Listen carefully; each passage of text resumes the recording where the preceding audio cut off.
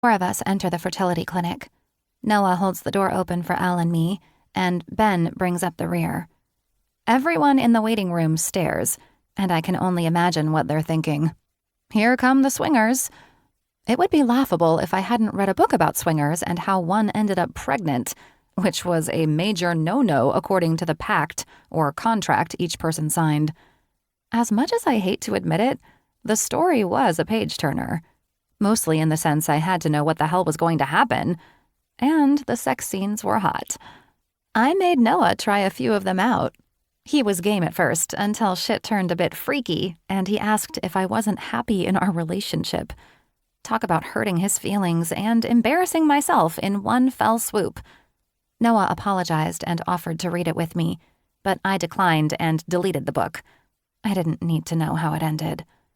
Still, I can't help but wonder what the people in this room are thinking when they see the four of us walk in. The guys take a seat while Elle and I go to check in. What we're doing is unconventional, but on par with how our lives are. "Hello," I say when we get to the counter. "I'm Peyton Westbury, and this is my sister, Elle Miller. We have a consultation today?" The receptionist smiles, types, and then hands us each a clipboard to fill out. "Are Noah and Ben here as well?" We nod. "Great. We'll call them back shortly." "For what?" Elle asks. "A sample," she says. Ben shoots blanks. Elle says, I have to cover my mouth to stifle a laugh. What Ben went through isn't funny, and I don't mean to laugh, except he and Elle crack jokes about it all the time. They're comfortable with the comedic relief, and they need to see we're laughing with them. His spunk is already on reserve. "Elle?" I grip my teeth as I say her name. She looks at me and shrugs. She doesn't like the words, as she calls them. They're too clinical and too scientific for her. The receptionist probably wishes she stayed home instead of dealing with the likes of us. She goes back to her computer and presses a few more keys and then nods. "Yes, I see that now. Okay, we'll call Noah back shortly." I thank her and drag my sister away. Elle sits down next to Ben. It's nice to see them on the same page, finally. They've both struggled with acceptance, Elle having a famous father and Ben being an outsider, their careers, and finding their footing when one has felt unequal in their relationship. Their break, as Elle calls it, thankfully was short-lived, and now we're planning their wedding. Actually, it's a vow renewal since these two got hitched in a hospital room and then paid the nurse off to allow them some alone time in the room. I don't even want to know how many health code violations my sister and her husband broke that day. The receptionist said they're going to call you back for a sample.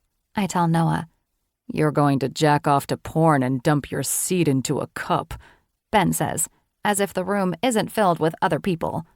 "Jesus Christ," Noah mutters, while I try to hide behind my clipboard. "A little tact." Ben laughs and man-slaps Noah on his shoulder. Maybe this wasn't the best idea I've ever had, but I thought, in some odd way, it would be fun for us to do this together. Well, mostly Elle and me. I know the last thing Noah wants is to have to make another deposit into a cup, among other things. He's already gone for testing once to see where the issue of infertility is. He's definitely not the issue. It's all me and all a result of the car accident. The eggs are there, but the scarring I have is too much work for the egg and sperm to meet. And then there's the question of whether I can even carry a baby. Sigh. We've done all the research on IVF, the side effects, the pain and agony, the hope and despair. I've gone back to counseling to help with what I'm feeling, the hopelessness and failures as a woman and a wife, the burden I've put on my shoulders and on Noah. He doesn't like to see me hurt or in pain, and yet that's what I'm going to be in, no matter what. I want to carry our baby in my womb. I know it may not be possible, but I have to try. If this fails, if my body betrays me, we'll look for a surrogate. It's not what I want, though, especially since it won't be my sister, and I'm having a hard time accepting it may be my only option. A nurse comes out, stares at the clipboard in her hand, and calls Noah's name without even looking up. It's easy to see she's done this a time or two and could be tired of the redundancy. Or maybe I'm looking too deeply. For all I know, she's having a bad day and wants to go back to the comfort of her home. Like me. Noah groans. I squeeze his hand in a silent thank you. Men look at us, at him. They recognize Noah, and my heart sinks. Someone will undoubtedly tweet or X this, and everyone will know we're struggling. Except it's me. Noah isn't. His swimmers are strong and ready for the job. Today, we'll find out if my eggs are willing to party with his sperm. It's the best way I can describe it because, like Elle, the scientific words annoy me. If it wasn't for the crash. Peyton? My sister's voice pulls me from a memory I don't want to look back on. I glance at her. Yeah? You good? I nod and offer her a kind smile. She was there when I had the surgery to repair some of the damage to my pelvic area. My sister held my hand throughout my recovery and never left my side. At times, I felt bad for Noah because he wanted to be my constant presence, but Elle was steadfast in her support. I see a side of Elle no one else does. Many think she's selfish and only cares about herself. Those people are wrong. My sister will walk through fire for those she loves. She just has a hard time showing it to outsiders. For as long as I can remember, I've dreamed of us having babies at the same time. But it won't happen. Sure, they'll be close in age. Maybe weeks apart if we're lucky. If I'm lucky.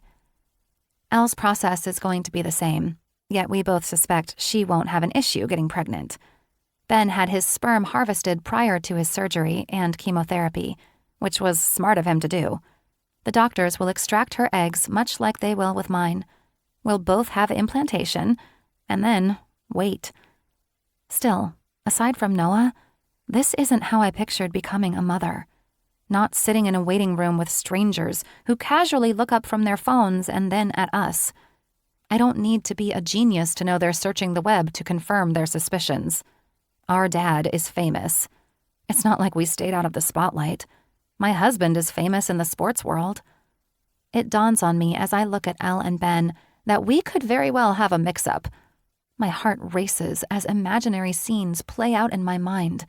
What if the clinic gives me her eggs or puts Ben's sperm with my eggs? Lord help me. I look at the people across from us and then the others along the walls. I take in the posters of pregnant mothers with the expectant fathers and partners, trying to get all the wrong thoughts out of my mind. The people here are professionals. It's their job to pay attention to detail. Unfortunately, I catch the gazes of a few people, and while everyone in here has the same goal, I feel like I'm being scrutinized. Elle stands and goes to the counter. I push off the arms of the chair to follow, but Ben puts his hand on my arm and shakes his head slightly. I don't question him. Elle's protective of me, and, by default, Ben is as well. When my sister returns, she reaches for my hand. Come on, she says. I stand and allow her to tug me behind her, with Ben following. We're shown into a room. The room. The walls are painted a muted pink, or what could have been mauve when it was the fad of the late 80s and early 90s. The paint desperately needs to be refreshed. On the coffee table, stacks of magazines. Some are open showing naked women, while the television displays a pornographic movie. It's private, Elle says. We don't have to watch porn. I can't believe she's cracking another joke. You were feeling a bit uneasy out there, she says. I nod. So, we're going to wait here until our appointment. I'm not sure I want to sit down, I tell her. Ben steps around me and picks up a magazine off the table. I expect Elle to smack him, but she doesn't. My eyes widen at her in a gesture that's meant to ask her, what the hell is he doing? Yet she ignores me. I'm about to say something, even though he's not my husband. Except when I open my mouth, words fail me. Ben's not looking through the photos. He's turning the magazines over so we don't have to see the covers. You're the best, Elle says as she gives him a kiss. I grab a handful of paper towels and set them on the seat. Elle and Ben do the same. My mind is going places it shouldn't. Is this the type of room Noah's in? I didn't ask him last time because deep down I don't think I wanted to know about him touching Nope, not going there. Honestly, they should let wives in with the men. Then the process can be enjoyable for both. Ben nods. Yep. If I turn the TV on, you're going to see things you wish you hadn't. Yeah, let's not. Peyton's having enough of a crisis right now. She's not wrong, although it is much different from reading about it in books. Maybe Noah should read something with me, and then we can talk about it. Maybe even experiment. It's the people, I say. The stares and then their faces when they realize who we are. I'm surprised it bothers you, Elle says. I shrug. It normally doesn't, but this is private. I suppose we should have made better arrangements. That's on me, Elle says. I'm sorry, I wasn't thinking. This is the doctor Ben used before his surgery, and it made sense for us to come here. I should have asked for something after hours. It's fine, I tell her. The door opens and Noah walks in. His cheeks are red. It's his face, though, the expression on it, and I immediately regret having my sister and her husband at this meeting. Hey, did everything... I cut myself off, unable to ask him if everything went okay. This isn't the first time he's had to leave a sample. This is just the important one. Noah comes to me and leans down. Everything went fine. He kisses the spot where my ear and cheek meet, then stands and clears his throat. Why are you in this room? It's very people-y out there, Elle says. I'm surprised Ben didn't shout that we wanted to watch porn or something. Ah, Noah says. He reaches for my hand and holds it while standing next to me. The nurse said she'd be in to get us shortly. Do you want to sit? I stand and offer him my seat. He takes it and then pulls me down onto his lap. I nestle into his chest and breathe him in. His familiar scent is a natural aphrodisiac for me.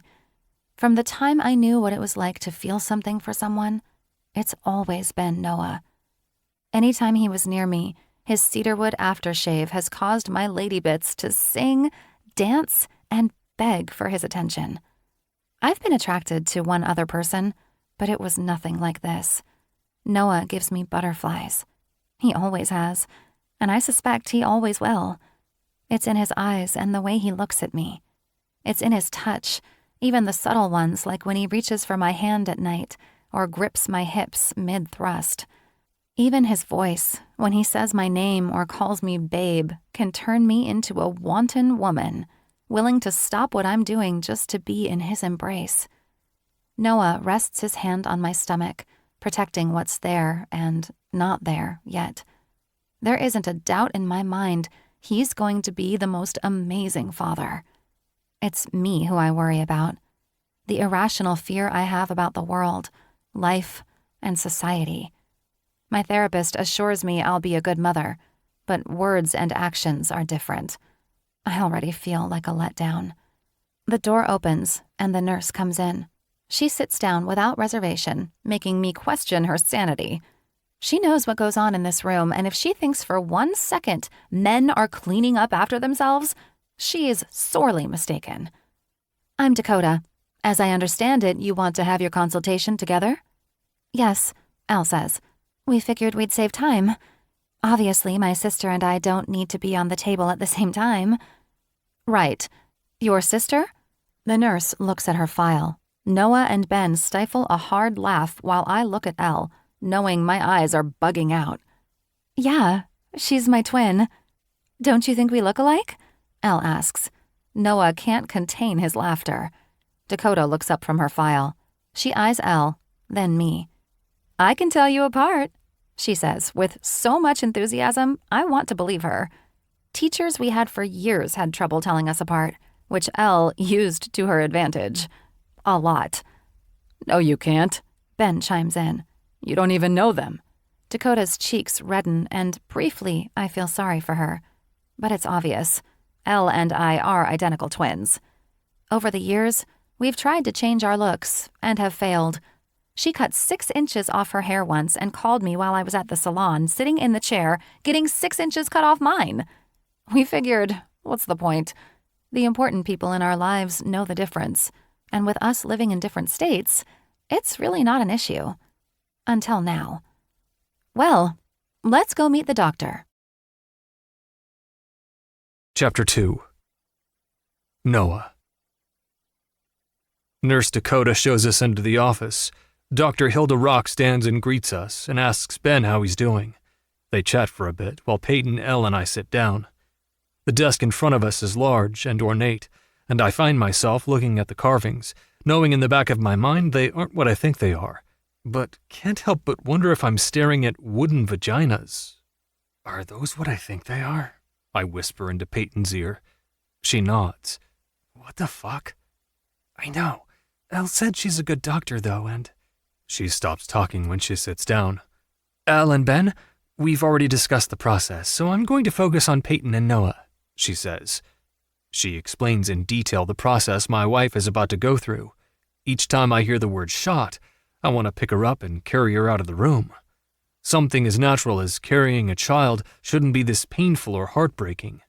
Ever since we started this journey, it's been so hard seeing the boxes of pregnancy tests, only for them to be negative, hearing her cry at night when she thinks I'm asleep.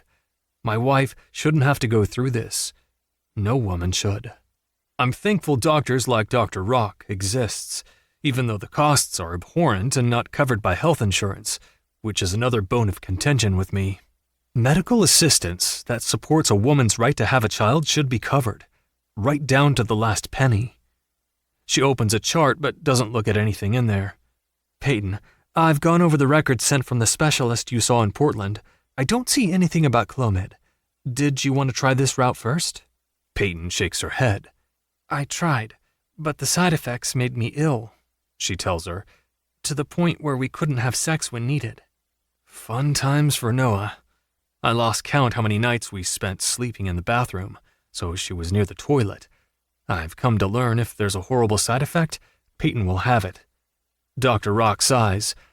All right, well, first, let me say I'm sorry you're having difficulties conceiving.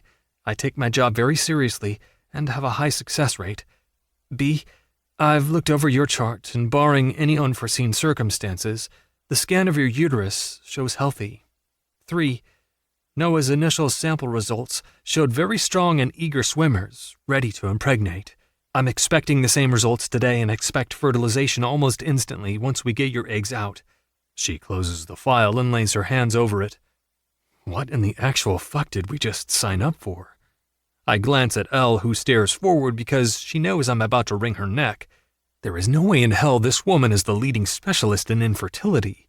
She's a quack, and that's putting it mildly. Do you have any questions? Yes, I blurt out. Where did you go to school? Harvard, she says proudly. I make a mental note and plan to call the school to verify. I suspect you don't appreciate my humor when it comes to making a list, Mr. Westbury. I like to lighten the mood sometimes. She pauses and looks at Peyton. When would you like to get started? The sooner the better, Peyton says, before I can whisk her out of the room. Noah's currently off work, and I've taken some vacation time. She opens the chart again and huffs. I see here it says you're a professional athlete? Let me guess, you don't watch football? She shakes her head. You any good? Peyton squeezes my hand hard, holding me in place. So scheduling, Elle says, interjecting before I can say something sarcastic. Ideally soon. We're both excited and eager to start our journey into motherhood. When did Elle become the voice of reason? Like I said, we're on vacation, and I'd really like to start the process as soon as possible, Peyton says. I understand. Will you continue having treatment here? Peyton nodded. We have a home here. Perfect, she says as she picks her iPad up. We need to start by getting your blood drawn and tests run. I know you did a few in Portland, but levels change. This will tell us how many eggs are available in your body. We'll also schedule you for an ultrasound, which will help us predict how your ovaries will respond to fertility medicines. As I understand, you both want to come in on the same day? Peyton and Elle say yes. Okay, we'll draw blood today and schedule the ultrasound for the end of the week, she tells us. Ben, we don't need to do anything with your semen at this moment, and Noah, yours is being analyzed now. Nothing like making someone feel small.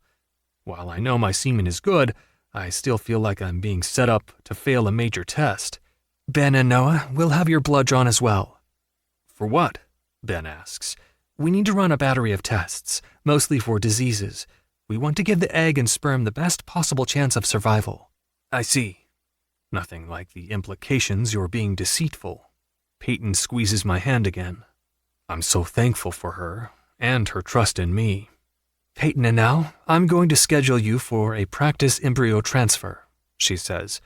"We do this to figure out the depth of your uterus. This will also help determine which technique we'll use for implantation. We'll also test the lining of your uterine wall." "How do you do that?" Elle asks. "We use a test called a sonohysterography. It's where fluid is sent through the cervix to the uterus using a thin plastic tube. The fluid helps make a more detailed ultrasound image of the uterine lining. Sometimes we can skip this step if the uterine test gives us everything we need to know. All of this so my wife and I can have a child. Clinical, and not the way things are meant to be for anyone. Now, when it comes to sex," the doctor sets the tablet aside. "Now that we have your sample, you don't need to abstain from ejaculation. Moving forward, once your wives start the ovarian stimulations, we ask that you wear condoms. Your wife also might experience swollen ovaries, so listen to her if she says things are painful."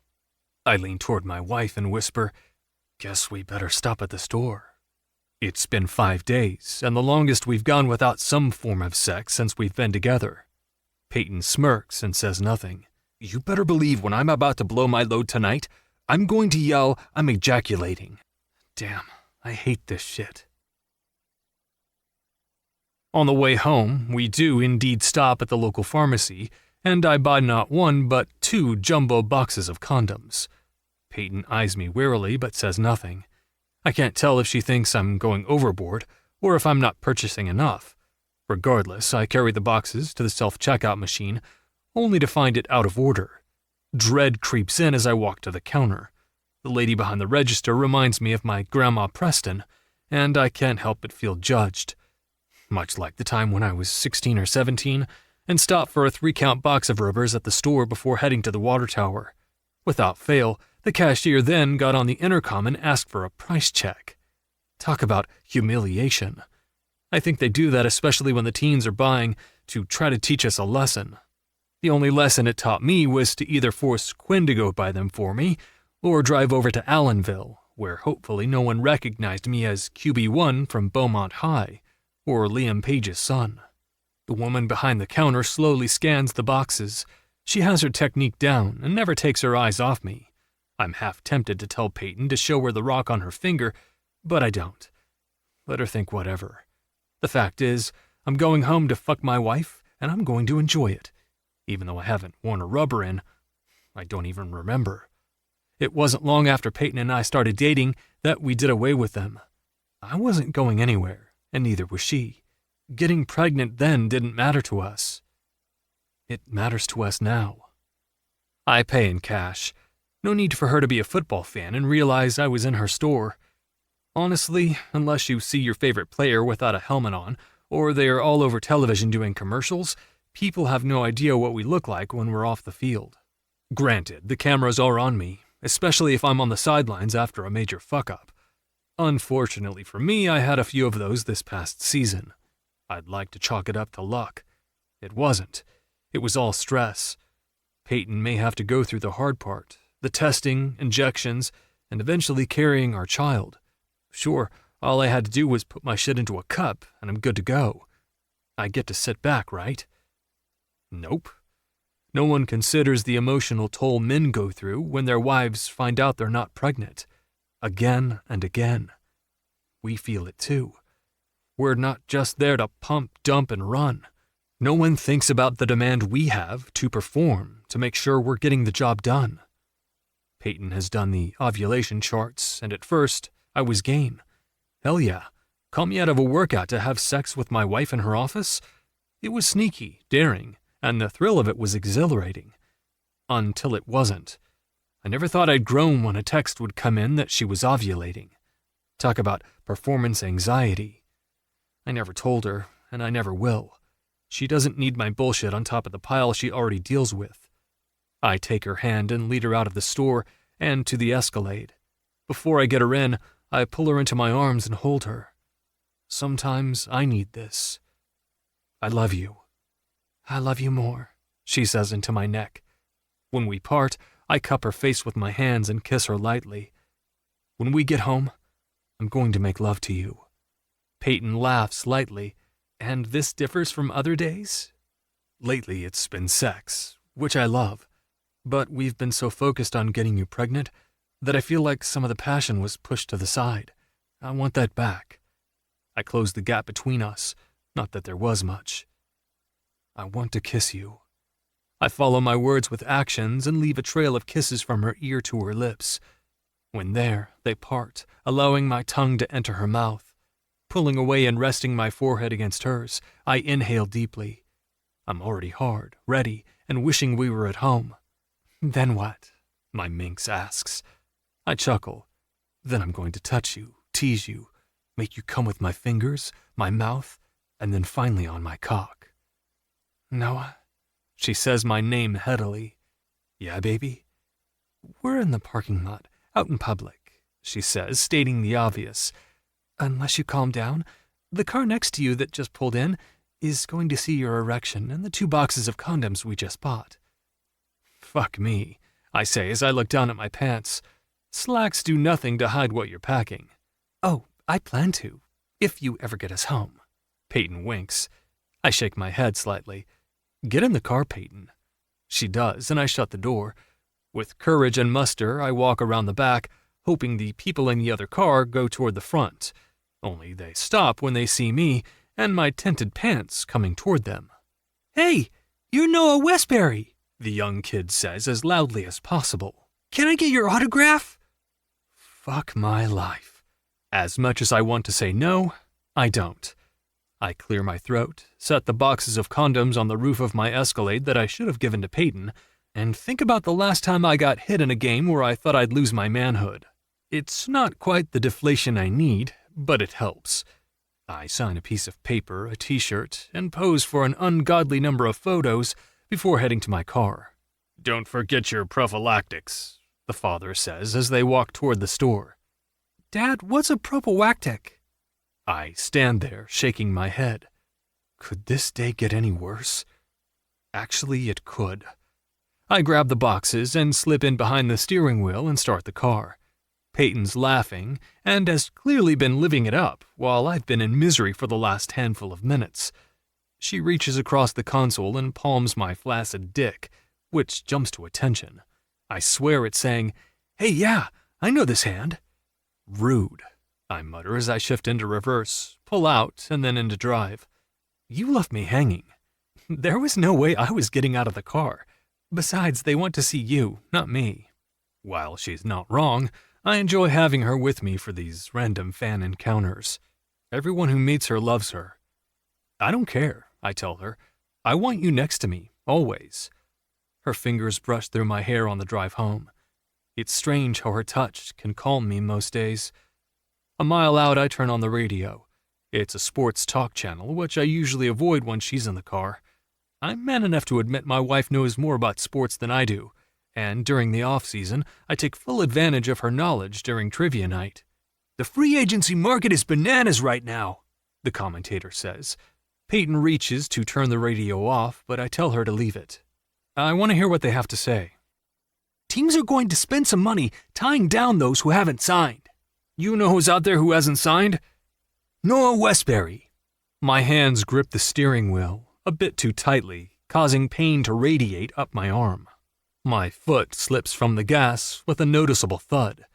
I don't want to be a topic of conversation. No athlete ever does. What's up with that? Don't know, but Portland is stupid for not having him under contract, and these other teams... The commentator whistles. If the rumors are true, they're throwing money at him. He needs to come to L.A. Dude already lives here. Might as well stay.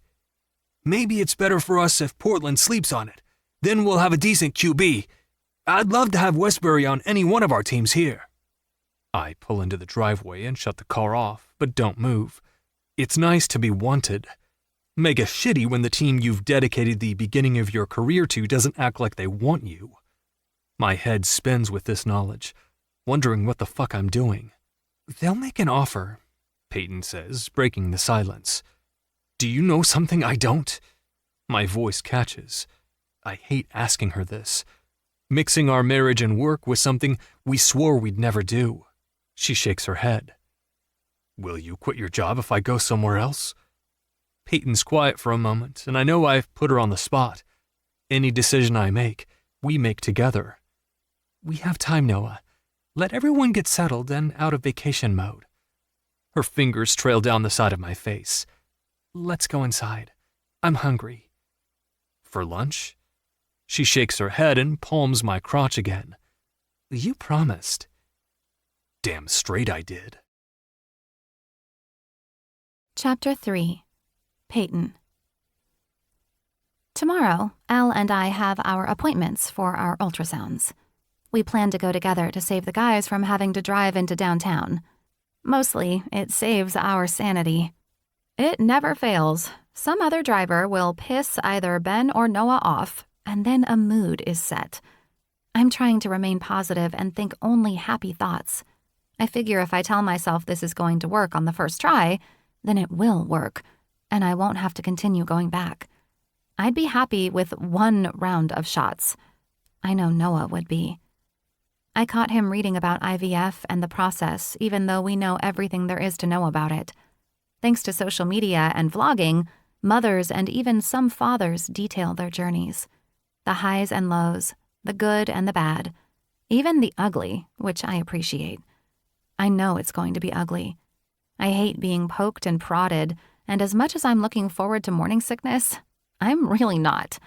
No one enjoys puking, even if there's a good outcome at the end of the duration. That shit hurts, and since the accident, my bones ache. I grip the railing of our balcony, tip my head back, and close my eyes to let the sun beat down on me. I love being in California, with the warmth, the ocean, and of course, the sun. But I miss home. By home, I mean Beaumont. I never thought I'd miss it as much as I do, but ever since Elle moved back, and I've gone back and forth a few times to see her, I've realized that's where I want to raise my family. Deep down, one part of me hopes Noah takes an offer from a different team, maybe one closer to Beaumont. But then, there's a part of me who wants to be here, near my parents, so my mom will be there when I need her, because I'm going to need her. The football analyst in me wants him to stay in Portland. We've made a good home there and have a lot of friends.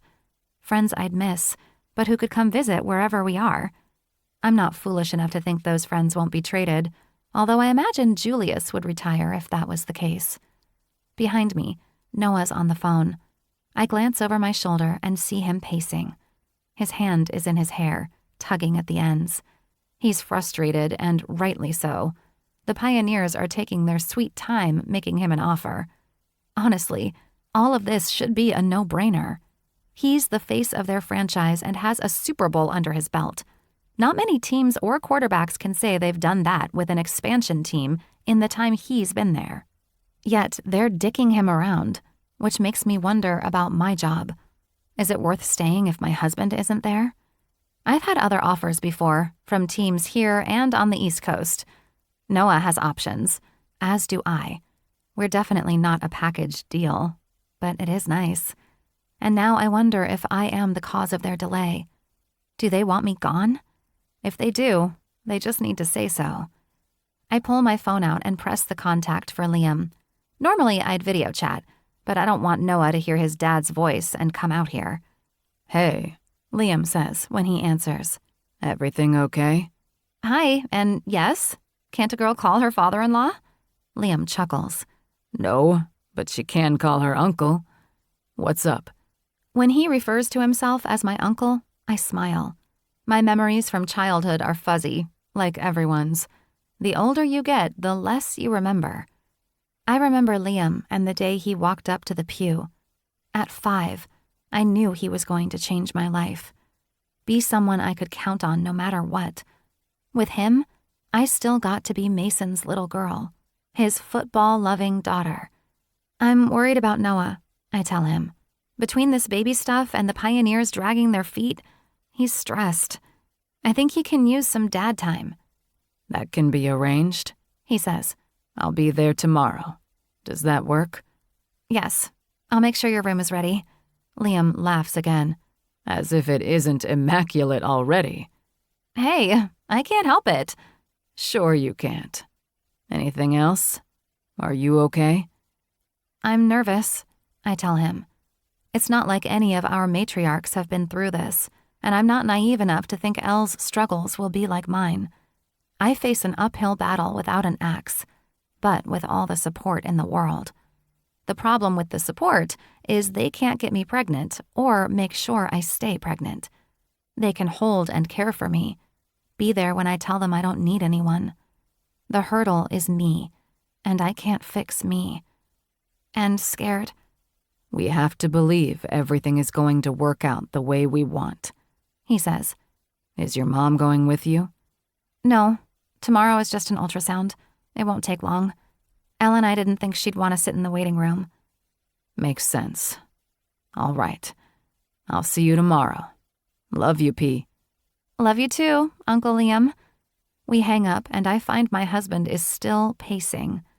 I wish there was something I could do, but his contract is out of the scope of my responsibilities. It's my job to show him and the others where they need to attack, move better with and without the ball, and how to move 10 steps ahead instead of waiting for the obvious. When I walk into the house, Noah looks at me and sighs heavily. I gotta go, he says into the receiver and then hangs up. Most people would slip their phone back into their pocket or set it down. Not Noah. Not today. His phone flies into the couch, bouncing off the cushion and tumbling to the floor. Fuck. What do I do? I can't offer help because there isn't anything I can do on my end. This is the line we can't cross. We may work for the same company, but we aren't anywhere near the same. I can negotiate my own employment. He can't. Maybe it's Alan. Maybe Noah needs a new agent. Because I'm at a loss, I stand there, waiting for my husband to say something. He doesn't. He picks up his phone and walks down the hall toward our bedroom. I choose not to follow. He's in a mood, and sometimes we're better off apart when he's like this. Instead, I sit down on the couch, pull my legs underneath me, and read the book about this one woman's journey through IVF. For the most part, it's inspiring, except when she writes about miscarrying and then losing her husband to an accident. What ensued was a battle over her eggs because she and his parents weren't on speaking terms. I can't imagine what she went through, but then again, my life situation is very different from others. There was a time, back in elementary or middle school, where a group of classmates were convinced Noah and I were related and would tell anyone who cared to listen. It didn't matter what I said, no one believed me. They never let up on their theory, no matter how many people disproved it. The fact that he went to prom with me really sent those kids into a tailspin. I wish I could have seen their faces when they found out we got married. Well, maybe not. Noah returns. He stands there, still somewhat in the hall and partially in the family room. He looks angry, pissed off at the world. I say nothing and go back to reading. What are you reading? I show him the cover and he makes a face of disgust. Why are you reading that shit? Excuse me? You heard me, he says. Why put yourself through that? Those issues she wrote about are hers, not yours. No, I certainly have my own, don't I? I didn't say that. You literally just did. I go back to reading, not wanting to engage with him when he's like this. I'm going out. Okay. That's it? Just okay? He huffs. This time, I set the book down and stare at my sour-faced husband. I love him with all my being, but he's a pain in my ass. Yes, just okay. Okay, you're going out. Okay, you're being a pissant. Okay, you're throwing an adult-sized temper tantrum. You don't get it.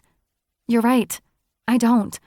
You have teams willing to offer you millions and you're holding out for a team that isn't even returning Alan's calls. Why? What's so damn important about the Pioneers? You, he says, matter-of-factly. His one word gives me pause. I blink back a rush of tears and shake my head. Don't stay there because of me, I tell him. Noah drops his head and sighs, then walks toward me and surprises me when he drops to his knees and hugs my legs. I'm sorry, baby. He kisses my legs, torso, and finally my lips. I'm so damn mad. I thread my fingers through his lock. Now that he's not playing, he's let his hair grow. The ends curl, and they make me hope our child will be lucky enough to inherit his curls. I know you are, but please don't base your decision on me. How can I not? He's right. I trail my fingers along his hairline and down his cheekbone. I love you for thinking of me, but don't let that drive you, Noah. We'll figure it out. How? It'd be no different if I took a sideline reporting job. I'd have a home base and I'd travel. You know that doesn't work with your type of job, right? I nod. It also won't work if we have a child and we're not living together. The thing is, I'm not ready to give up on my career just yet. I lean forward and kiss him. I love you, Noah. No matter what you decide, things will work out. He climbs onto the couch and pulls my legs over the top of his. He takes my book, looks at the cover, shakes his head, and then sets it down, making sure to save my spot. I'm sorry I said what I did about the book. It's just that her story isn't yours, and I don't want those thoughts in your head. I know. Noah leans his head back over the edge of the couch. When did life become so complicated? It's not complicated. We're evolving. He half chuckles, half sighs. My career's a mess. I thought re-signing would be a no-brainer. I can't help but wonder if it's me. Maybe they want to let me go, but figure if they re-sign you, I come back. Noah looks at me. Do you think about quitting? I shrug. At times. There are a lot of sports analysts who work and have children. I certainly wouldn't be the first. But I also don't want a nanny raising our child. Since you asked the other day, I've given it some thought.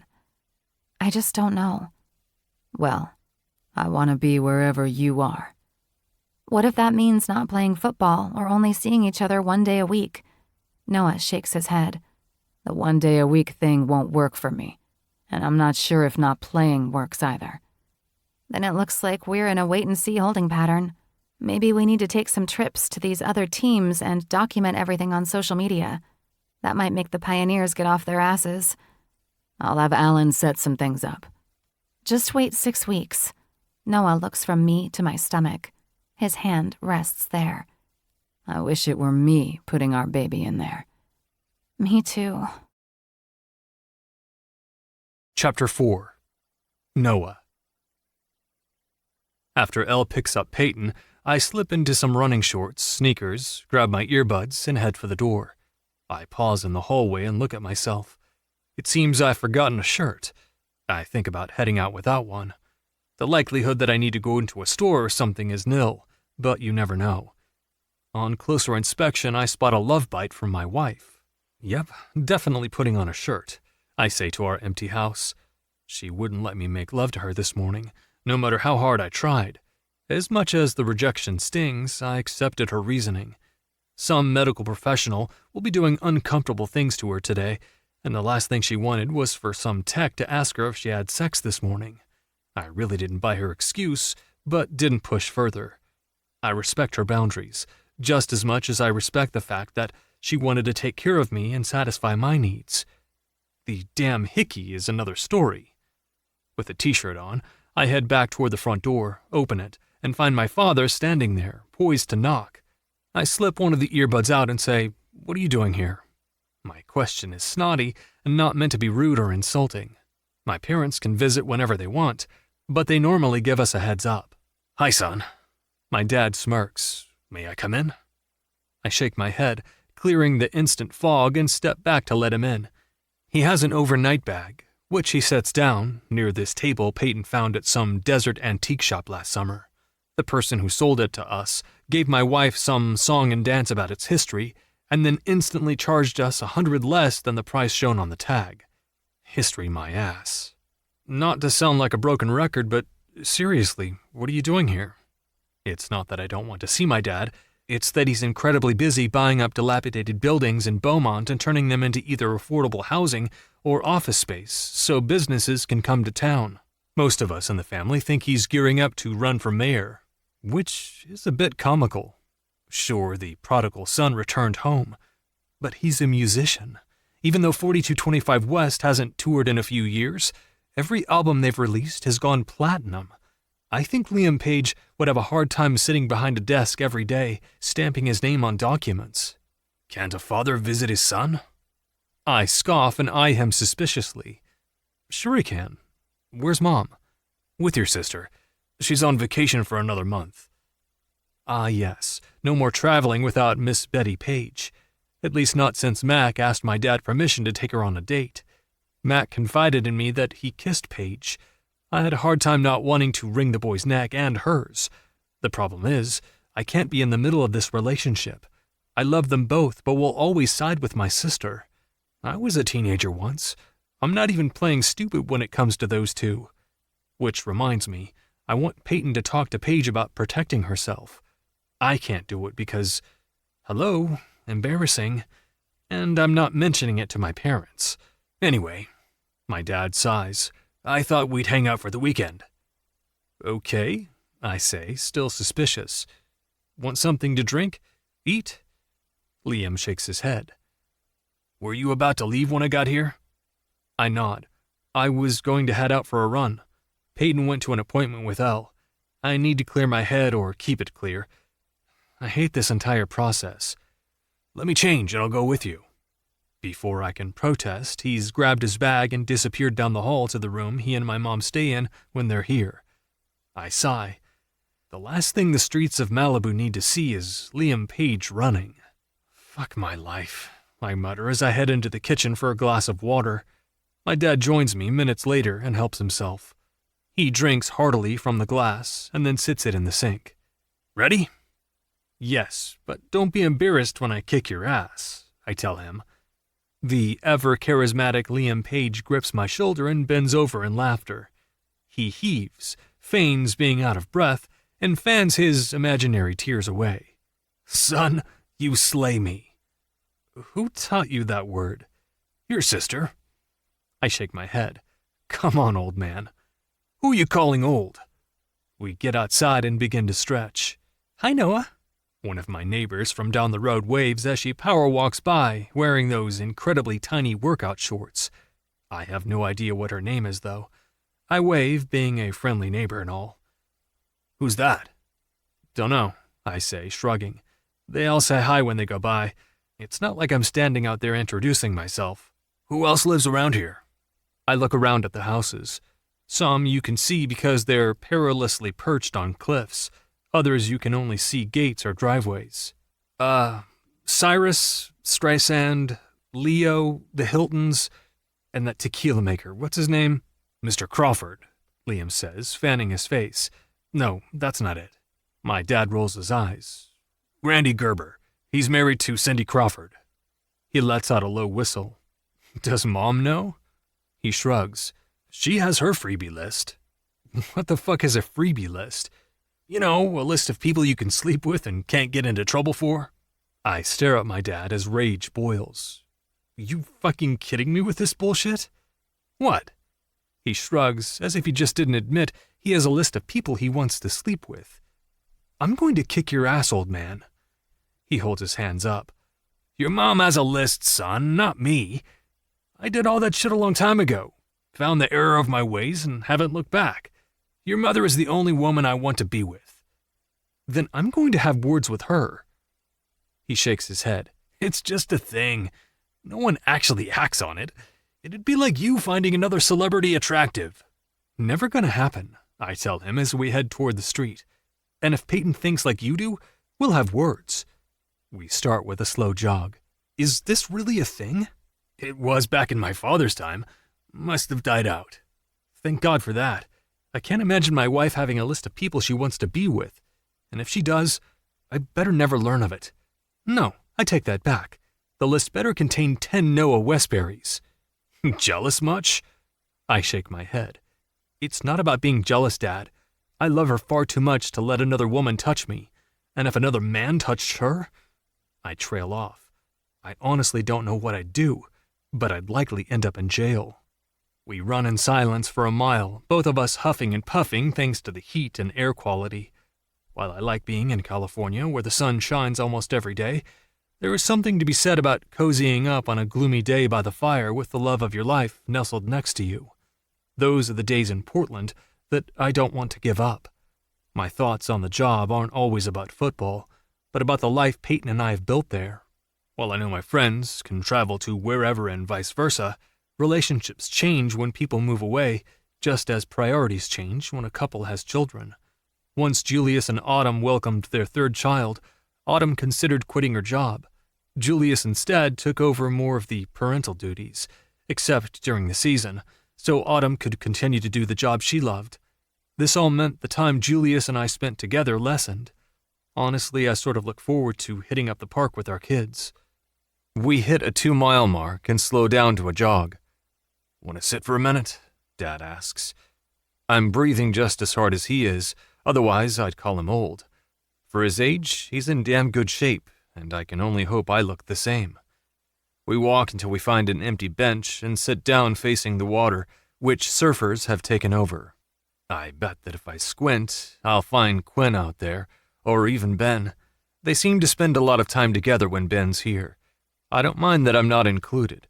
Surfing isn't really my thing. "Want to talk about what's going on with Peyton?" "Not really," I tell him. I doubt he'll understand. I know my mom struggled getting pregnant after she and my dad married, and at one point were adopting a baby until the mother changed her mind. As a family, we never discussed this, or how I felt. One day I think I'm about to get a sibling, and the next I'm not. For a young kid, that's a tough pill to swallow. But then Paige comes along, and everyone is happy, and all is right in the Westbury house. I figured, but I thought I'd give it a try. It sucks, I tell him. I didn't imagine things to be this way, even though I knew the accident did a number on her body.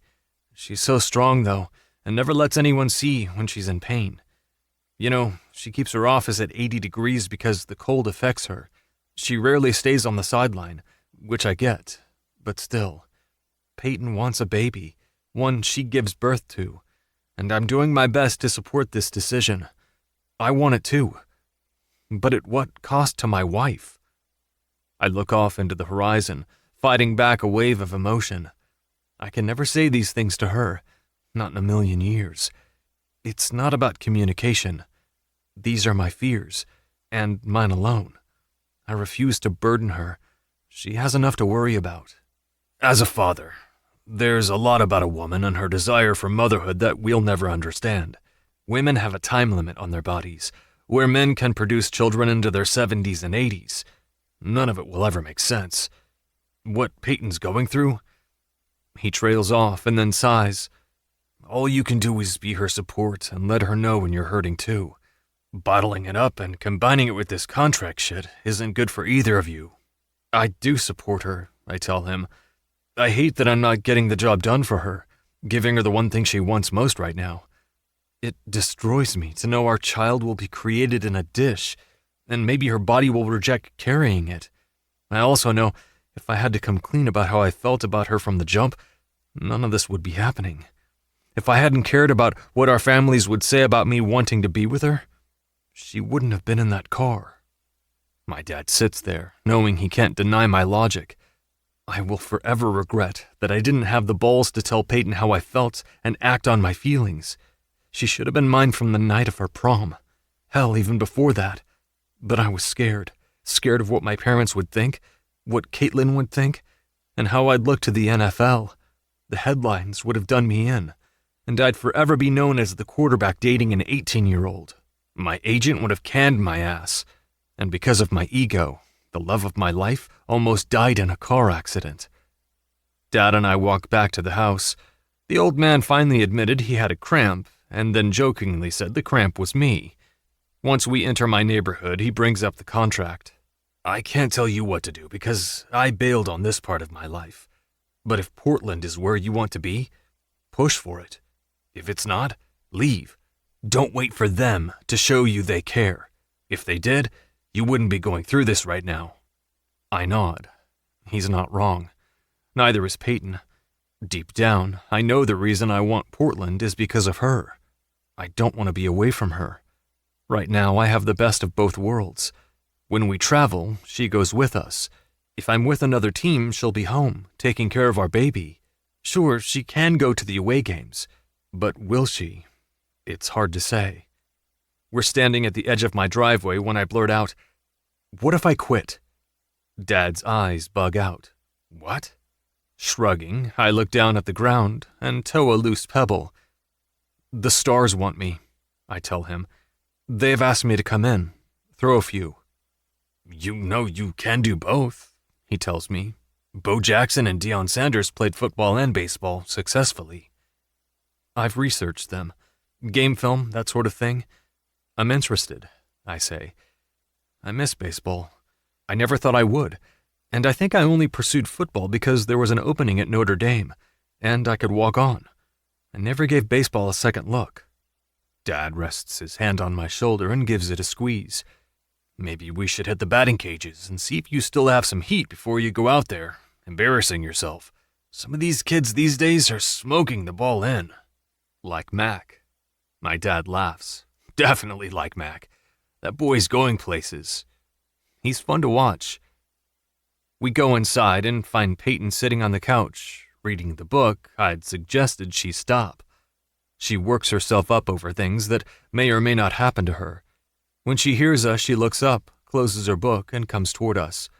I hold my arms out for her, but my wife goes to my dad first. I don't even bother to try and stop my eyes from rolling. "Ouch," I say to them as they hug like long-lost friends. "You guys suck." Dad snickers. They follow me into the kitchen. I go to the sink, turn the water on, and let it run for a second under the filter before filling my glass. My wife's arms wrap around my waist. My free hand instantly finds hers. Once I finish drinking, I turn in her arms, glide the back of my fingers under her cheek to lift her face to mine and kiss her. "How did it go?" "Okay," she tells me. "Preliminary results say I'm a good candidate, but I'll know more once the scans are read." "Shots next, then?" She nods. "Then extraction." I lean down and kiss her again. "Then a baby." She nods, and I kiss her again, not caring that my dad is in the room. He can deal. I need my wife to know I am with her, her constant support. I'll be her cheerleader no matter what, even when I know there could be a time when I'll want to beg her to stop. She'll never know the fear I have deep within, or how I feel about the things her body puts her through because of me. Those secrets will go with me to the grave. Chapter 5. Peyton. "Hey, P." I turn at the sound of Elle's voice. She finds me on the lower portion of our patio, where Noah has built a fire pit, curled under a blanket. There's a fire burning, but I'm still chilly. In my hand, a glass of wine. I poured it, thinking this would be my last for a while, and yet I haven't touched it. I can't seem to lift the glass to my lips to taste the sweet, berried drink. "Hey," I uncurl and move so my sister can sit next to me. "What are you doing here?" Elle sighs. Something's on her mind.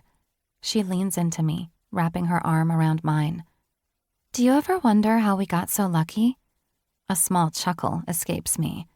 "Is that what you call this?" She nods against my shoulder. "Our lives could have been vastly different." Elle doesn't need to finish her thought. She's right. Our lives could have been different. Hers, at least. I feel in my heart I would have married Noah regardless.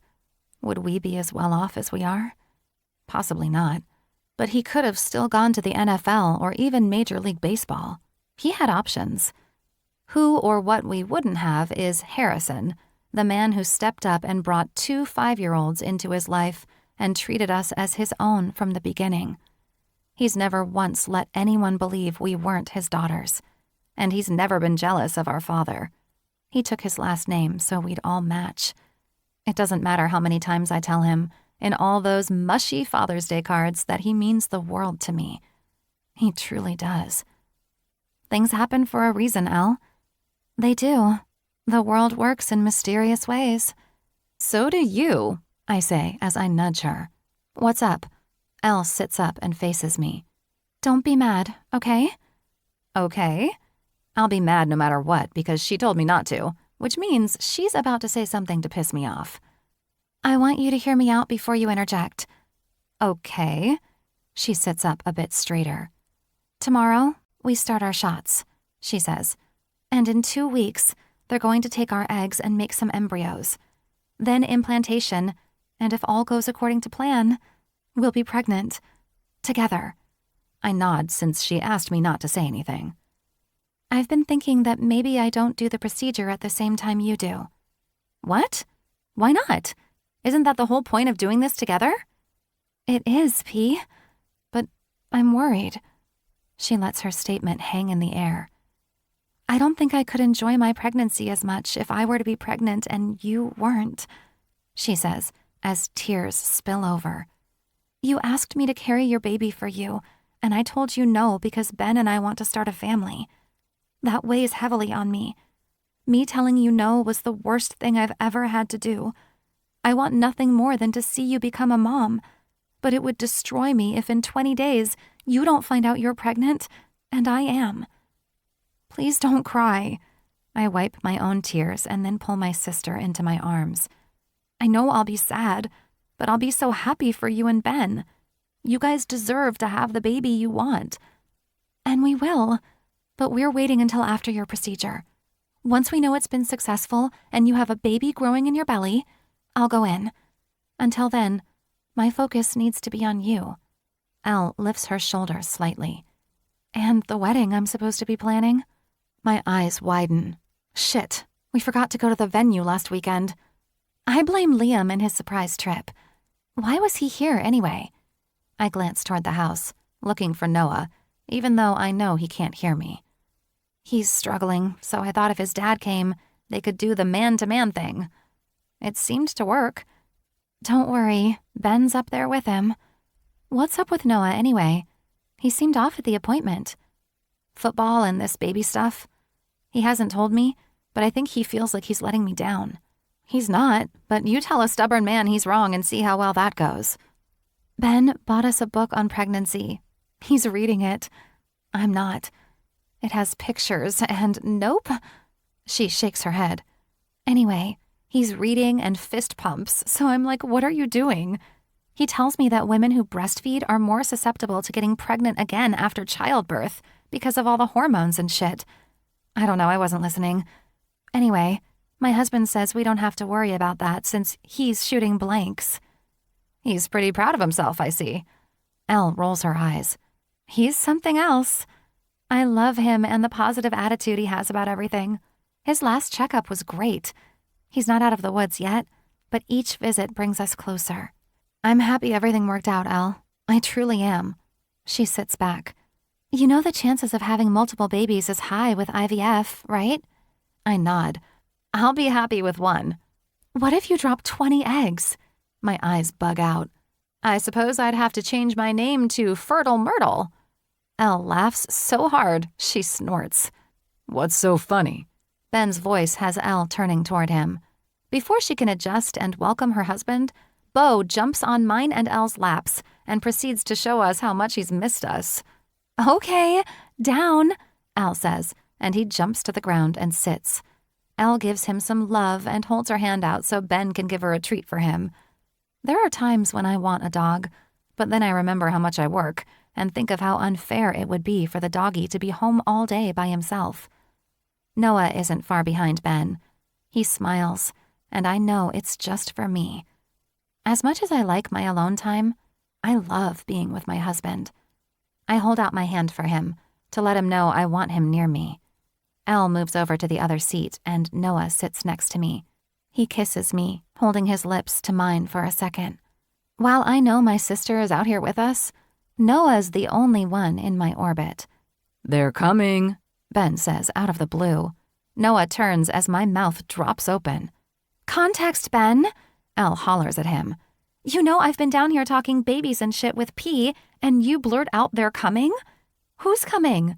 The redcoats? Your imaginary swimmers? Jeez. Noah snorts. I cover my mouth with my hand. Elle's clearly tired of his shit. God, I love them together. My bad, Ben says, all sassy-like. I texted Quinn and Nola. They're on their way over. Oh, good, Elle says. We can talk about wedding plans. I shake my head. What are they waiting for? Her, Elle says. Quinny says she won't pick a date, or there is always something going on at her parents' house. You know they host weddings there, and Noah wants to get married there, but her mom never puts her on the list. I wonder if she doesn't like Quinn, Ben says. Elle and I throw daggers at him. That's our brother you're speaking about, Elle says. How can someone not like Quinn? I ask. Ben holds his hand up. We, he points to all of us, love him. Everything about him. Nola's family isn't like your family. They're not famous musicians who raised their kids on a tour bus. They're a Southern family who go to church on Wednesdays and twice on Sundays, he says. They're a big family, lots of grandbabies, and have that mysterious generational wealth. I'm sure when Quinn showed up all emo rocker-like, they were probably a bit taken back by him. Ben has a point, Noah says. Hush, I tell him. Do you really think it's her family dragging their feet? Makes sense, Elle says. Think about it. They never come out here, and Quinn rarely goes there. Huh. Elle trails off. If they don't like him, then they can suck dirty pond water, I say with a huff. Like, how can you not like Quinn? He's perfect. You're biased, Noah says to her. I can tell you right now, from experience, my grandparents aren't that fond of my dad. They tolerate him, but given a choice, they'd choose Nick every day of the week for my mom. My mouth drops open. What? Noah shrugs. My dad knows this. Despite everything, there's a lot of animosity. Sure, they're cordial, but my grandfather isn't rolling out the red carpet for my dad anytime soon. Wow. I'm shocked. I never knew. Why do you think they're never at any functions? They never come to my games, Christmas, birthdays. My mom goes over to their house. I love them, but they're bitter old people who need to get over what happened when my mom was 18. My dad is forever paying for his mistakes. Honestly, it's not fair. Noah, that's really sad, I tell him. They're missing out on so much. He nods. Mom invites them to everything. They chose to go on cruises and vacations with their friends. You can't force people to like you, he says. Wow, all this talking sucks. What sucks? Quinn comes into view, and my smile widens. I stand and go to him. I haven't seen him in weeks. Not my choice. His manager is a royal pain in the ass who makes him and his band practice.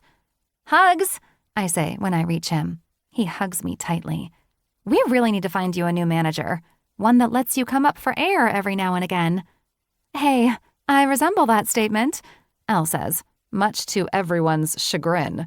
I push Quinn out of the way and hug Nola, working hard to put what Ben said out of my mind. I don't believe it for 1 second. I refuse to. If Ben had told us he invited you over, I would have had some food ready or something, I say as I sit back down. You didn't have any for us, Elle points out. I didn't invite you over, I retort. Touché, she says. Done. All eyes are on Ben again. Context, Benjamin. Elle throws her hands in the air. Sorry, I ordered food. Thank you, Ben, I say to him. Elle leans into him and kisses him. She mouths, I love you, and it brings a smile to my face. We chat for a bit about nothing of importance. Quinn knows what tomorrow brings for me, and maybe Elle if I can convince her to change her mind. I pray my egg retrieval is a success, that Noah's sperm does its job, and in 2 weeks, the doctor is putting an embryo where it needs to go. Those are my thoughts, though, and I don't want to share them with anyone but my husband. Noah's phone chimes, letting us know there's someone at our front door. He, Ben, and Quinn run off to get the food and bring back drinks for everyone. What a perfect way to spend the evening before my stress levels increase, before the paranoia sets in. How are things? Elle asks Nola. What Ben said weighs heavily on my mind. I'm tempted to ask Nola, but it's not my place. They're good. Did you make it up to the winery yet? Elle shakes her head. Liam was there last week. We'll go this week. Wanna come? Elle asks. Maybe that spot will work for you and Quinn. Subtle, sister. Very subtle. Yeah, sure. Although I'm pretty set on getting married at my parents'. Do 2 weddings, I suggest. Elle is. It's totally the thing right now, too. A lot of people are doing a destination wedding and then one in their hometown. That's not a bad idea, Noah says. I'll talk to Quinn. Talk to Quinn about what? He says as he comes back with his arms full. He sits next to Noah, and I notice that when Noah returns, he kisses me, and Ben kisses Elle, although she demanded it. Now I can't stop thinking about Noah's family and how they may or may not like my brother. This is going to bug the shit out of me. Your sisters suggested we have 2 weddings. One here, or some destination, and then at my house. Fab idea. What do you think? He asks her. She shrugs and picks at a French fry. Hell, we can go to the courthouse, he tells her. She says nothing, and Quinn doesn't notice. I stuff my face to keep my mouth occupied. I hate thinking Quinn isn't welcome because of his music, which would mean our dad wouldn't be welcome. Quinn would never go for that. Ever. Or Liam. As odd as it is, Liam's known Quinn longer than he's known his own son. There's no way Quinn would get married without his family there. Ugh. I push my food away, unable to eat another bite. I eye my sister, but she's making googly faces at Ben and not paying attention to me. You good? Noah asks. I shrug. He slips his hand under my blanket and caresses my thigh, and just like that, I'm calm. Noah leans back and whispers, Stop worrying about Quinn. He's a big boy. If what Ben says is right, Quinn will deal with it. He doesn't need his firecracker little sister fighting his battles. I know. It just makes me sad. Noah kisses his favorite spot. Well, one of them. You can't be sad, he tells me. In the morning, we're going to start our journey toward parenthood. Happy thoughts. I lean into him. How do you do it? He shrugs, knowing exactly what I'm asking him. I've had you wrapped around my finger from day 1, Peyton. Chapter 6. Noah. This morning, of all mornings, I have a slight hangover. What's going to exacerbate my shitty mood is the fact that Peyton starts her shots today. To add to my mea culpa stemming from last night's unplanned gathering is the fact my sister-in-law, who I dearly love, isn't starting her shots today because of some twin sisterly bond I will never understand. I get what Elle's doing, but I'm not sure if I'm on the same page as her or not. Peyton wants to be pregnant at the same time as her sister. I get it. Under the circumstances, it's highly unlikely. IVF isn't a guarantee for anyone, especially us. Regardless of the doctor being overly positive, both women might not be successful. Elle's never tried to get pregnant, and Peyton's never been able to get pregnant. I've read the pamphlets and done the research. I know how all of this could turn out. I dragged my sorry ass out of bed and hit the shower before facing my wife. Knowing her as well as I do, she'll be downstairs in her yoga room, meditating. When we bought the house, the room was used for storage and didn't have a purpose. In Portland, she started taking yoga classes, but here she has the space to have her own room. As you walk in, it's like nothing else matters in the world. Her room is very calming. She followed the feng shui guide and created an area that was inviting, where she'd feel content. She has a laughing Buddha in the corner to help with her fertility. After my shower, I dress in gray joggers, a blue Portland Pioneer sweatshirt, and slip my feet into a pair of runners I'm paid to wear. I'm not trying to hide who I am, at least not today. It's already hit social media that Peyton and I were in the clinic, and I figure this is a good thing. People will see that we're normal, just like them. We struggle too. Indeed, I find my wife in her studio. The door to her studio is open, and I stand there, resting against the door jamb. This morning, her long brunette hair is down, the length almost reaching her waist. She never talks about cutting it, even when it annoys her. Peyton keeps her eyes closed, but her lips form into a smile. She knows I'm watching. In this instance, I'm glad she doesn't open her eyes to take a look at me. It gives me a moment to stare at her, to take her all in, to remind myself how fucking lucky I am that she chose me to be her partner. Everyone's a fool if they think I chose her.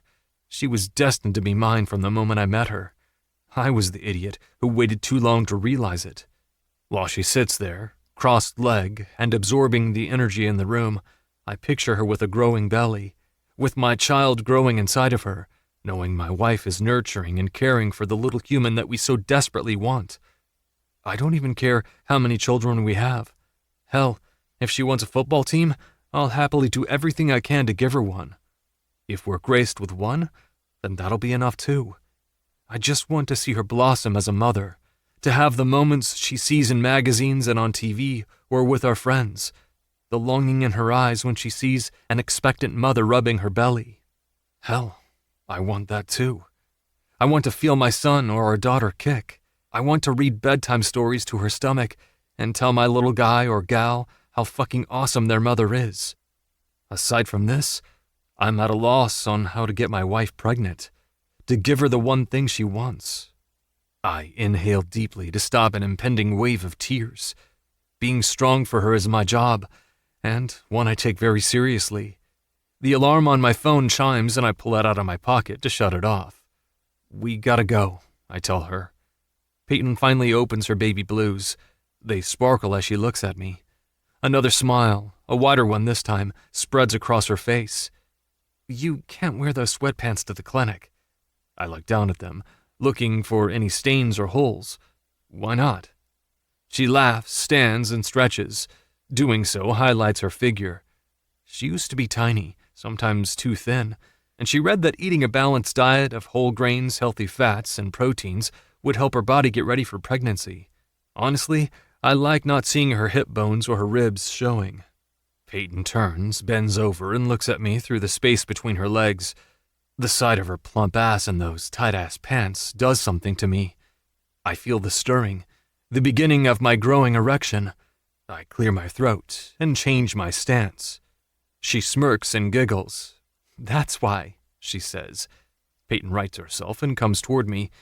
No one in the office needs to see what my husband's packing. To emphasize, she cups my dick and gives it a squeeze. Not fair. I don't bother to move. You're touching me, and yet as of today, I'll be banished from being inside of you. Peyton shivers. It's for the greater good. I refuse to disagree with her. Leaning toward her, I kiss her. We need to go. You need to change. Humor me. She rolls her eyes. Fine. When we walk into the clinic, people look. It's a natural reaction. The door opens, you look to see who's coming through. Thankfully, today isn't as packed as it was when we first came. There are fewer men, which I sort of understand. They're probably working, or aren't needed for whatever their wife is having done today. One woman is crying in the corner, and I try not to stare, but end up looking in her direction more than once, wondering why. We aren't sitting but a few minutes when Peyton's name is called. With my hand on the small of her back, I follow one step behind.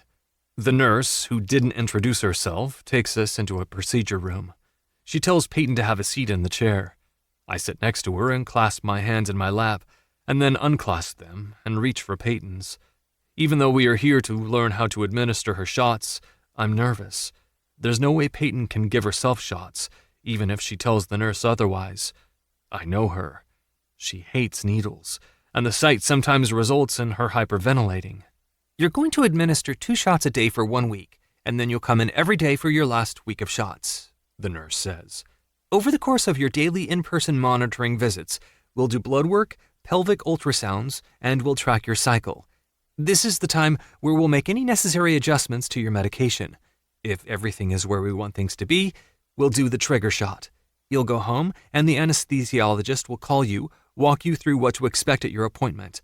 You'll come in, and we'll retrieve your eggs. When will Peyton come in for the retrieval? Within 36 hours after the trigger shot. I glance at my wife and smile. Then our baby is made in a dish? I say this mostly to her, but the nurse answers. Yes. In less clinical terms, we take the eggs and let the sperm have their fun. Peyton snorts. I definitely like your version better. The nurse, who still hasn't told us her name, laughs. Sperm know what they're supposed to do, so we let them have some fun. Now for the shots. If you can show me, that'd be great, I tell her. Peyton's squeamish around needles. No problem. Can you lift your shirt? I stand and give Peyton my best "how you doin" smirk as I lift my shirt. The nurse looks at my torso, then me, and huffs. Yeah, this won't work. Hold on. You can put your shirt down. She stands, goes to the door, and hollers for someone named Ethel to come into the room. Ethel does. She says hi and listens to our nurse. I'm going to demonstrate on Ethel, she says. Turn away, I tell Peyton as I lean forward and watch our nurse grab poor Ethel's stomach. If it hurts, Ethel says nothing. Maybe she's used to it. You try, the nurse says. You're going to grab a chunk of skin here and slide this in. I appreciate that she didn't say needle. How far? She shows me on the needle where to stop. Okay, so I'm going to rub the spot with an alcohol wipe and then I show her what I remember. Will Peyton need a bandage? Nah, says Ethel. You can dab the spot for a couple of seconds. I nod. Got it. Her uncle is a physical trainer. If I don't feel confident doing it, I'll have him come over. Or she can come back here.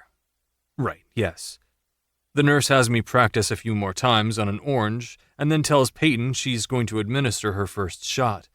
She has Peyton stand, which I know isn't going to go very well, so I stand with her. Put your hands on my shoulders and your face in my chest.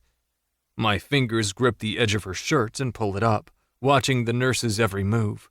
She catches my gaze and smiles. You're one of the good ones, aren't you? She's my wife, I tell her. There isn't anything I wouldn't do for her. I hate thinking there are shit men out there not helping their wives with this stuff. When the nurse touches Peyton's skin, she tightens her hold on me. I lean toward her ear. Do you know how excited I am to watch your belly expand with our baby? No, she says quietly. This morning when you were in the yoga room, I imagined you all plump, nurturing our son or daughter, giving them the best start to life. You're going to be even more beautiful than you are now. All done, the nurse says. Peyton looks up. That was it? The nurse smiles. You didn't even flinch. Peyton looks at me. Maybe we should talk to Xander because that was really easy. Sounds good to me. If we head to his gym, I can get a workout in. We take our supplies and thank the nurse. On the way out, she taps me on the shoulder. You really are cut from a different cloth, she says. I don't take compliments well, not when it comes to people saying I'm a good husband. It's not something I practice.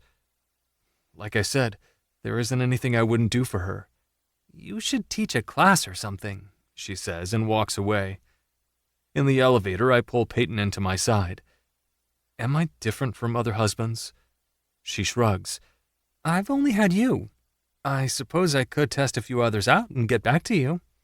I tickle her side. Absolutely not. Oh, and this reminds me. Do you have a freebie list? Peyton's brow lifts. Do you? Do you know what a freebie list is? Yes, we all made one in high school. Really? Now I'm worried. I mean, I get it. She's dated others.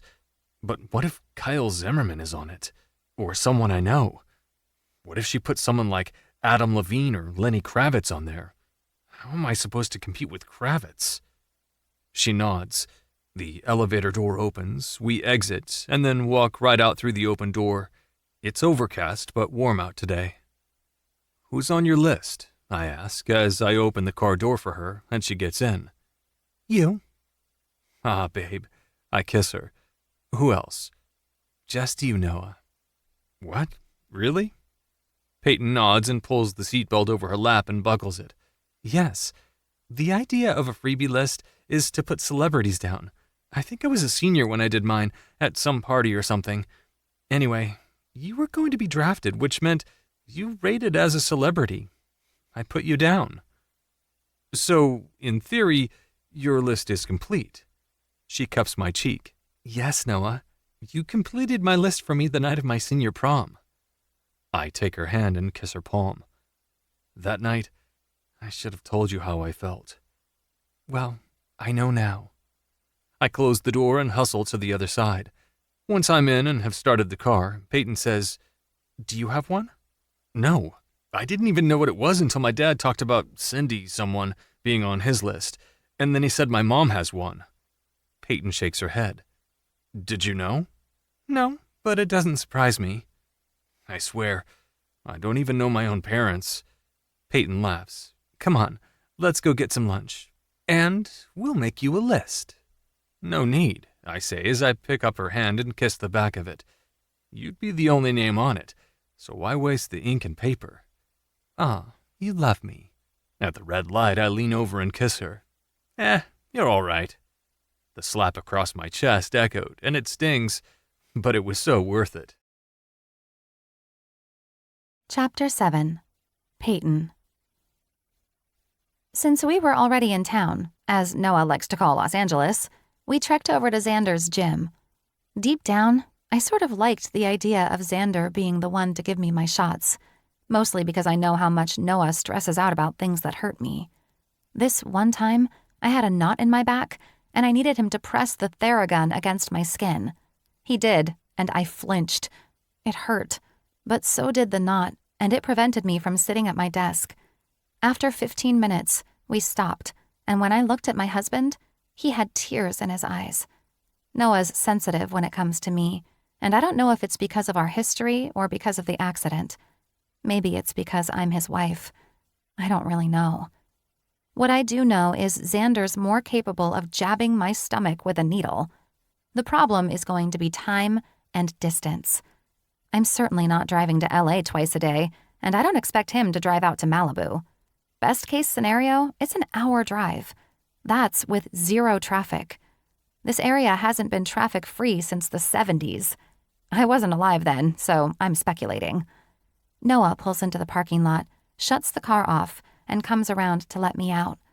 I'll never tire of him being this gentleman, and hope our son follows in his footsteps, or our daughter sees how she should be treated. Instead of walking into the gym, Noah retreats to the rear of our car, opens the back, and then closes it. When he comes back to where I'm standing, I see the bag in his hand and roll my eyes. Hard. Really? You just happened to have your gym bag in the car? Noah looks at me sheepishly and runs his hand through his hair. I shake my head and walk away. This was probably his plan all along.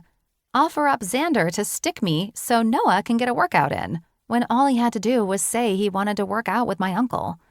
We head inside. The gym's bustling. Weights clank, music plays from the speakers overhead, and almost every machine has someone on it, getting their cardio workout in. After my accident, my uncle managed my rehabilitation once I was out of the hospital. I knew he'd push me to levels other professionals wouldn't, and he'd know when to stop. He had me walking ahead of schedule, which I'm thankful for. Hi, welcome. Are you here for a tour? A peppy, tall blonde comes toward us, dressed in workout gear. She doesn't look at me, only Noah. I'm Clover. Clover? If that isn't a California name, I don't know what is. Hi, I'm Peyton Westbury. I stick my hand out, forcing her to shake it. This is my husband, Noah. I emphasize my because she needs to know I see her looking at him. We're here to see Xander. Oh, I'm sorry. Mr. Knight is with a client. I'll happily show you around, though. Xander's my uncle, I tell her. Can you please let him know his niece is here? Clover smiles, but it's a very meh smile. She apprises me, and then she twinkles her eyes at Noah. Ugh. Stop, feisty. Noah quietly reprimands me. She twinkled her eyes at you. Noah laughs. How does that even work? I roll my eyes, hoping he knows I'm not impressed with Clover. Minutes later, Xander comes out of the back room. He claps his hands once when he sees us. We meet him halfway, exchange hugs, and then follow him to the back where his office is. To what do I owe the pleasure? And does Evie know you're here? We need a favor, and no. This is a very last-minute trip, and we were sort of in the area, I tell him. Instead of going to his office, he takes us to the break room, where, surprise, Clover is making herself a smoothie. Did you guys meet Clover? Xander asks. Sure did, I say, and give her a little finger wave.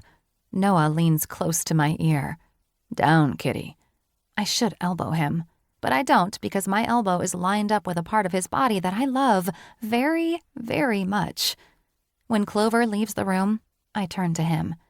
I told you to change those damn sweatpants. My eyes travel south, and while my husband isn't hard or even sporting a semi, the outline of his penis is there and extremely noticeable. Sorry, he mutters, while Xander quietly chuckles to himself. Noah and I sit at the table in the break room. Xander offers us water to drink and sits across from us. I just texted Evie. She'll be over in a minute. Doesn't she have class? Xander looks at his watch. Yeah, but she's probably not teaching. She has so many teachers on staff now. I think she only teaches the elite classes. My Aunt Evie is a dancer who, thanks to my dad and the early success of 4225 West, was able to go to dance school. After my Uncle Jimmy got shot and had to have rehab, my dad hired Xander to come to Beaumont, where he fell in love with Evie. So, what's up? Xander asks. Noah gets up and shuts the door, giving us some privacy. As much as I'd like to do this in his office, I don't want to ask him to move us over there. As you know, the accident did a lot of damage to my pelvis. I had and still have some scarring, but most of it was removed back in December in hopes I can carry a child. Up until now, I haven't been able to get pregnant, and today I got my first IVF shot. Congratulations. Xander gives Noah a high five, as if he got the shot or something. Anyway, I say, getting their attention. I'm afraid of needles, so Noah has to give me the shot twice a day. And I hate seeing her in pain, Noah added. Earlier, when we were in the doctor's office, I held her and talked her through it, and she didn't feel a thing. But I'm afraid of hurting her. That's where you come in, I say to Xander. We're wondering if you wouldn't mind coming to the house in the morning or evening to give me my shot. I would only need you to come out for 1 week. Sure, he said without hesitation. Gives me an excuse to go surfing with Quinn. Count me in. If there wasn't a table between us, I'd hug my uncle. Thank you. Who's going to do the second one? I'm going to beg my mother, I tell him. Xander laughs. Your dad won't do it, he says matter-of-factly. The thing is, Xander's not wrong. Dad's very much like Noah and won't do anything to hurt any of us. My mom's sadistic, though, I say. She'll love sticking me with a needle. This time, Noah rolls his eyes. Are you kidding me? Your mom wants a grandchild. She'll do whatever she can to help you. My mom as well. I know, but I still think she'll like causing me pain. She'll drudge up some agony I caused her back when I was a kid. I'm telling you, she's sadistic. Mark my words.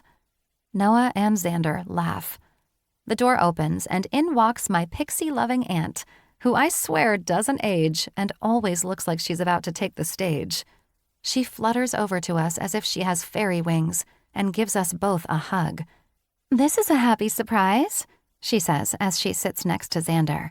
We were in the area, I tell her, at our fertility appointment. Evie's eyes widen. Am I going to be an auntie again? I nod, even though I'm not pregnant. That's the plan. Elle, too. She covers her mouth and squeals. This is the best news ever! Yay! Thank you for sharing. Well, we're not there yet. I tell her why we stopped by. Fabulous idea. You should call Quinn and tell him you're going to need a regular surf buddy. Xander holds his phone up. Already texted him. Wow, she says, sighing. Babies. I remember when Quinn was a newborn. Your dad didn't know anything about a baby. He had no idea how to hold him or feed or change him. Our mom took over, taught him everything, and now he's going to be a grandpa. The room went quiet, and then Evie's mouth drops open. Oh my God! Your dad! She points at Noah. The sexy rock god grandfather. Noah groans. Oh yes, the women are going to lose their ever-loving minds when they see him holding a baby. You must make him and my brother do a calendar or something. Shirtless. Show off all their tattoos. You know JD would be up for it too. Holy shit, that would sell like hotcakes. Imagine if we sold them here. All those women would snatch them up. As is, you can only have Harrison come in after hours to work out. As much as I wish you were joking, I think this is a brilliant idea. I tell my aunt. No, Noah says. my dad's ego is already large enough. We don't need to feed it with this sexy grandpa shit. Besides, he'd never go for it. He would if I asked him. I bat my eyelashes at my husband. Maybe you, Quinn, and Xander should do it as well. Pose with your shirt off holding a baby. Oh, Ben too. No, He says, just as Evie yells, yes! I can see it now. Portland Pioneers quarterback poses with his son or daughter. It's a nice headline. it's garbage and you know it. And yet, you'll do it because you know we'd donate the proceeds to some worthy charity. Noah gives up the fight. He knows I've won. Xander offers to work Noah out, and he gladly accepts the offer. They leave Evie and I in the break room. Did you meet Clover? I nod. She had a hard time keeping eye contact with me, though. She has amazing credentials, but I'm not a fan. I trust my husband, but I don't trust her. I asked Xander to make sure she's always gone when he locks up. I don't want her here when the doors are locked and they're alone. I can't stomach it. It's weird. I know Noah loves me and he'd never do anything to hurt me, but I worry all the time. More so now because my body is going to change, and once we have a child, things will be different. I'll be different. He'll still be him. Does he know how you feel? I shake my head. I'm afraid if I say something, he'll think I don't trust him. It's society I don't trust. It's not like I can keep my husband locked in the basement or be with him 24/7. We do need our own space. Peyton, it's time to accept we married hotness. I cackle and cover my mouth. I can't believe you said that. Evie shrugs. It's true. You know, it's funny. Your dad didn't reach any level of hot until after he became a drummer, and then all the women wanted him. Yet he never dated anyone. No exes in the closet or anything. Well, there's Alicia. What she did to my brother. Evie pauses and shakes her head. I love my nephew more than anything, but that woman deserved jail time. Still, to this day, I see nothing but rage. And then to pull that shit with Quinn a few years ago? I swear, if I ever meet her... She trails off. What my dad and Quinn went through is still fresh in my mind. Sometimes I look at Nola and wonder how he stayed with her. I guess when you've met the one you're supposed to be with, it doesn't matter how they ended up in your life. Chapter 8. Noah. Every morning when Xander arrives, it's like a reprieve because the night before was like a nightmare. I love my mother-in-law. I've loved her my entire life, but I need to find a way to keep her away from my wife.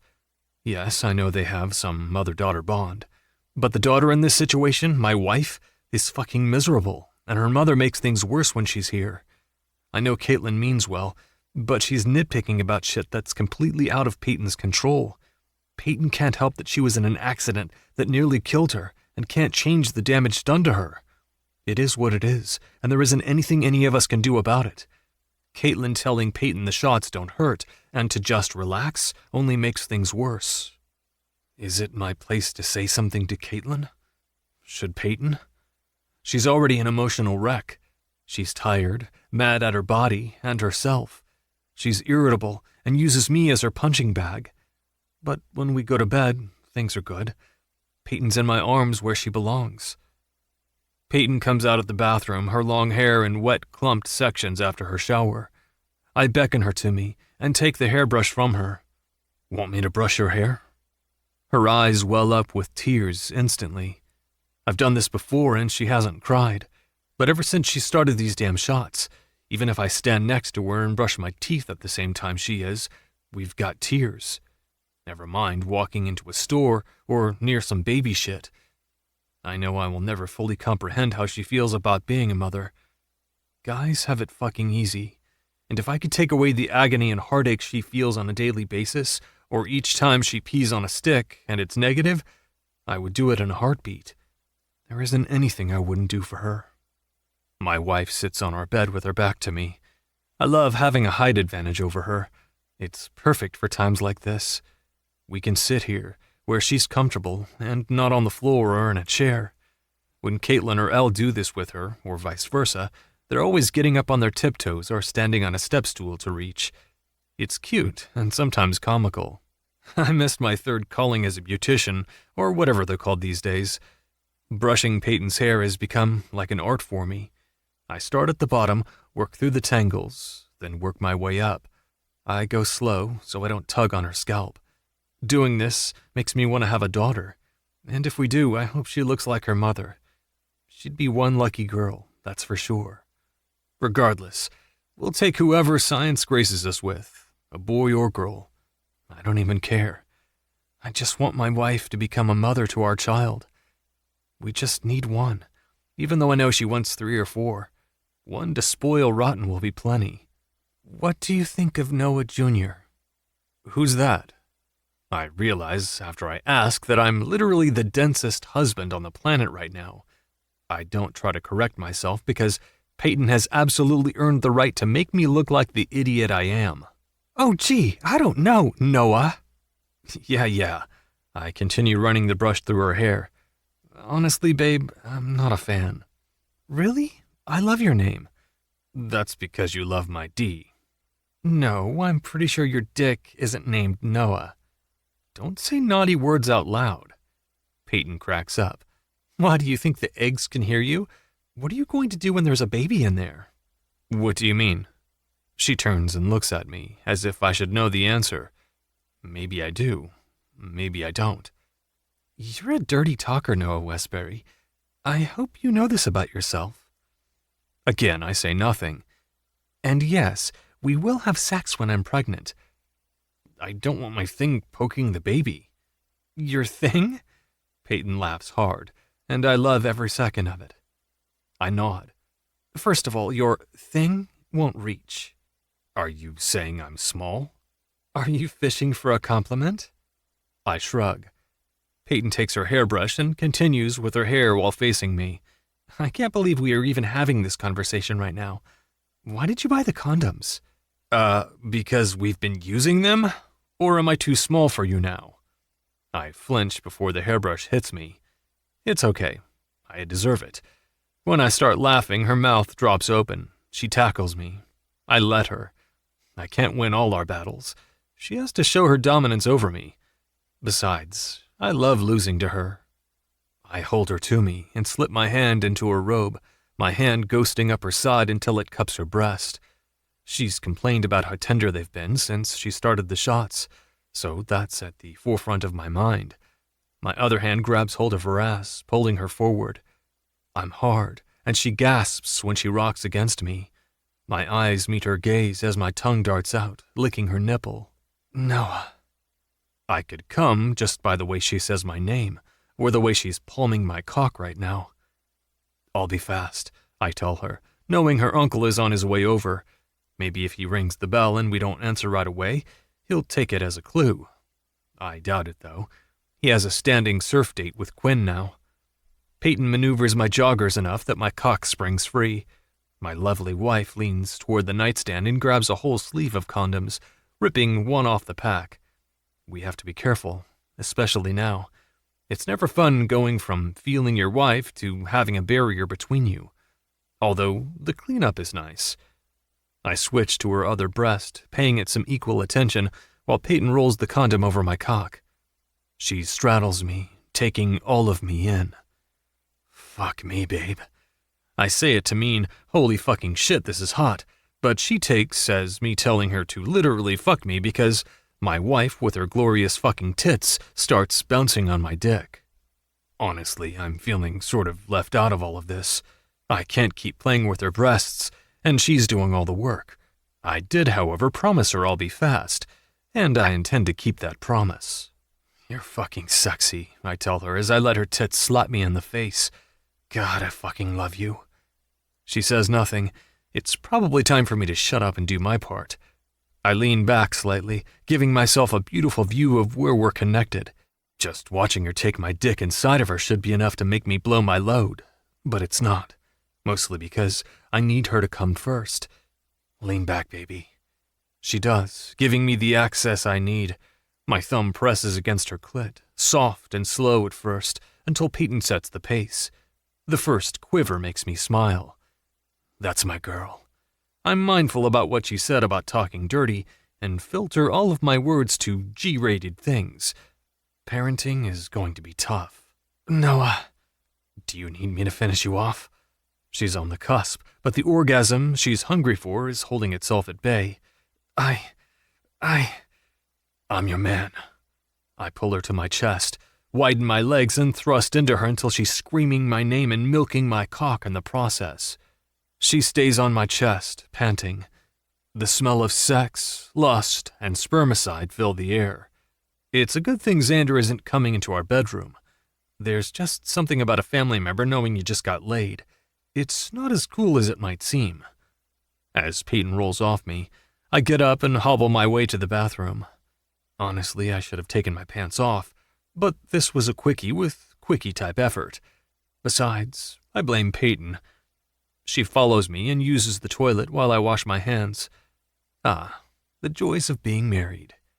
As soon as I leave the bathroom, the doorbell rings. Perfect timing. Hey, I say as I open the door. Xander has his wetsuit on up to his waist. I'm tempted to go surfing with him and Quinn and say fuck it to the Pioneers for dragging their feet on my renewal. I took them to the Super Bowl and won. It's not my fault our team had so many injuries this past season that we didn't make it out of round one.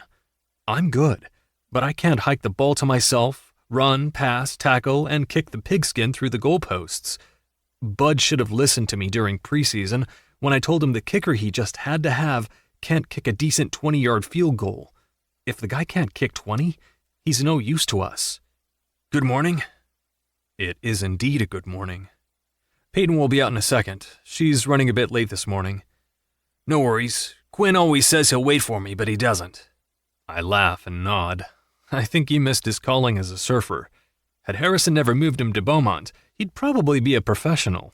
Can you imagine? I pause and let the magnitude of what I said sink in. No, I can't imagine. Honestly, it's something I think about all the time. Where would I be if my dad hadn't come back? Would I be who I am today? Someone different, like a doctor because of Nick? What if my Uncle Mason doesn't die all those years ago? You okay? Yeah, I say, shaking my head to clear the unmentionable thoughts from my mind. I can't think that way. Not now. Not ever. Morning, Xander, Peyton says as she comes into the hallway.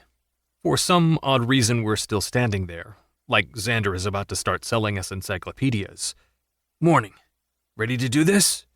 Peyton nods and leads him into the guest bathroom. I go with them, waiting while she swabs a spot on her stomach, which will inevitably bruise in a few hours. I'll be happy when those go away. I try not to notice them, especially when we're having sex. They're enough to make me want to coddle her and beg her not to do this anymore.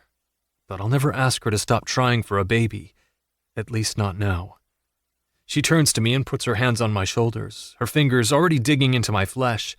My lips are near her ear, and when Xander nods, I start talking. This morning, watching you ride my... All done. Peyton sighs. I wish my mom could do this as easily as you, she says to Xander. She has more at stake. Plus, she's your mother, and you're her baby. Add in everything you've been through, she's overprotective and probably stressed. If I had to guess, she's probably afraid she's going to hurt you. Well, she does, Peyton says as we walk Xander to the door. But I only have a few more left, so whatever. I could always give them to you, I tell her, but she shakes her head. You holding me is what gets me through these. Xander tells us we'll see him tomorrow. Once the door closes, I pull Peyton into my arms. What do you want to do today? I don't know, but it seems like you want to have sex. I scoff, and then nod my head like a kid heading to the candy store. What on earth gives you that idea? Peyton rolls her eyes. Everything this morning has been about your... She looks down at my crotch. If he could blush, he'd blush right now. You wound my ego. Sure I do. Anyway, I think we should sit down and look at some of the offers Alan has sent over, map out a plan and see where we want to go. Sex sounds so much better.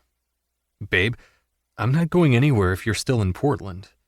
I know, But maybe I'm not staying in Portland if you're not there. Are you saying you'd quit? Peyton takes my hand and drags me to our home office.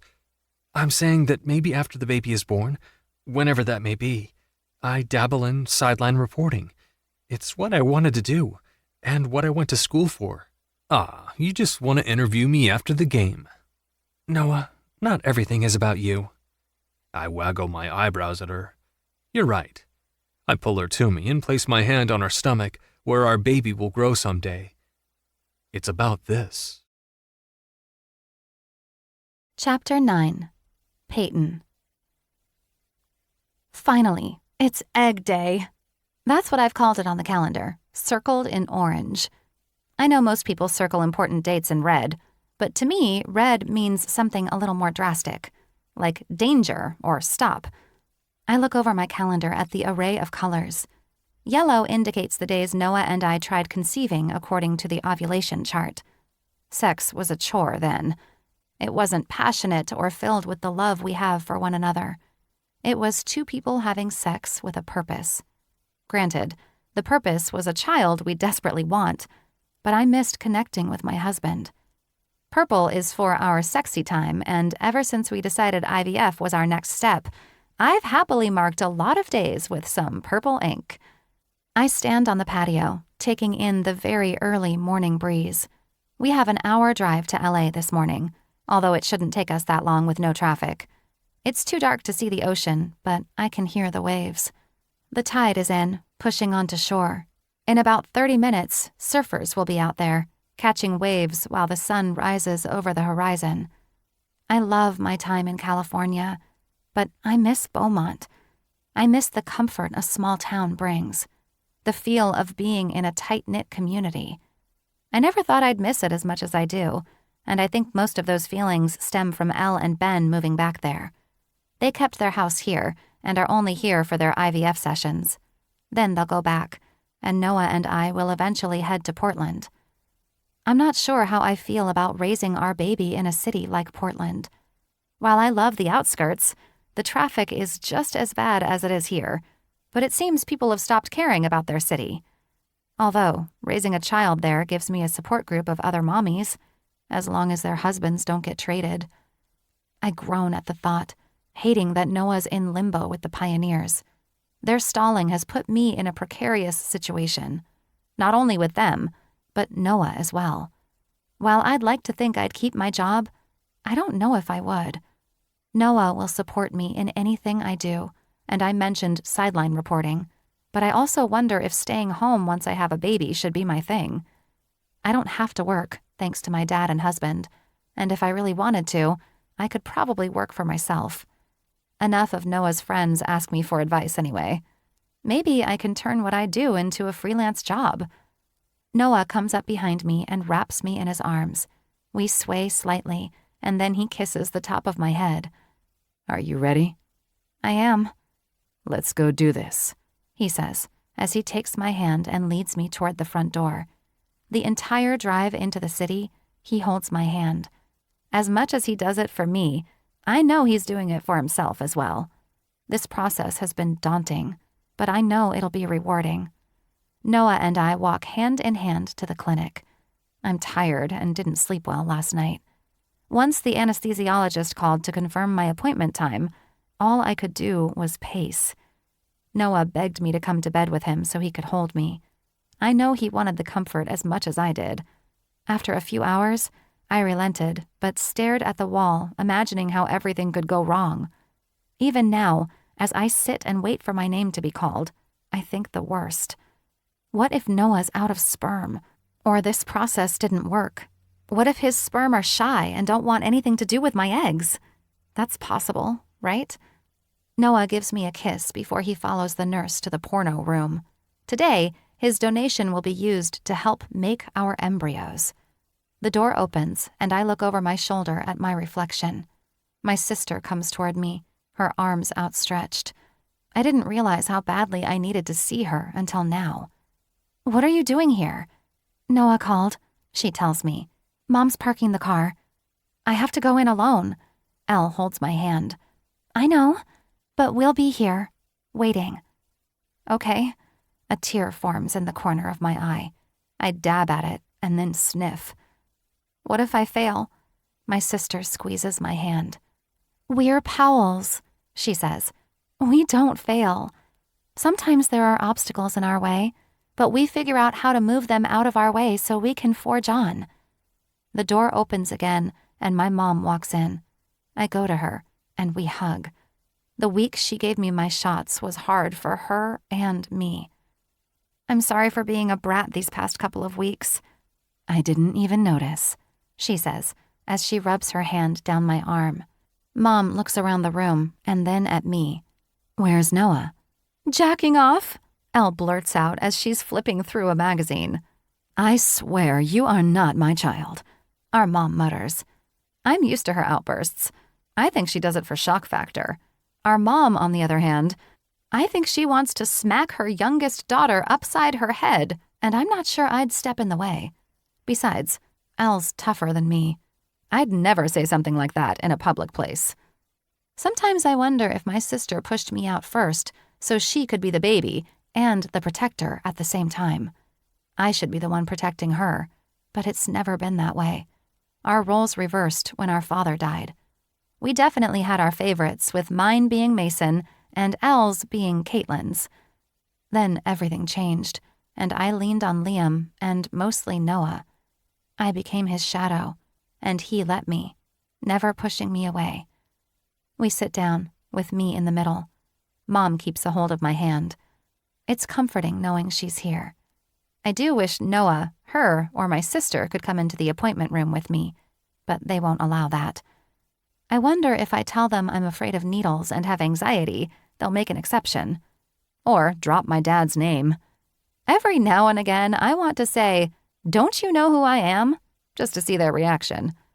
Elle's done it, and people cave to her. I should try it. When Noah comes out of his room looking pleased with himself, I really want to strangle him right now. He kisses my mom on her cheek and kicks Elle's foot as he passes by her. "Jerk," she says to him. Noah sits on my sister and then reaches for my hand. The sly grin on his face makes me laugh. Elle squirms under him. She pinches his sides and tries to push him off her. But Noah's muscular. He's used to being tackled, although far too much this past season for my liking. However, defense isn't my responsibility, and it's not like I can show some 200-pound-plus lineman how to block. "Noah?" I say his name in that mom tone our mothers have used so many times throughout our lives. I suppose this is good practice for when our little one comes. Or if we have a second. One would think by now, between Noah and Elle's antics, I have the mom voice down pat. "What?" He puts his hands up. "You're hurting her." He sighs and turns to look at her. "Am I hurting you?" "Yes, now get off me, you big lug." Elle gives him one good push that I know wouldn't do anything if Noah didn't help her. He stands and faces her. "Can you move one seat down?" He points in the direction he wants her to move. "I'd like to sit next to my wife and be with her before she goes in for the procedure." Elle, being Elle, sticks her tongue out at my husband, but does move. Noah sits and wraps his arm around my shoulder, kissing the top of my head. "My guys are ready," he tells me. "They've been waiting for this moment for a long time. This is their time to shine. They won't let you down." I know they won't. It's not his sperm I worry about. Dakota, the nurse we met before, comes out, and all of us women hold our breath, waiting to hear if it's our turn. The only ones here this early are either having eggs retrieved or they're getting their embryos. I hope and pray I'm back here in 5 days. "Peyton?" She says my name. We all stand as if we are all Peyton. At least I know they're Team Baby Westbury. Noah walks me. "Is there any chance I can go back with her? She's deathly afraid of needles, and I don't want her under more pressure than she's already under." "Yes, but you can't stay during the procedure." "That's fine." As soon as Dakota turns around, I look at my husband. "Thank you." He leans down and kisses the tip of my nose. "Anything for you." While I know he would do anything for me, it makes me wonder if he promised this clinic something. Honestly, I wouldn't put it past him to have offered a donation or promised them his dad would do a concert for a fundraiser. He loves putting his dad on the spot. Dakota shows me to a room where I can change. I make Noah turn around because I don't need to see his come fuck me eyes while we're in here. He opens the door, leaving it ajar, to let them know we're ready. Dakota returns and takes me into the room where everything will happen. The anesthesiologist greets me while Noah helps me get situated on the bed. I hold his hand tightly while staring around the room. "Look at me," he says, and I do. He caresses my face, and I flinch. "It's okay. Just keep looking at me." Tears well in my eyes, and my heart starts to race. "Hey, we're good, right? We have to trust the process." I nod and squeeze my eyes shut. "Tell me you love me." "I love you." "Yeah, you do, babe." I can't help but smile. "You're all done," he says. "I'll see you in 30 minutes, and then we'll know how many eggs my guys get to play with." Noah winks. "I love you more than this world, Peyton Westbury." "I love you more." "Not even possible." He gives me another kiss and then walks toward the door. "You have a good support system," the anesthesiologist says. "I do. I'm lucky." "Hey, Peyton, how are we feeling this morning?" Dr. Rock walks in and sits at the end of the bed. "I'm good. Nervous." "No need, but I get it." Dakota instructs me to put my feet in the stirrups. While I'm tempted to watch what everyone is doing, I'm focused on the monitor. There's a petri dish on the screen with my name on it. "Peyton, can you read the name on the screen for me?" Dr. Rock asks. "Westbury Peyton? Is that you?" "Yes," I tell her. "Very good." She nods at the anesthesiologist. "How do you feel about taking a little nap?" he asks. "Is this where I count backwards?" He chuckles. "Sure. Or you can tell me a story. Something about your life. Whatever you want." "Oh." "How about you tell me about your husband?" "Easy. I've been in love with him since before I knew what love was." Chapter 10. Noah. I'm not a pacer. At least, I never thought I was until now. I hate that I can't be in there with Peyton. I know she's technically asleep, but I'm not, and right now my mind is racing with every scenario possible. Mostly, what if something happens to her? What if she doesn't wake up from the anesthetic? I almost lost her once, and I never want to experience something like that again. It damn near killed her. But it also brought her to me, or me to her. Doesn't matter which way you look at it. Her accident was eye-opening. And I still hate Kyle Zimmerman. Even though the accident wasn't his fault, he should never have been in a car 10 times too small for him and driving it in Chicago when road conditions are always questionable during the season. Stupid motherfucker. "Noah, come sit." Caitlin pats the seat next to her, but I can't, and I don't understand why the other husbands aren't pacing like me. Maybe it's because I'm obsessed with my wife. That's what my friends tell me. I get it. They're jealous because Peyton's fucking awesome. But shouldn't these guys at least care if their wives are back there by themselves? It's then that I vow to be at every single appointment she has. She shouldn't have to do this alone. "Do you want me to call Quinny?" Elle asks. I roll my eyes at the nickname she's given him. He doesn't seem to mind. I guess I wouldn't care if Paige gave me some ridiculous nickname. But Quinny just doesn't fit him. Not in my eyes, at least. "No, she'll be out of there in..." I pause and look at my watch. 10 minutes. "Then come sit," my mother-in-law says and pats the seat again. I give in and sit next to her, and instantly my legs start bouncing. I don't know how I'm going to make it through labor and delivery at this rate. It's not knowing that is going to give me anxiety. "Everything is fine," Elle says. I know this, but knowing and recognizing are two different things. "We'll see how Ben feels when it's your turn," I remind her. "When is your appointment?" Caitlin asks Elle. "Once we know Peyton's pregnant. We want to have the babies as close together as possible." "Have you thought about the chance of multiples?" "No, I'm just having one egg at a time deposited. I don't want twins. They're freaky, she says as she cocks her eyebrow at her mom. Well, one's a freak, I mutter, and she throws her magazine at me. I'll tell Peyton you went back to the porno room. I shake my head. She'd never believe you. Besides, Stop, Caitlin demands. She looks at Elle. I don't even know, but I'm telling your dad so he can talk to you because I can't. And you. She looks at me. I've known you since before you even took a breath. Don't talk about the things you do with my daughter. Caitlin lets out in a huff. Geez, Mom, Elle says as she sulks. I stifle a laugh. You know your daughter and I are married, right? Yep, I was there, Caitlin says. And you know how babies are made. Noah Michael Westbury. Oh, you got your full name. Elle continues with the childish antics by sticking her tongue out. When my name's called, it dawns on me that Elle did all this to keep my mind off Peyton. I stand and take 2 steps before turning and going to my sister-in-law. I pull her to me and wrap my arms around her. Thank you. Don't mention it. Now go see our girl and come back with some damn good news. I will. I follow the nurse down the hall to the recovery room. Each room is separated by a partition, giving the women some privacy. As soon as I see Peyton lying there, I'm by her side instantly. Hey, I say as I brush my fingers through her hair. Hi. Her voice is groggy, but nothing like it was after she woke up from the accident. My wife, the love of my life, had surgery while I was out of town for a game to remove scar tissue, and only told her mom and sister because she didn't want me to worry.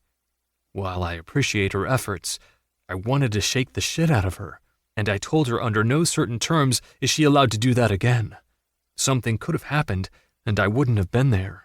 How do you feel? I'm okay, she says. They warned us she could have cramps or be queasy for the rest of the day. Such a bummer that we'll go home, and I'll have to spend the rest of the day pampering her. Do you have any cramps? No, not at the moment. Okay, well that's good. The nurse comes in and hands me a paper bag. Peyton has to stay for an hour and then she can leave.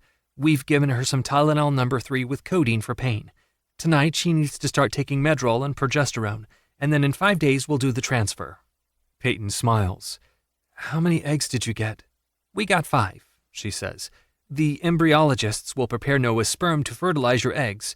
Tomorrow we'll call you and let you know how many of your eggs were mature and how many fertilized. Then on day 3 we'll give you an update on their progress. Day 5 is transfer day.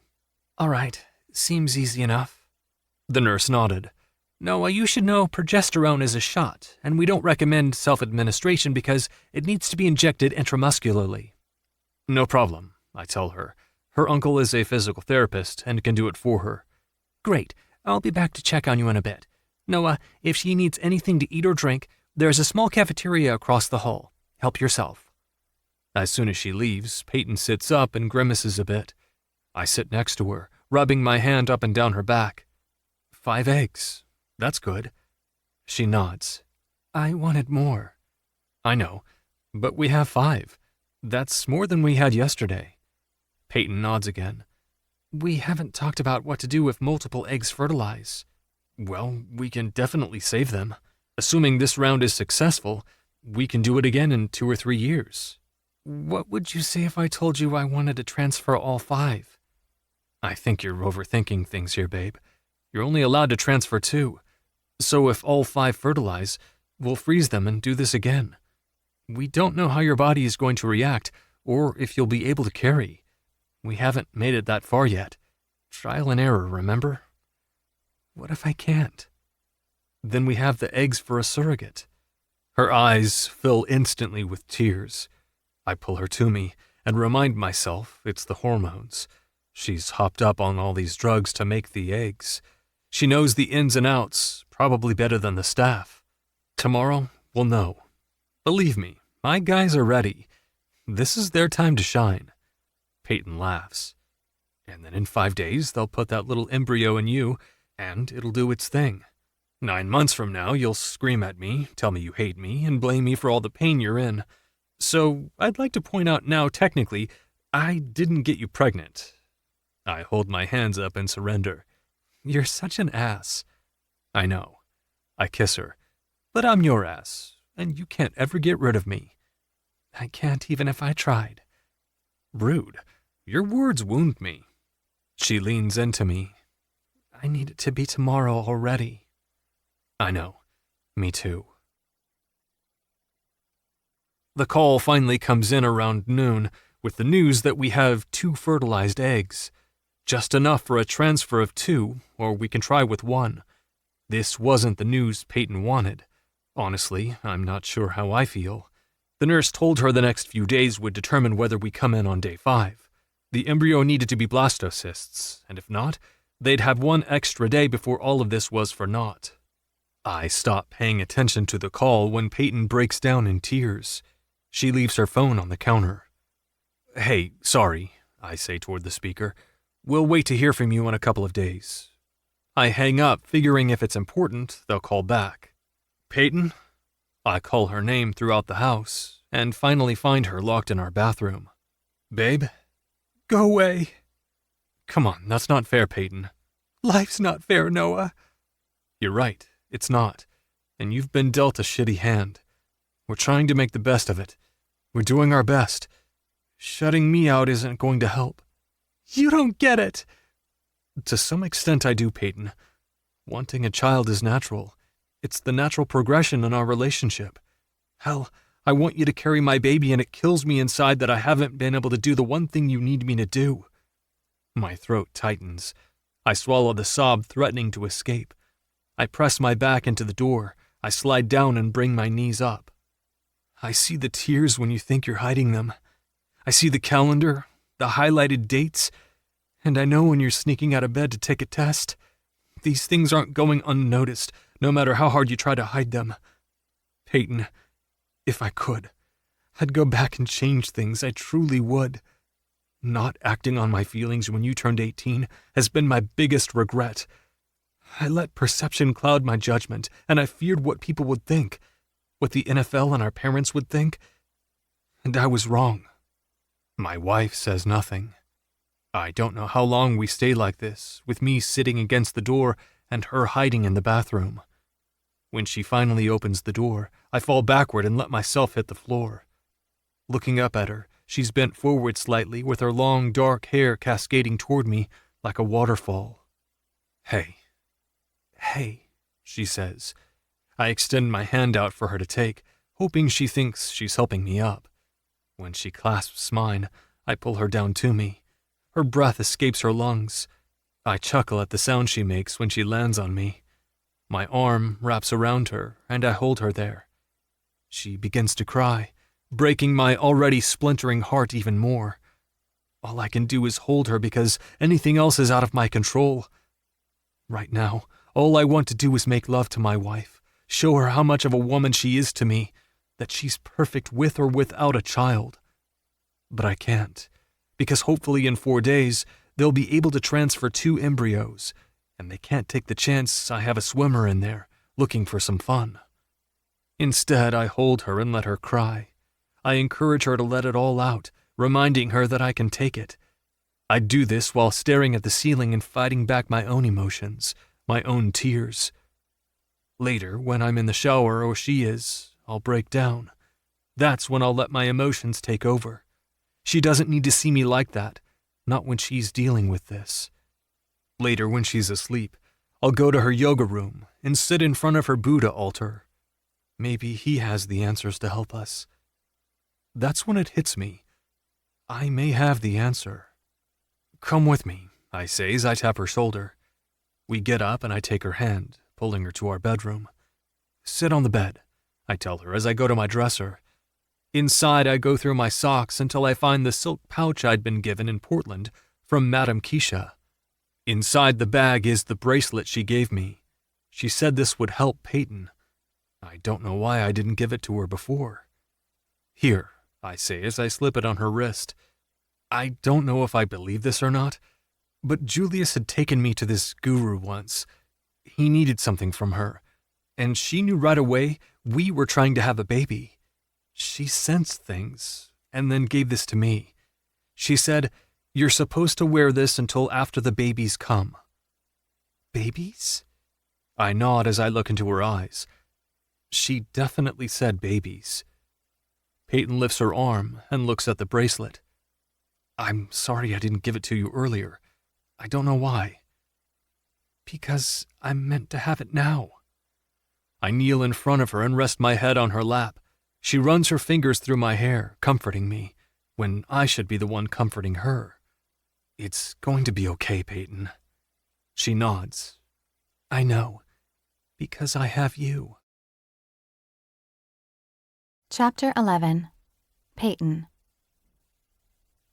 We have, or do I say, had, 2 viable embryos. I suppose, in the grand scheme of things, 2 is better than none. I'm grateful for those 2. I'm not trying to be selfish or entitled. I know there are women out there who desperately want a child and can't have one. It's such a feeling of emptiness, knowing you can't do the one thing your body is meant to do. I can't even imagine how others must feel, those of whom can't afford to go through the process. On the 5th day, our 2 embryos were transferred into me. Now, we wait. As much as I'd love to be Phoebe from Friends and run to the bathroom to pee on a stick, seeing a negative line would probably do me in right now. I'll wait, even though waiting is not going to be easy. I want to thank the likes of Amazon and the internet for the instant gratification I get from clicking on something I want and having it arrive at my house 2 hours later. Why can't all parts of life work this way? When we get home, Noah makes me lunch and brings it to me on the patio, which overlooks the ocean. It's funny, we have a view and access to the water, but don't have frontage. Unlike my parents, where you walk out the sliding glass door and you're in the sand, here you have to take a couple dozen steps or so, walk down a path, and possibly wrestle some overgrown plants. Maybe, if you're lucky, you'll run into some wildlife. Noah has a sign at the bottom of the path that says, "Enter at your risk," mostly to deter people from coming up. I can't recall a time when a beachgoer decided to take the path and the stairs to the property, which is probably a good thing. Noah sits beside me. We're sad, relieved, and angry. The barrage of emotions is overwhelming, and I suspect they will be for some time. Of course, it doesn't help that I have so many hormones pumping through my system right now I could cry, jump for joy, and beat the crap out of something. I take a bit of the shredded chicken sandwich and hum in satisfaction. I'm not hungry, but I have to eat.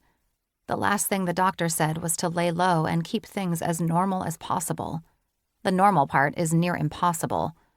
Noah and I are active, rarely sitting around doing nothing. If we're not visiting my parents, we're in the water, hiking, or having sex. The no having sex thing is going to unalive my husband. He'll be a whiny brat for a week. Me too. Noah's the best part of my day, my life. Being with him is like finding the answer to everything I question. It's hard to explain. Halfway through my sandwich, I look over at my husband. He's relaxed with his head tipped back and his feet resting on the fire pit. His plate rests in his lap. Noah's already practicing the "I'm just resting my eyes" line the rest of the men in the family use. "Hey," I say, getting his attention. He hums in response. "I think we should start a foundation or something." "For what?" he asks without opening his eyes. "For women who can't afford to go through IVF. I'm sitting here thinking if this round doesn't work, it's nothing for us to do it again. But for some," I take a deep breath, "for many, the cost is out of reach, and they may only get one try. That's not fair. It's not their fault." It's funny you're bringing this up. The day we had the consultation, I thought about making a donation, but then I wondered if we made it there, who would it actually help? I think your idea of starting a foundation or even a fund is smart. I bet we can ask your mom to manage it. With her still being a volunteer at the hospital, she might know who could spread the word. That's a good idea. We'll have to meet with a lawyer, make sure we're not liable for anything, and establish the regulations on how we disperse funds. Noah scoots his chair next to mine and takes my hand. This could be a big undertaking, Peyton. Are you sure it's something you want to take on right now? I nod. It's hard for me to work if you and the others aren't working. Obviously, I'll have to be at organized team activities, and then go back when you do. But I still have time to help get things set up.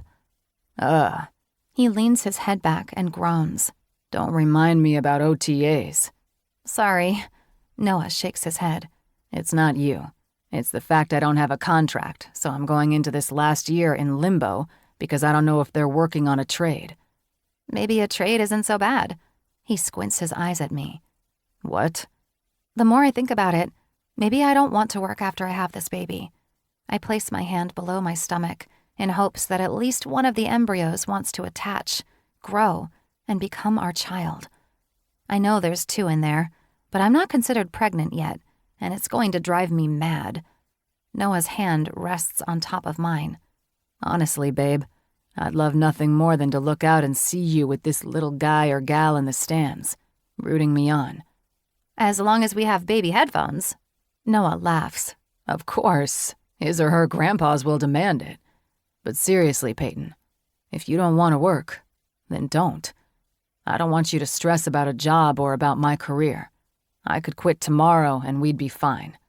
We've invested well. I cup his cheek. I love you, and thank you for taking care of us. He kisses my palm. There isn't a place in this world I'd rather be. My husband's sweet. That is until his eyes drift south of where our hands rest. Seriously, Noah? What? I can't help it. I look at you, horny. I think about you, horny. I'm a walking, talking erection when it comes to you. We can't, so don't even think about it. Noah leans toward me and rests his forehead against mine. It'll be worth the wait. Even if I'm not? You are, he tells me. There isn't a doubt in my mind. For dinner, we head to my parents'. When I walk into their condo, my eyes widen as my grandparents surprise me. What are you guys doing here? Seeing them together makes me wonder what they're up to. I don't want to think about them dating, not because I don't think everyone needs to find love, but because it feels awkward. Grandpa Powell dating Grandma James? Michael and I are going on a cruise, Grandma Tess says. I'm going too, or am I chopped liver? The sound of Bianca's voice echoes from the other room. I glance at Noah, who looks as surprised as I am. Tess rolls her eyes. Yes, we're all going. That sounds fun, I say after hugging her and my grandpa. How are you? I ask him. Doing great. Things are good. Clean bill of health. Okay, why did he say that? Did you not have one before? He kisses me on the cheek. I'm good, I promise. I worry about him, about everyone. Life's too short and fragile, and this family of mine has known too much heartache. I'm not naive in thinking my grandparents are going to live forever, but I'd like them to be around when Elle, Quinn, and I become parents. Noah and I follow my grandparents into the family room, where Bianca is kicked back and enjoying a mocktail. From what I've been told, she's changed a lot since Liam came back. I don't remember much of her when I was younger, and Noah doesn't talk about the time Bianca wasn't around. My mom always says it was a different time back then, but I also know she's referring to her parents, who she pretty much disowned after my father died. After greeting my parents and Bianca, I look at my mom. Where's Oliver? He's napping. I groan. He'll be up soon. Come, sit. Tell us how today went. Noah sits next to his grandma, and we recount everything that happened this morning. So, now we wait. And how do you feel? Bianca asks Noah. He looks at her and smiles. Pretty damn good. I'm confident. What are the odds you end up with twins? My dad asks. I shrug. Both embryos could become a fetus. Or they could split, my mom adds. Could you end up with 4? Dad's eyes are wide. He holds his arms out and then shakes his head. I don't know if I can hold 4 at once. My laugh falls short. I can't imagine 4 babies. I'd love and welcome them, but Lord help me. No one says you'd have to hold all 4 at the same time. Equal love for all, he says. Twins would be fun, Noah says. We'll be happy with 1, 2, it doesn't matter. just as long as our little guy or girl is healthy." Noah winks at me. I know he says 1, but he wants 11, so he has a full offensive line. Years ago, maybe, if things had been different for us. I don't even want to think what it will be like to have 11 children. I marvel and bow down to the women who do. While everyone is talking and drinking fruity cocktails, I excuse myself and head toward the beach. There's a nice breeze, and the tide is out. I walk until the sand becomes hard, and then sit down. The sun will set soon. It's one of my favorite times of the day, especially when we are here. Watching it disappear, only to be replaced by the moon, is one of the most magical sights to behold. The promise of a new day to come. I don't know how long I'm out there for when my grandpa sits down next to me. I lean my head on his shoulder as he wraps his arms around me. He's another reason I think about moving back to Beaumont. Aside from Elle, he's all I have left of my father. When I look at him, I like to pretend I'm seeing my father in him. "It's beautiful here," he says. "I'm surprised Elle wanted to move back to Beaumont." Beaumont's family, I tell him. There's a sense of peace and calm there. And you, he chuckles lightly. "A cruise, huh?" "Yep, Bianca's idea," he says. "I never thought I'd go on a cruise, let alone with Bianca Westbury. She's changed, though, and apologized for all those times when she wasn't a good mother to Liam." That was kind of her. "She loves you and Noah, that's for sure. Ever since Harrison picked us up at the airport, she's yammered on and on about how today was so important for you, and how we need to shower you with love, so the egg, or whatever it's called, knows how loved they'll be when they get here." Thanks, Grandpa. I really appreciate it. He clears his throat. "The reason I came out here, other than to sit with my beautiful granddaughter, is to talk to you about your father." Oh? "I know you don't remember much of Mason. You and Elle were so young when he passed away. But I know your mom has made sure you girls have always known him. Even Harrison. He's a good guy, and I'm happy your mom found him. He's raised you girls as his own, and that's all a man like me can ask for. Now, I plan to say this to your sister when I get back from this vacation those ladies are taking me on. But since I may be who knows where, in the middle of the ocean when you find out if you're pregnant or not, I want you to know that you don't have to name your son Mason. I think a lot of people expect you or Elle to do this. When you and Noah sit down to think about names, remember he or she is their own person, and they need their own name." I absorb his words. Truth is, I hadn't thought about names other than Noah Jr., which my husband has vetoed. "Thank you," I say to my grandpa, knowing it took him a lot of courage to say those words to me. I wrap my arms around him, feeling his bones. He's lost weight, which I know happens with age, but I don't like it. "Promise me." "I promise to consider the name wisely," I tell him. Mason's a great name regardless. Noah might want to honor my father that way. He lost him too, and I think sometimes people forget that. Sure, I was his daughter, but Noah had him for 10 years. They were close. I think if Noah and I were to have a boy, Mason's probably on the list of names. Grandpa nods. "Well, promise me this." He takes my hand and holds it.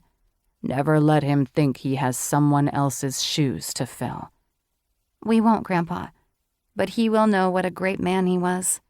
Just like you. We turn at the sound of cackling coming our way. "Lord help me," he says when his travel companions come into view. I can't help but laugh as my grandma and Bianca maneuver through the sand with cocktails in their hands. You're going to have the time of your life, Grandpa. I can't wait to hear all about it. "When you read about the man who went overboard, just know I loved you with all my heart," he says, laughing. Chapter 12. Noah. This has been the longest week of my life. I don't know if I'm coming or going or if I'm supposed to sit still. If it's not waiting for the week to pass so Peyton can take her pregnancy test, it's me spending hours on the phone with Alan trying to figure out the next steps in my career. I think regardless, this is my last year in Portland. You don't want to wait and see what they come back with? I shake my head and then mutter, no, they've had their time. If I'm their guy, their future, they'd have made an offer by now. Clearly I'm not. With the draft coming up, I trail off. It's never a bad thing for a team to draft multiple players for the same spot.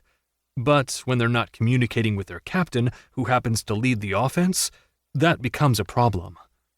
I don't want to be caught off guard. I agree. There is interest from other teams. One being there. I run my hand through my hair. Here or near Beaumont? Peyton wants to move home. What about her job?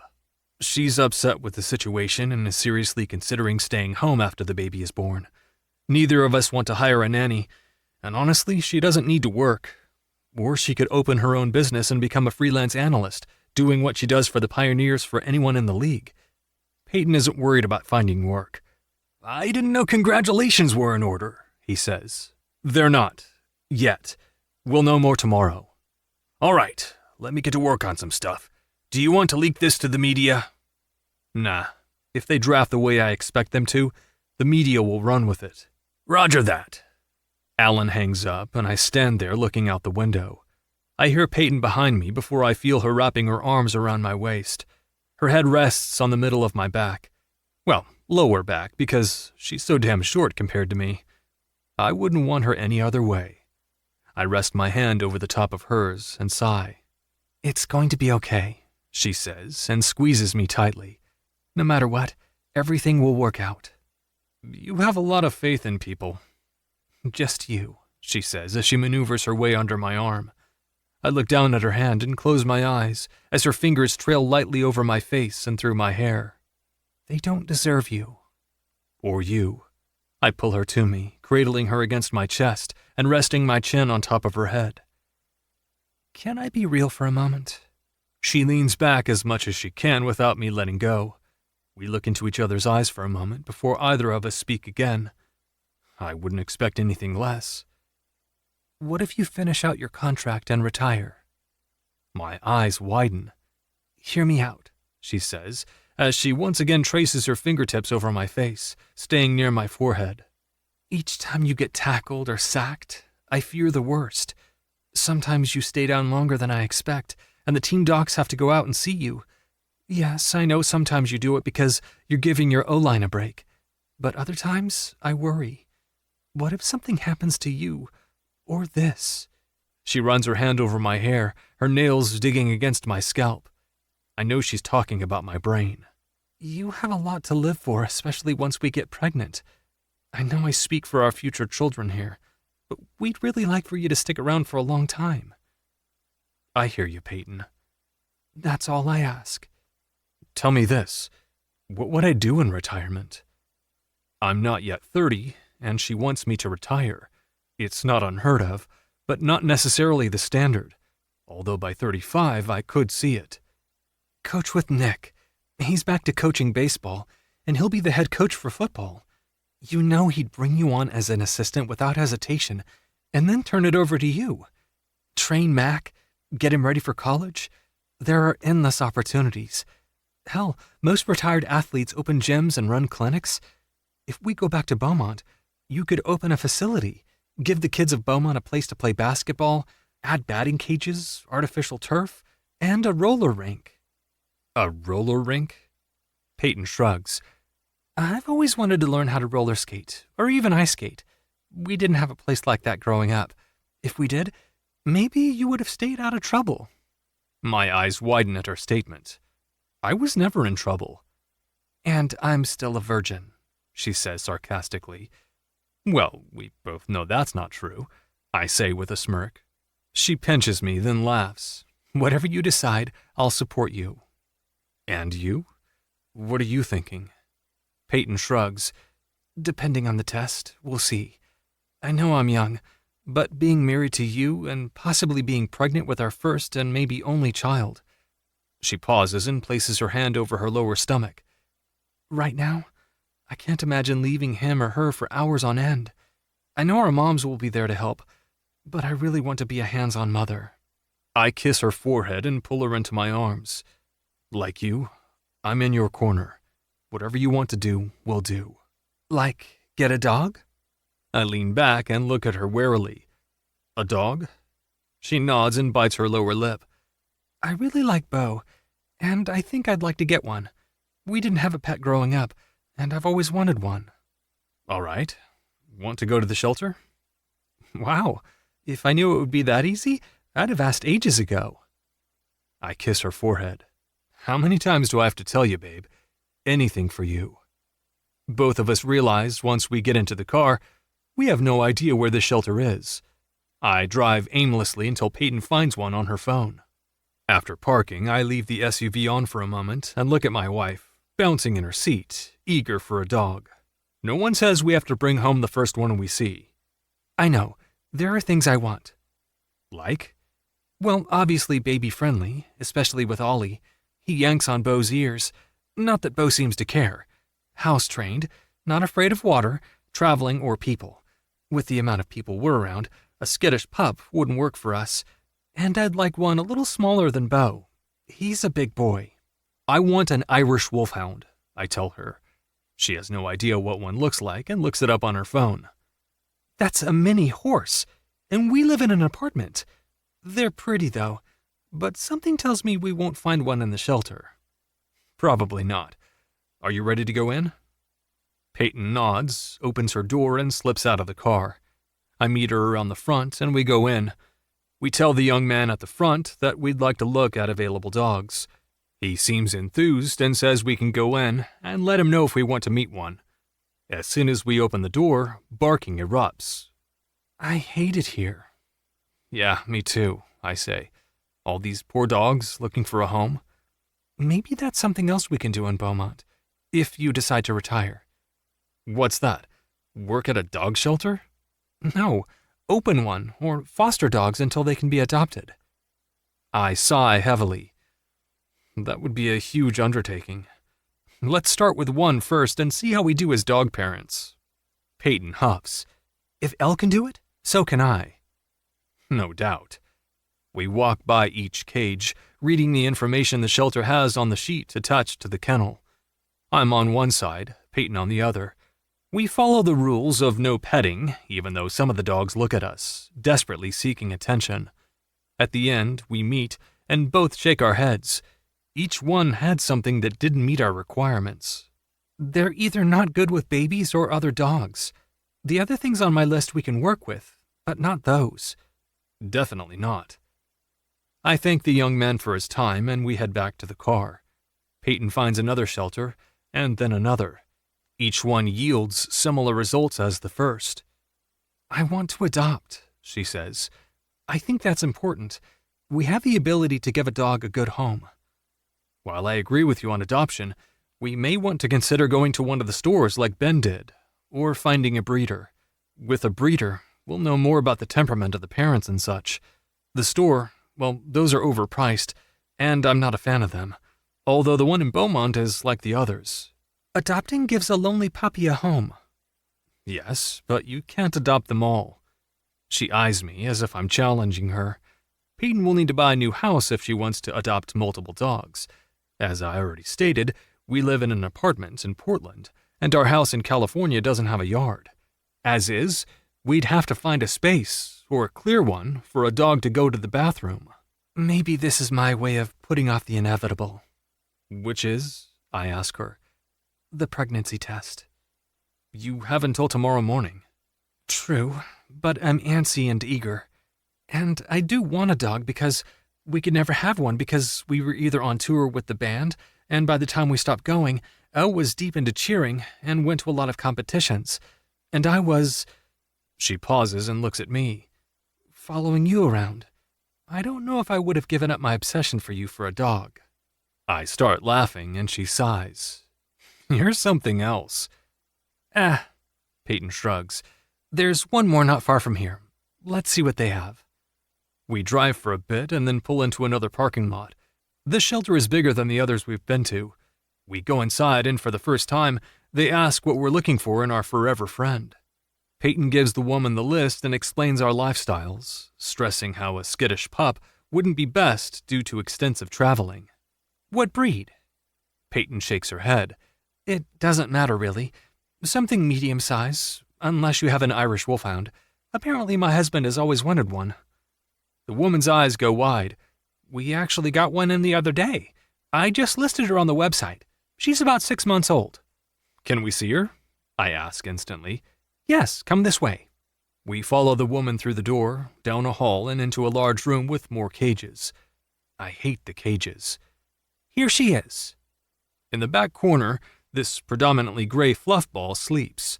I crouch down and let out a low whistle. Hey, girl. She picks her head up. Come here. I look at the employee. Can I go in? She nods and undoes the latch. Peyton and I walk in just as the pup stands. She's huge, Noah. She's perfect, Peyton. She's still a pup, and we can train her. Their temperament is perfect for a family. They're non-aggressive, loyal, and very smart. I won't be able to walk her on my own when you're working. I scratch under her chin. I'll train her to stay at your side. If that doesn't work, we'll hire someone. But everything in me says she's going to be perfect. How do we get her? Peyton asks the woman. We run a full background check on you before we agree to adoption. How long does that take? A day or 2, sometimes 3. My heart sinks. I continue to focus on this girl and the way she's loving the attention she's receiving from me. How can we make one happen within the next 30 minutes? A sizable donation? Peyton suggests. Your adoption fee is $300. I'll add a 0 if you run the background checks on us now, so my husband can take that little girl home now. Did you just tell me you'd give me $3,000? We'll double it, I say, without looking over my shoulder. My wife has all my personal information to get this started. Okay, well, in that case, follow me right this way. Peyton and the woman leave.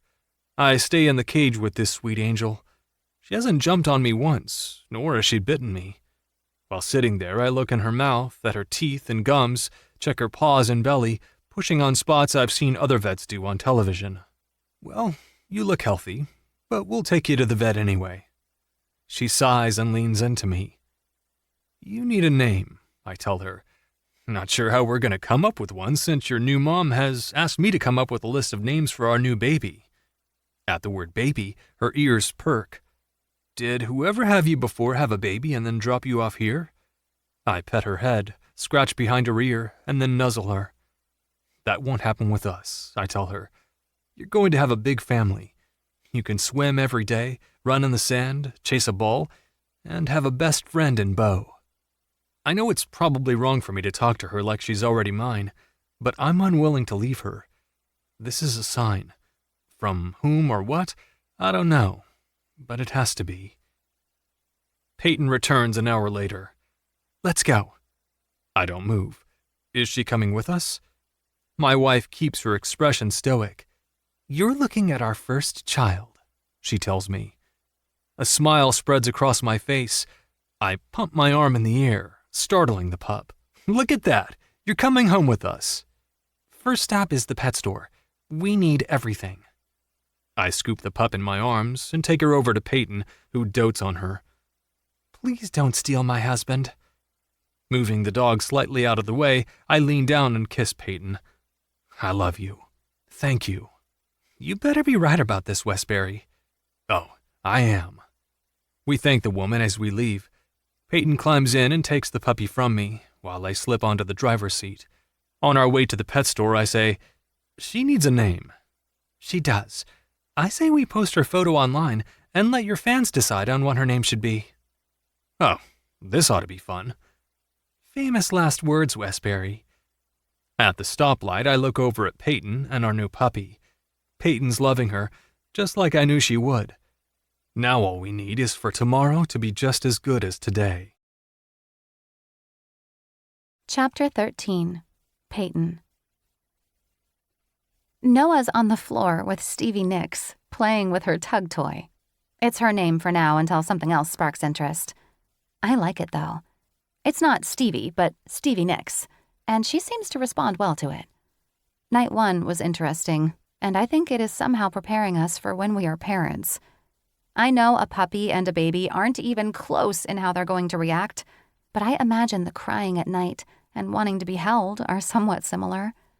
We bought training books and a DVD, which we watched as soon as we arrived home with the multiple hundreds of dollars we spent at the store on dog-related items. Stevie Nicks is already expensive. Who knew dogs needed beds in every room of the house? I didn't. And neither did the clerk at the store who asked why we have so many beds in our cart. I looked from the clerk to my husband and shook my head. With what we paid for everything we bought for her, she's pricey. But she's worth it. Noah's in love with her, and she seems smitten with him.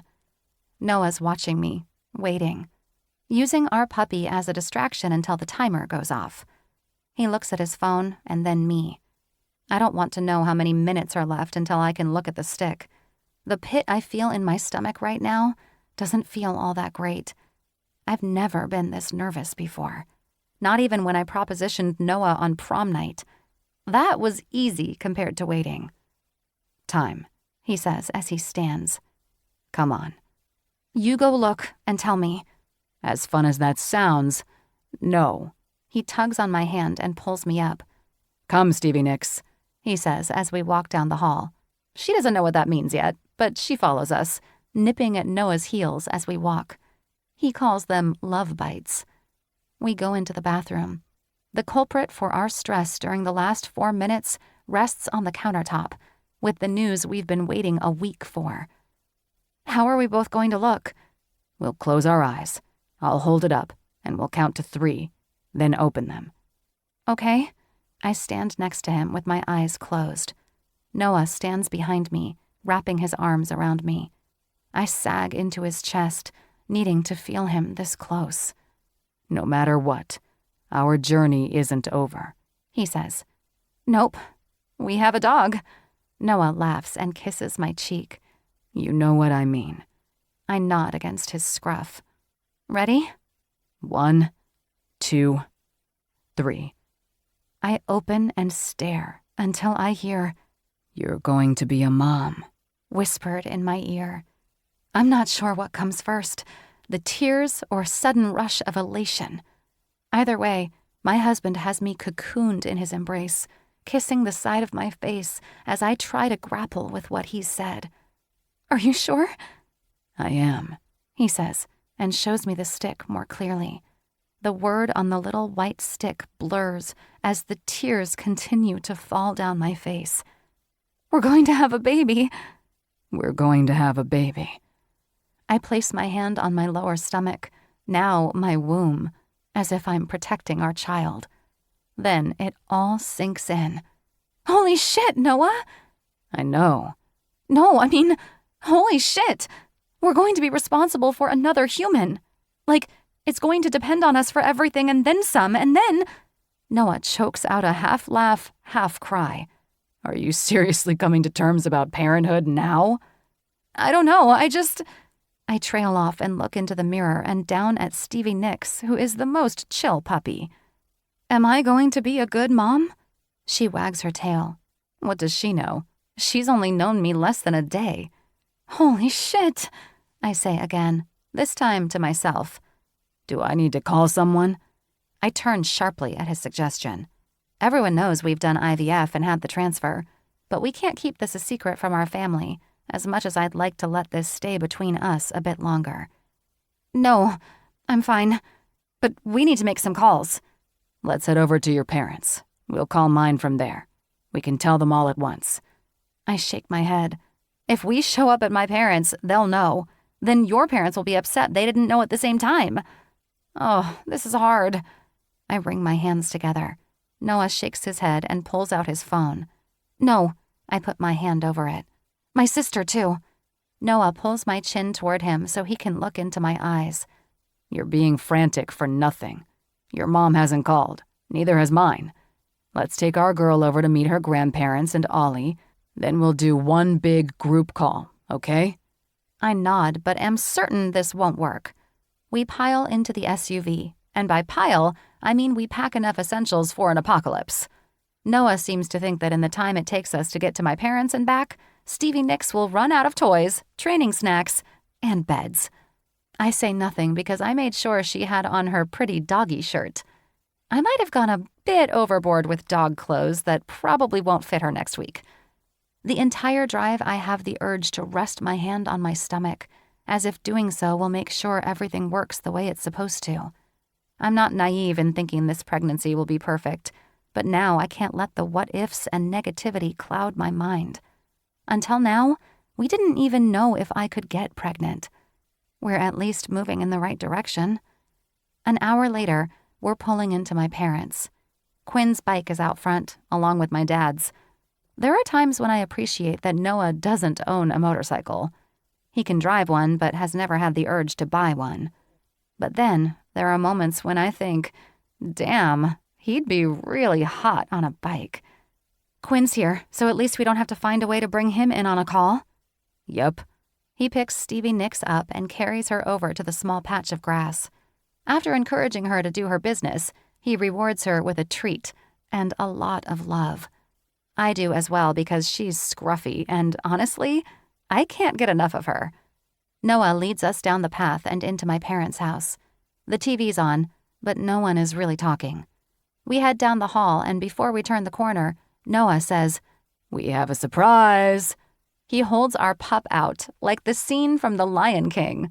Someone, I think it's my dad, starts singing. "Oh my, you got a puppy!" My mom all but squeals as she comes to take her from Noah. Honestly, now that I think about it, getting a dog before taking the test was the best idea. No one is staring, waiting for me to give them the news. Then, our universe aligns. Bo comes bounding into the house with Ben and Elle hot on his heels, followed by Nick, Mac, and Amelie. There are lots of hugs when I'm about to ask what everyone is doing and why my sister didn't tell me she was back in town. Liam, Josie, and Paige walk in. I glance at my husband, who wraps his arm around me.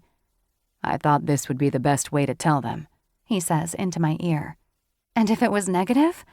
"Then my parents are in town, and we have a puppy to show off." "I love you." "I love you," he says, kissing me where his mouth was. "Dog!" Oliver screeches. He pulls on her ears, and she cries out, causing Ollie to cry. My dad's there, teaching him right and wrong, and before I can grab her, Mac has her cradled like a baby. "What's her name?" "Stevie Nicks," Noah says proudly. "As one name, though." "Isn't she, like, old?" Paige asks, much to my dad and Liam's dismay. "Child, we're going to have a music lesson when we get home," Liam says. "Hey, where are the Davises?" I ask. "Australia," Josie says. "Eden has an event." "Oh, that totally sucks." Elle comes over to me and puts her arm around my shoulder. "How are you feeling?" "I'm good." "Do you have something to tell us?" I play it off. "No, why?" Seriously, P? "What?" "You were supposed to take a test today." "Oh shit. I've been so wrapped up with the puppy I totally forgot." I wave the thought away. "I'll do it when I get home." "You've got to be kidding me." Elle throws her hands up in exasperation. It takes everything in me not to crack a smile, to stay as stoic as possible. "Where's Quinn?" "Right here," I hear him yell from outside. I go out there and find him hosing off, still in his wetsuit. "Where's Nola?" "Studying for an exam. She said she'd try to come over later." "Oh, come meet our dog." "You gotta... Oh my God! Come see Uncle Quinny." My brother drops to his knees and crawls towards Stevie Nicks, who is eating up all the attention she's getting except from Oliver. He'll learn to be soft with her, just as he had to learn to be soft with Bo, who wants to play with the pup. "Did you just call yourself Quinny to the dog?" Elle asks. "I did. Do you have a problem with that?" As a matter of fact, I do," she says. "1, that's my nickname for you. 2, you don't act like this with Bo. You're hurting his feelings." "Bo has Mac," Quinn says. "Stevie Nicks has her Uncle Quinny." My sister isn't having a good day. Ben wraps his arm around her to console her. Noah comes to me and leans in. Are you ready to tell them? Only Elle has said something. I think Stevie Nicks was a good distraction. I think they're not asking because they're waiting for us to say something. You know, as soon as we get their attention, Elle's going to know, and I'm not going to be able to hide my smile. Do you mind if I do something? He asks. I shake my head. Okay, follow my lead.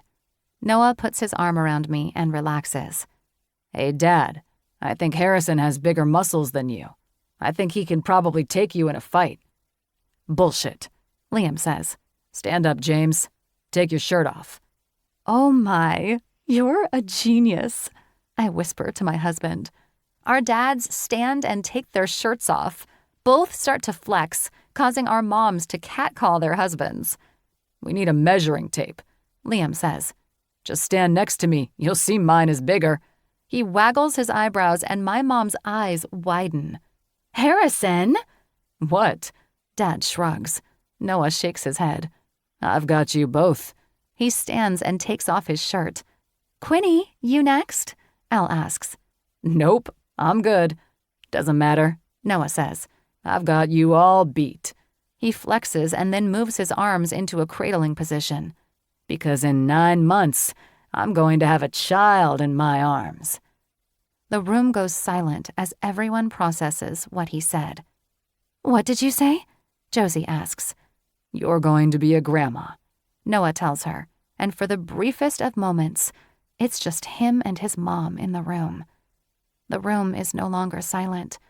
Everyone erupts in a chorus of congratulatory cheers, well wishes, and then my sister puts it all so eloquently. Bitch, you could have told me. I could have, but we wanted to tell everyone at the same time. There are lots of hugs, along with tears. My dad is the last one to come up to me. He pulls me into his arms, and it takes me back to the time when he taught me how to take my anger out on his drums. He didn't care that I was 5 or that Quinn had punched someone for me. All he cared about was giving me an outlet to express the hurt I felt inside from losing my father. He holds me for a long time, thanking me. When we part, I look at him. You're going to have to decide what you want to be called. I know. It's going to have to be better than whatever Paige comes up with. This isn't a competition among grandpas, I tell him. Sweetie, everything's a competition. Chapter 14. Noah.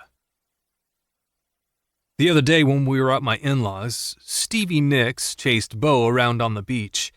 He was so gentle with her, even though she's not exactly small and pretty close to his size. He let her catch him, then he'd run again. It was a repeating cycle of dog energy that made me tired just watching them. And then he took her to the water. At first, Stevie Nicks didn't care about her feet getting wet, and then a fairly large wave came ashore and scared the crap out of her. One of Peyton's requirements with having a dog was that they liked the water. So I did what I thought would be best. I picked her up and waded into the ocean, holding her against my chest, like a moron. The scratches from her claws are deep and aching, but she likes the water now, and even follows Bo when he chases the waves. After a run on the beach where Stevie Nicks does most of the running, if we can call it running, she usually sways to one side, speeds away, falls, gets back up, nips at my heels, and then needs a nap. We're using the outside shower to clean our feet. Hopefully this is something she gets used to because I don't like the idea of her tracking sand into the house with her shaggy hair. She's bound to be a magnet for everything. Peyton, we're back, I say when we get inside. I stay behind our pup while she navigates the stairs. Whoever had her before us must not have had stairs of any kind because she's very unsure of them. Our first day home, I showed her how to use them and placed training treats on each step as her reward. Come on, you can do it. I tap her hind end to give her a little nudge. She looks over her shoulder at me and huffs. I'm tempted to carry her, but in a few months she's going to be huge, and I don't know if I want to carry a full-sized wolfhound around. Who am I kidding? Do you want Daddy to carry you? My question stops me in my tracks. Up until now, I haven't referred to myself as Daddy or Peyton as Mommy, but that's what we are. To Stevie Nicks, and to our little one growing inside of Peyton now. Holy crap, I say to the dog. I'm going to be a dad. Stevie Nicks looks at me like, duh. How is it just setting in? I give in, scooping her up, carrying her to the main floor and setting her down. She's hot on my heels as I rush into mine and Peyton's bedroom. Peyton? I say her name a little louder this time, but she still doesn't answer. I pull my phone from my pocket, tap the screen, and then the icon to see where she's at. The whole Find My Wife, that's what I call the app, is great, except it doesn't tell me her exact location, just that she's in the house. Peyton! This time I yell her name as I walk through the house. She's bound to hear me. Fuck this, I say as I press her name and turn my speakerphone on. Hi, she says as soon as she picks up. Where are you? In the bathroom. Which one? Ours. Where are you? Looking for you. I hang up and head back to our bedroom and then into the bathroom. I knock once before opening the door to find my wife on the floor with numerous pregnancy tests scattered around her. What's wrong? She shakes her head. I'm on my knees instantly, pulling her chin toward me. What's wrong? My tone's demanding, something I rarely have to use and hate using with her. Nothing. Clearly it's something. I look around at the tests on the floor. Leaning over, I pick one up. The digital readout says pregnant. Another one shows the right number of lines. Did you take all of these this morning? Yes. Why? Peyton sighs. I dreamt last night that yesterday was a dream, that I actually wasn't pregnant, and when I woke, I started to wonder. So you spent the morning in the bathroom? Peeing on sticks? She nods. I sit down next to her and wrangle Stevie Nicks in the gap I've created to keep her corralled. This is normal, I tell her. I read about it in one of the books or magazines. Women take multiple tests, so you don't have a false positive. Were all of them positive? Peyton nods, and a smile begins to form. Yes. I can't help but smile. Want to know what I said moments ago to our pup? What? I asked her if she wanted Daddy to carry her upstairs. It hit me square in the chest. We are parents to her, even though she's a dog. And in 9 months, we're going to be parents to a baby boy or girl. And then someday, within how many ever months it takes, they're going to call us Mama and Dada. Babe, we have new names.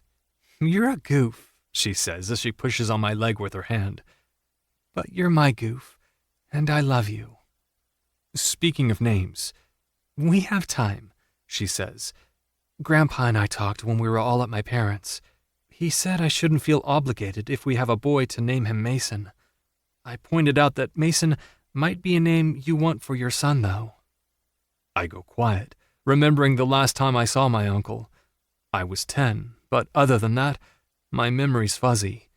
The night he died, it had been raining all day, and I remember asking Mason about my game the next day. The next day, Mason was gone. And then I met Liam. I clear my thoughts and try to disguise my inner musings by clearing my throat. You okay? Peyton asks softly. I nod. I'll be honest, I hadn't really thought about him in a while. I know. It's been so long, and I don't really remember him. You saw him, though. Peyton nods, and I say nothing. She believes she saw him while in a coma, and I believe her. It's not my place to discount what happened to her. When do you get your first ultrasound? I call them on Monday to let them know the test was positive. They'll probably have me come in to have my blood drawn, and then it'll be at the 6-week mark, but we won't see much. She holds her fingers up about a 1/4 inch apart. The baby will only be this big. I'll have another one somewhere between the 16 and 20-week mark. We can find out the sex then. I let out a long sigh. 20 weeks? She nods. Are you worried about multiples? Peyton shrugs. The chances are high. Honestly, I love my twin. Our bond is like nothing I've ever seen. I'd be okay with having twins. This time I'm the one pushing my leg into hers. Stevie Nicks whines, getting our attention. Or Peyton's. She pulls the pup into her lap and starts petting her. Within seconds, her little doggy eyelids flutter closed. Do you want to find out the sex of the baby? What a tricky question. Why? Because if I say yes, then you'll say yes, and vice versa. Peyton nods toward the sleeping dog in her arms, who's snoring. She's so cute. She is. Thank you. You don't have to thank me, Noah. I'm already in love with her. She's going to be best friends with the little bean in your belly. Bean? I shrug. I want to call him or her something. It seems so callous just to refer to it as it, or the baby. It makes me think we don't already love them. I think someone should invent a pee test that tells you the sex of the baby now, and not at 20 weeks. Are you saying you want to know? I look at her. Her eyes are hopeful. Yeah, I want to know. And I want to have one of those gender reveal parties. You just want to have a party. Her phone rings, waking the pup. It's Elle, she says, and then answers it. Hey. Yeah, okay. I'll have to go in anyway. Yep. Bye. Peyton hangs up and looks at me. Elle's going to start her shots on Monday. She doesn't have to wait for whatever cycle? Peyton shakes her head. I guess not. She just asked me to go with her. If she gets pregnant soon, the babies will be very close in age. Her lips turn up in a grin. It's what we want. Stevie Nicks leaves Peyton's lap and starts to walk around. I should probably get her outside before she has an accident. I stand and then help my wife up. I'll clean up in here if you want to go make breakfast. Deal. She rises up and kisses me. Love you. Love you more. After I take Stevie Nicks out to do her business, after which she was rewarded with a treat and lots of affirmations, I clean the bathroom as promised. For some reason, I check each test. I don't know if it's for my own curiosity or what. Each positive brings a smile to my face. In 9 months, Peyton will give birth to our child, and while it was created in a petri dish, it's still one we created together. Thank God for science. When Stevie Nicks barks, I rush out of the room and find her sitting at the end of the hallway, tail not wagging. I approach her slowly, peek around the corner, and roll my eyes. My father is on all fours, acting like a dog. You're scaring her, I tell him, and then look at my mom. Really? He's a child. Humor him, she says. She walks by, kisses my cheek, and before she can ask where Peyton is, I point toward the kitchen. What are you doing here? My dad finally sits up and then beckons his granddog to him. Thankfully, she goes. Staying here. Oh, did I know this? Dad shrugs. Ask your wife. We go into the kitchen where I find Peyton sitting at the island and my mom making breakfast. Really? This seems to be my word of the moment. She insisted, Peyton says. I fight the urge to roll my eyes. I had a feeling my mom would baby Peyton. Where's Paige? She and Mac went with AJ, Jamie, and the kids to Disneyland today, Dad says. Damn, that would have been fun to do. I'm not going on any rides, Peyton says. Nope, but once you start showing, we can go and get you some ears and take a bunch of photos. Speaking of, come here. I take her hand and drag her back to the bedroom. Take your shirt off. Excuse me? Just do it. I want to take your picture. I saw a video this couple did. They took a picture every day so they could capture her bump growing. I want to do it. Peyton takes her shirt off. Unfortunately for me, she's wearing a bra, and my parents are here. I snap a picture and then make sure it's saved. Come here. She does after she puts her shirt back on and wraps her arms around me. I hold the camera up and snap a photo of us. Right at the moment Stevie Nicks comes trotting into our room. Peyton picks her up and cozies up next to me for another picture. I show it to her and instantly save it as my wallpaper. Our first family photo, I tell her. I'm sure we'll end up taking a ton. I nod. I want to do it all. Everything from including Stevie Nicks on social media with a pregnancy announcement, the pregnancy photo shoot, and family photos with matching outfits.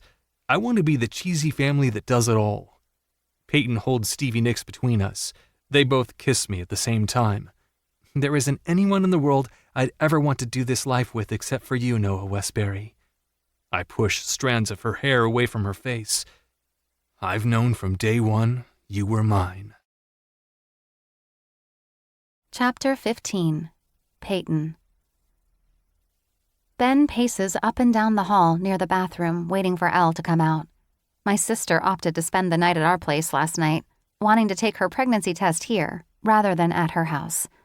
I didn't question her, mostly for selfish reasons. Hell yes, I want to be one of the first ones to know if she's pregnant.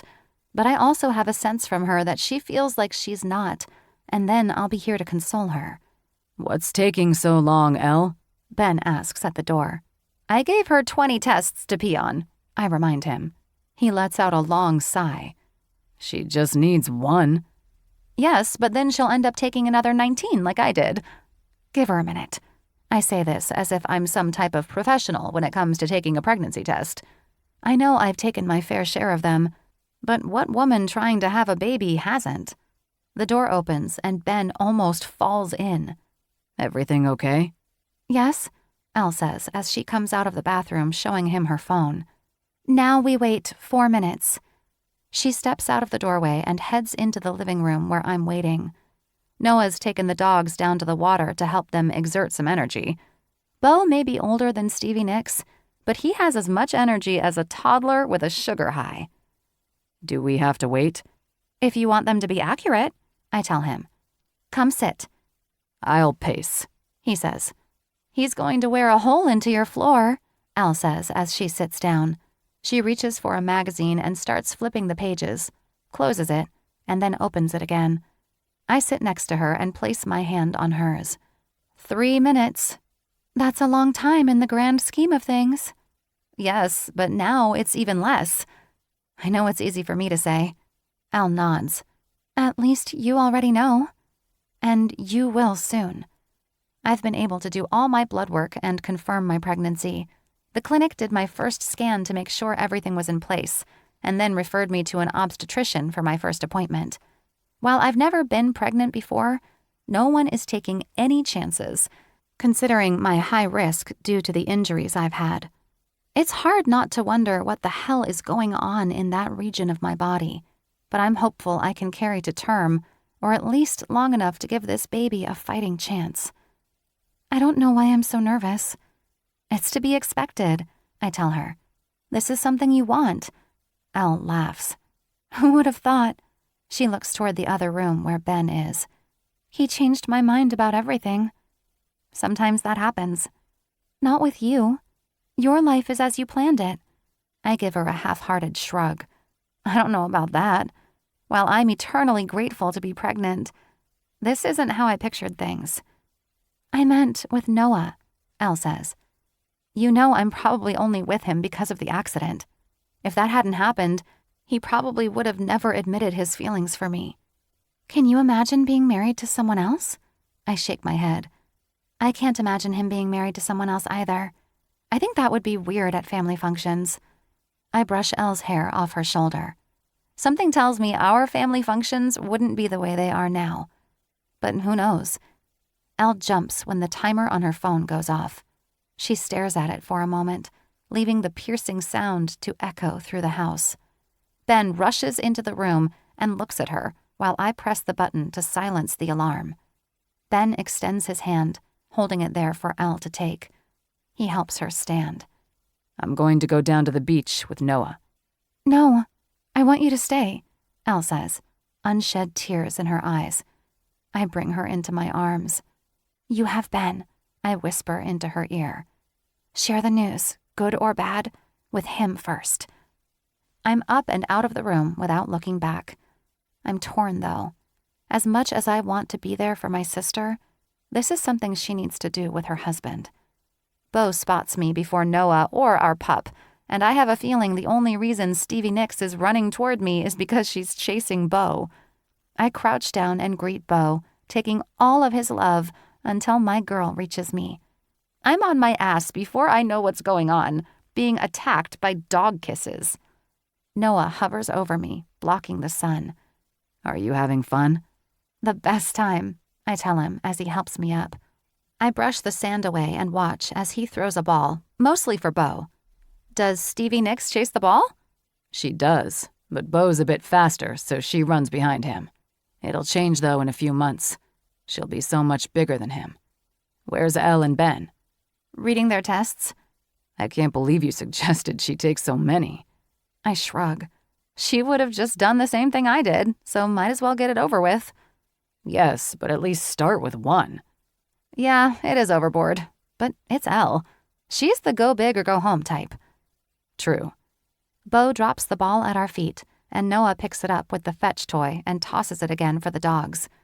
Ben says she's not very confident the IVF has worked. His words give me pause, and I sigh. I got that feeling from her as well. I'm certain it's why she spent last night here. She shouldn't have any problems, right? I shake my head. I don't think so. Her egg count was higher than mine, as were their embryos. I suppose she could be in the same boat as me, who knows? I don't think she and Ben tried to have a baby before he got cancer. They weren't even together. Don't remind me. The only saving grace was we were in Portland during all of that and didn't have to play mediator. I nod. Believe me, I'm grateful. I wouldn't want to choose between them. It's funny, while we were waiting for the timer to go off, Elle said something about how my life is how I pictured it. Noah stops walking and looks at me. There was a time when I didn't think I'd have this. I point between us. I know, he says. But I also know I wouldn't have been able to hide my feelings for much longer. The only way I would have been able to do so was to stay away from you. And as it was, that was hard. You almost married her. Noah looks at the sand and sighs. Which would have been a massive mistake on my part. I never liked her, I tell him. I never liked any of the women you brought home. But Desi was just plain evil. She saw me as a threat, and when I had the accident, she saw her future slipping away. Are you defending her? I shake my head. No, what she did is inexcusable. But desperation makes people do the inexcusable. Change the subject, he says as he steps closer to me. Noah rests his hand on my stomach. How's my bean today? Fine, I think. When is morning sickness supposed to start? I lift my shoulder. I think it should have by now. I'm 4 weeks in. Maybe it doesn't start until 6 weeks? That's normally the time women find out after missing their period. Maybe you'll be one of the lucky ones and won't have it. From your mouth to God's ears, Noah Westbury. I hate puking. And while I know the end game, the idea of sticking my head in the toilet every day for who knows how long does not appeal to me. Noah crouches in front of me. Hey, little bean, if you could do me a solid and not make your mommy sick, I'd appreciate it. He stands and gives me a look. What? That's the first time you've spoken to the baby. No, it's not. Yes, it really is. You've said some things, but that is the first time you've spoken directly to him or her. Well, I'm going to have to rectify that. Do you think I should read Madden's autobiography or something else? I can't hold back my laughter or eye roll. While John Madden is a legend, maybe we should start with something more educational. Noah covers his heart with his hand. You wound me. You'll get over it. We walk for a little bit more before turning around. I'm thankful Bo stays with us, which keeps Stevie Nicks with us as well. She's very attached to him and his ears. Poor guy. When we get to our steps, Noah and I pause. Do you think we should go in? I stare up at the house and nod. It's either good news or back to the clinic for another round. Elle's a trooper, Noah says. Nothing seems to faze her. That's not true, I tell him. You see what she wants you to see. I see the real her, the parts of her she hides from everyone else. She even hid from Ben for a long time because she didn't want him to judge her. It took her a long time to really, truly open up to him. Honestly, it's no different with me and you. You see a completely different me, especially at home. You know my ins and outs, what works for me and what doesn't, and you know what I need. Elle wants a baby with Ben, especially after everything he's been through. Noah pulls me to him and cups my cheek. Your love for your sister is unwavering. All I meant was, the shots didn't faze her. On the off chance she has to go through the treatment again, she can do it. She's strong and determined. I didn't mean to insult her. My hand grips his wrist, and I turn my head slightly to kiss his palm. I'm sorry. I forget that you've been there our entire lives. You know her too. Probably more than I should, being her brother-in-law. True. We climb the steps and head to the outside shower. I brush Stevie Nicks while Noah works on Bo. We'll never get all the sand off them, and I resign myself to having sandy floors. I'll sweep the floors later, I tell Noah when I give up. He laughs, brushes off his feet, then mine, and then we head into a very quiet house, which I take as a good sign. Hello? I call out. In the living room, Ben says. Noah and I approach with caution and find Elle and Ben sitting on the couch. Neither of them looks at us or even each other. There's a single pregnancy test sitting on our coffee table, on top of a paper towel. My husband directs me toward the love seat before I can reach for the stick to see if I'm going to be an aunt or not. You're scaring me, I tell my sister. Spit it out. Maybe I'm contemplating some grand reveal like you and Noah did. Noah planned it, not me. Elle eyes Noah, who's grinning like a fool. Elle, I say her name softly. At Thanksgiving, I asked if you'd carry mine and Noah's child, and you said you couldn't because you and Ben wanted to start a family. I said I wanted us to be pregnant at the same time if we could figure things out. Do you remember? She nods. I swallow hard, looking for any sign, but she's stoic, not flinching or even hinting at anything. Noah reaches for my hand. You're killing me, Elle. Are we going to have our babies at the same time? My voice cracks at the end.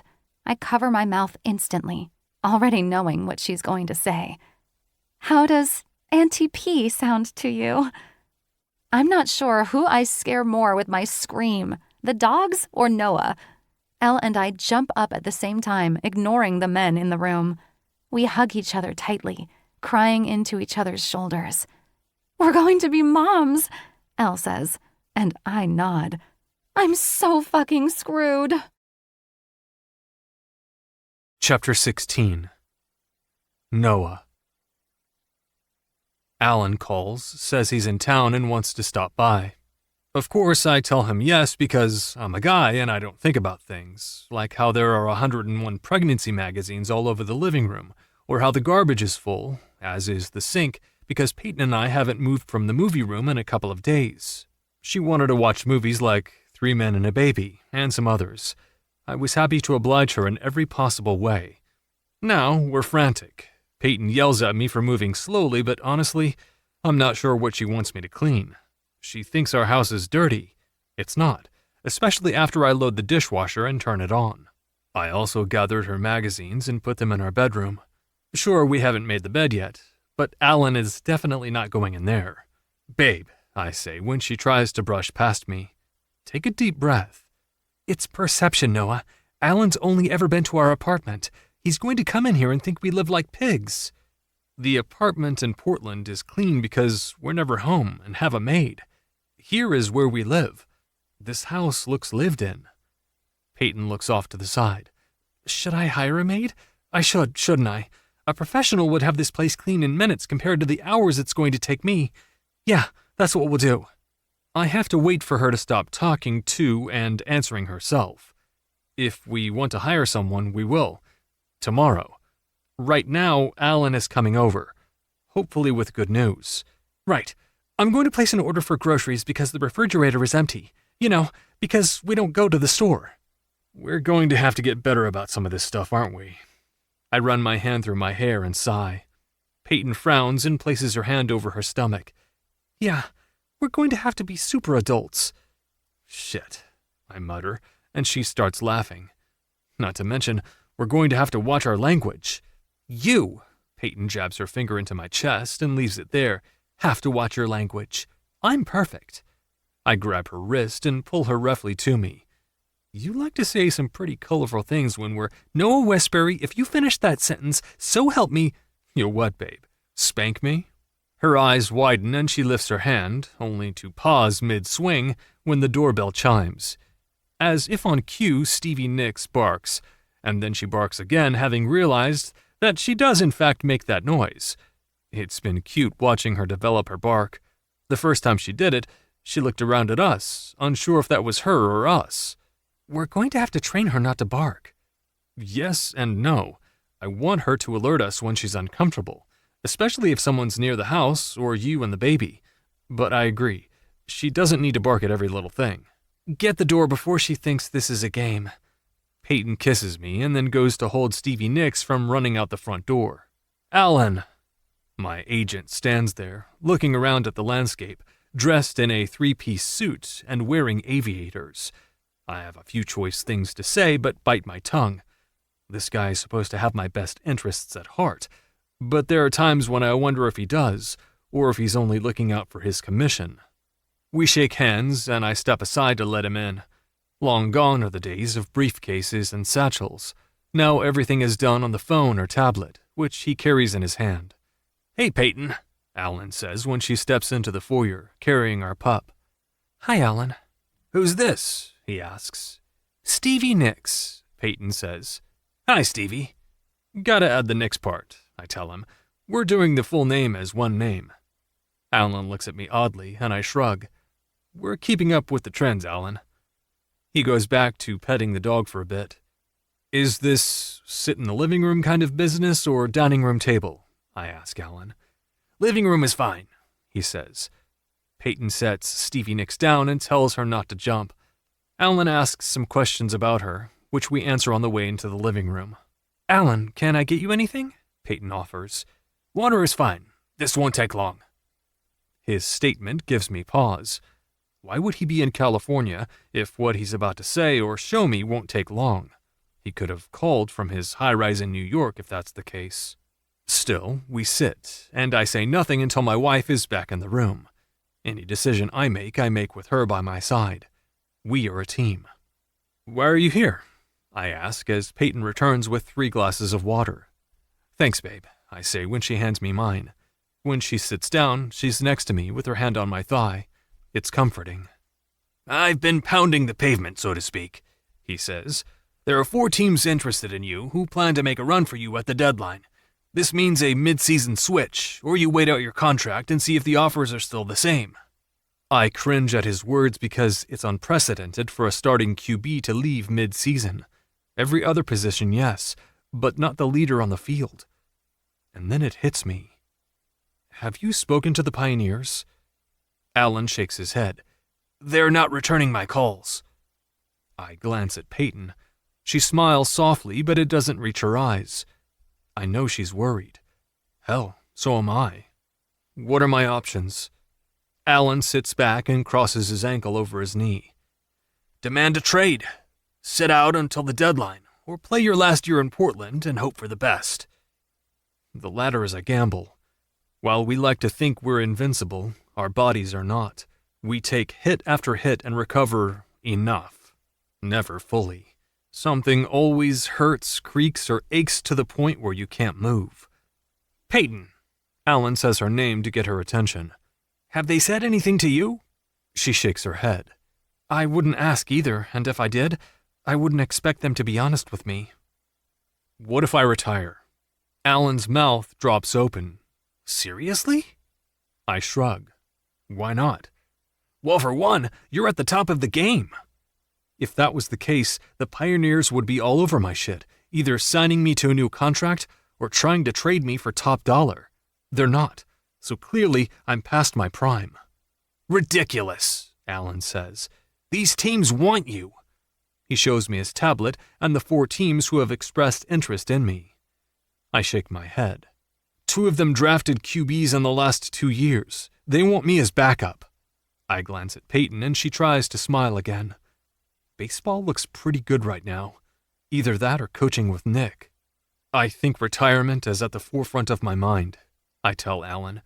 But I'll let you know before the season starts for sure. Are you sure that's what you want to do? I nod and stand. Alan stands and shakes my hand. All right. I'll keep working, though, so when you come to your senses, we'll have an avenue. Thanks. I walk him to the door, hold it open as he steps out. He turns. You're young, Noah. Teams want you. Just not as someone to lead their team. I need to let that sink in for a bit, Alan. I'll be in touch. I shut the door and rest my head against it. Seconds later, Peyton's arm wraps around me from behind, and she rests her head in the middle of my back. We stay like this for a bit, just being one with our thoughts. I have a feeling I know what she's thinking, just as she probably has my thoughts all figured out. I'm sorry, Noah. I sigh heavily and grip her wrist and tug her hand so I can turn and face her. You're the analyst. What did I do wrong? You know I would have told you, she says. I believe her, but still feel like something is missing. Do you think you missed something? I know she didn't, but I ask anyway. Let's go watch a game film, she says as she tugs me toward our media room. I sit in the chair, waiting for a game to come on screen. She finally sits next to me with the remote in her hand and gives me a stack of papers. These are your game notes, she says as she presses play. On the screen is a condensed version of one of our games. It's whistle to whistle, no commentary, commercials, or delays. Just the teams and the officials. Peyton lets it play for a moment and then stops it. She stands and goes to the screen. Here, you misstepped and you released the ball too early, causing Julius to reroute slightly. If you had hit him in stride, he had an easy shot to the end zone. With this play, it took you 5 more downs to score. I look down and read her notes. They're verbatim to what she just said. Here, Julius didn't run the route correctly. You noticed and hit him in stride. However, Chase thought the throw was for him. He leapt and fumbled. Again, her notes say the same exact thing. Okay, enough. Are you sure? Come here. She does, and I pull her onto my lap. She straddles my thighs. I'm sorry for doubting you. Peyton runs her fingers through my hair. Stop doubting yourself, she says. Just because Logan doesn't want to sign you again doesn't mean you're not one of the best quarterbacks out there. Logan's an idiot. He's your boss, I point out. He doesn't know the difference between a zone defense and man coverage. He thinks the defense just chases people around. I don't even know how he got hired. Maybe you should take his job. She shakes her head. It's not something I want. I'd be less involved, and if I'm going to work, I want to be where the action is. My hand slides under her shirts and up her back. I look into her eyes. Is this okay? I ask as my fingers play with the clasp of her bra. She nods and I slide the hooks loose, moving my hands quickly to pull her shirt over her head, along with her bra. Do they still hurt? I press my lips to her breasts, mindful of the soreness she's talked about previously. Some, but that feels good. Peyton holds my head, keeping me near her chest. We haven't been intimate since... Well, shit, I don't even know because I've made it a point to respect the changes her body is going through. I don't pretend to imagine or understand the emotions she's feeling right now. It's funny because I've never considered myself to be a patient man, but it seems I am. Peyton grinds against my hard cock. I let out a strangled groan, crossed with a hiss, and bury my face between her tits. Her reaction is immediate and instinctive as she tilts her head back, a soft moan escaping from her parted lips. Her hands roam over me, tugging at my shirt until I give her enough space to take it off. Nails dig into my skin and then softly trace the contours of my back. I've missed us like this, I say into her flesh, reddened by my stubble. Her perfume fills my senses, a tantalizing mix of floral and all Peyton. Her fingers move from my back and into my hair, tugging harshly. She presses harder into me. The friction sends my mind reeling. Let's go to our room, I say against her flesh, as I start to push us out of the chair. No. Here. Now. I'm not one to tell my wife no and start maneuvering my joggers and boxers down until my cock springs free. Peyton grips my shaft, giving me a solid pump before sliding off my lap to take her shorts off. For a moment, I stare at her, taking her all in. I'm the only one besides her who can see the tiny bump starting to form. Every day I've taken a photo of her to mark the growth of our child. I reach for her, bringing her closer to me, and place my lips on her belly. I don't know how I got so lucky, to be her husband and the father of her child. As cheesy as it sounds, she completes me. "Babe," she whispers as her fingers brush through my hair. I pull away from kissing along her tan line and look at her. "I need you." Peyton will never grasp the magnitude of what those words, hell, what any of the things she says to me mean. I sit back and bring her forward, again straddling me. She grabs a hold of my cock, strokes me a few times, and then hovers over the tip. Painstakingly slowly, she takes me in, inch by inch, until she lets out a contented sigh, and despite the disappointment I felt earlier with Alan, this feels right. Being home is where I'm meant to be. Chapter 17. Peyton. My mom and Elle show up at my house early. I swear the sun has barely risen when my annoying sister bursts through my house, acting like we're planning her wedding or something. My head hurts and I'm afraid to take anything, and the homeopathic remedies only work part of the time. Lately, I haven't felt great. Some foods turn my stomach sour, but it's not like I'm puking or anything. The nausea comes and goes and is mostly non-existent. I guess I'm one of those women who can say their pregnancy has been easy. So far, minus the whole getting pregnant part, it has been. I come out of my bedroom wearing a dress. We're going to see a venue today for Elle and Ben's vow renewal. She wants the whole ceremony, with our dad walking her down the aisle. I don't blame her one bit. It was a magical moment. Not only for me, but for our dad as well. Deep down, even though he's known Noah for most of his life, and with Liam being his best friend, I'm not sure my dad was ready to let me go. As soon as I see my mom, she comes over and hugs me, and then sets her hand on my non-existent bump. Noah says he can see a difference, but I don't, and I'm not sure I believe him. "I bet you can't wait to show off your bump," Mom says. Do I want that? Part of me thinks I do, but then I'm not so sure. Elle scoffs as she walks into the room. "We match," she says as she points to her also non-existent bump. She's going to be the one showing her bump to everyone and not have a single care in the world about it. Sometimes I want to be more like her. Elle's confident in everything she does and doesn't show any fear and never holds back. That's not me. I'm not meek. But if something isn't going my way, I let it slide and just fade into the background. I don't like confrontation, and I definitely don't want any attention drawn to me. Noah and I have kept our growing family a secret. We want to control the narrative when it comes to what photos of me are out there. We have the ones we'd taken the morning we found out we were pregnant, but he's yet to post anything. Our lives have always been so public, whether it be our dad's career or Noah and his team winning the Super Bowl.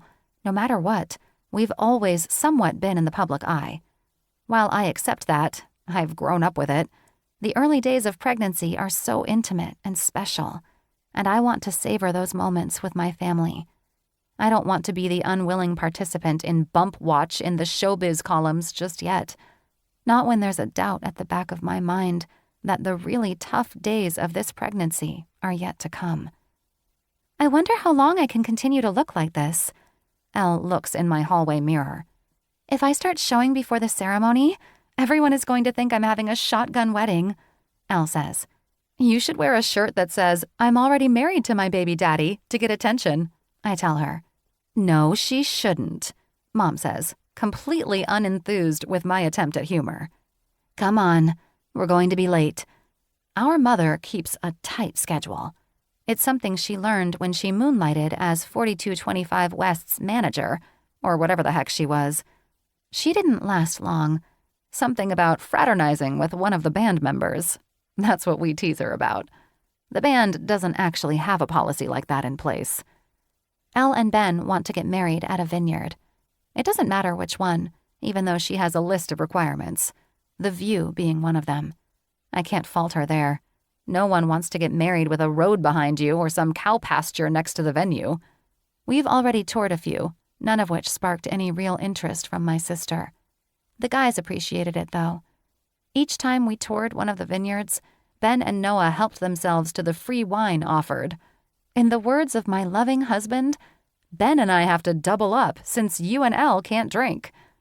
I sure do love him. Shotgun, Elle yells as soon as we get outside.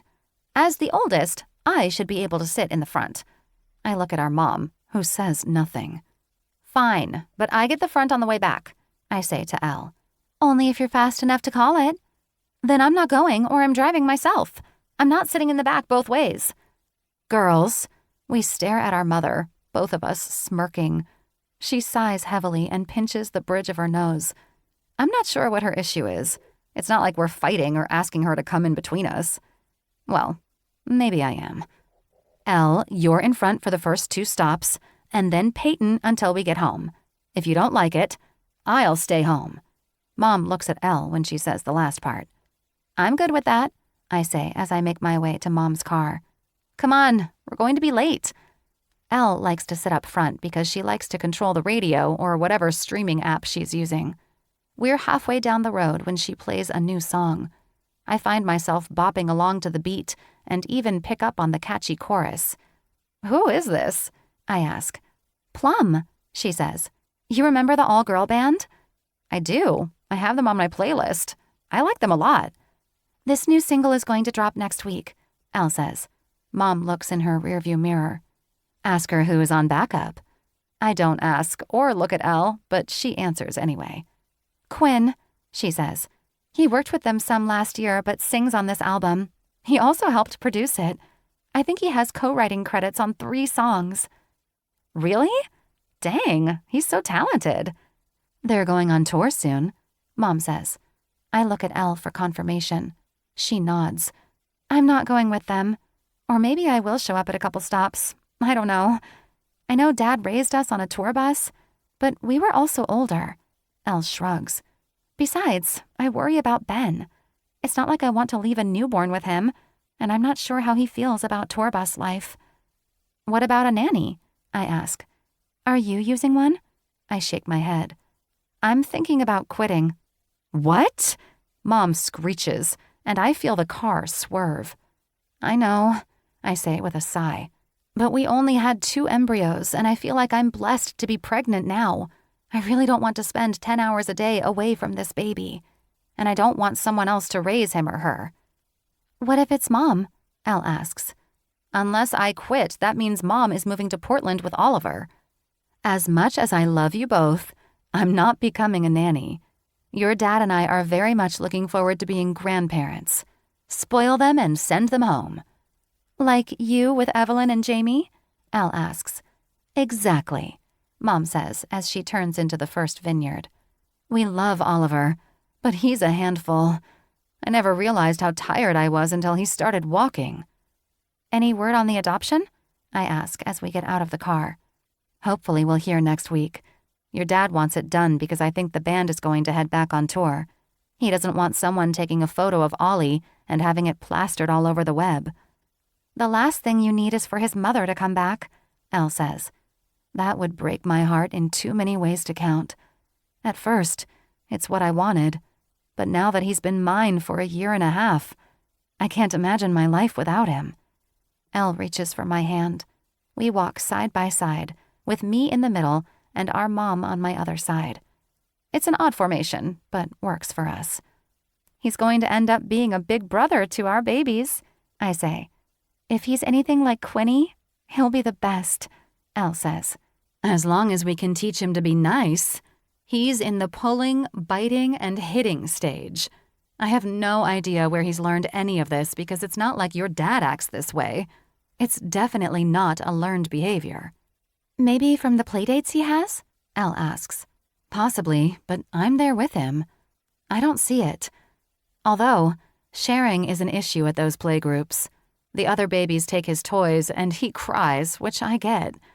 Technically, he's an only child and doesn't understand sharing. Your dad and I try to work on it, but I think it's different when it's toddler to toddler. Well, soon you'll have a house full, I tell her as we reach the door to the winery. You'll be on full-time grandma duty while Elle and I are basking in the sun. Mom lets out a soft chuckle. I love you dearly, but no. Right, Elle says as we walk in. As if on cue, Elle's contact walks out and greets us. She introduces us to Carrie, and we start the tour. She takes us through the vineyard, pointing out the different grapes, and tells us about the growing season.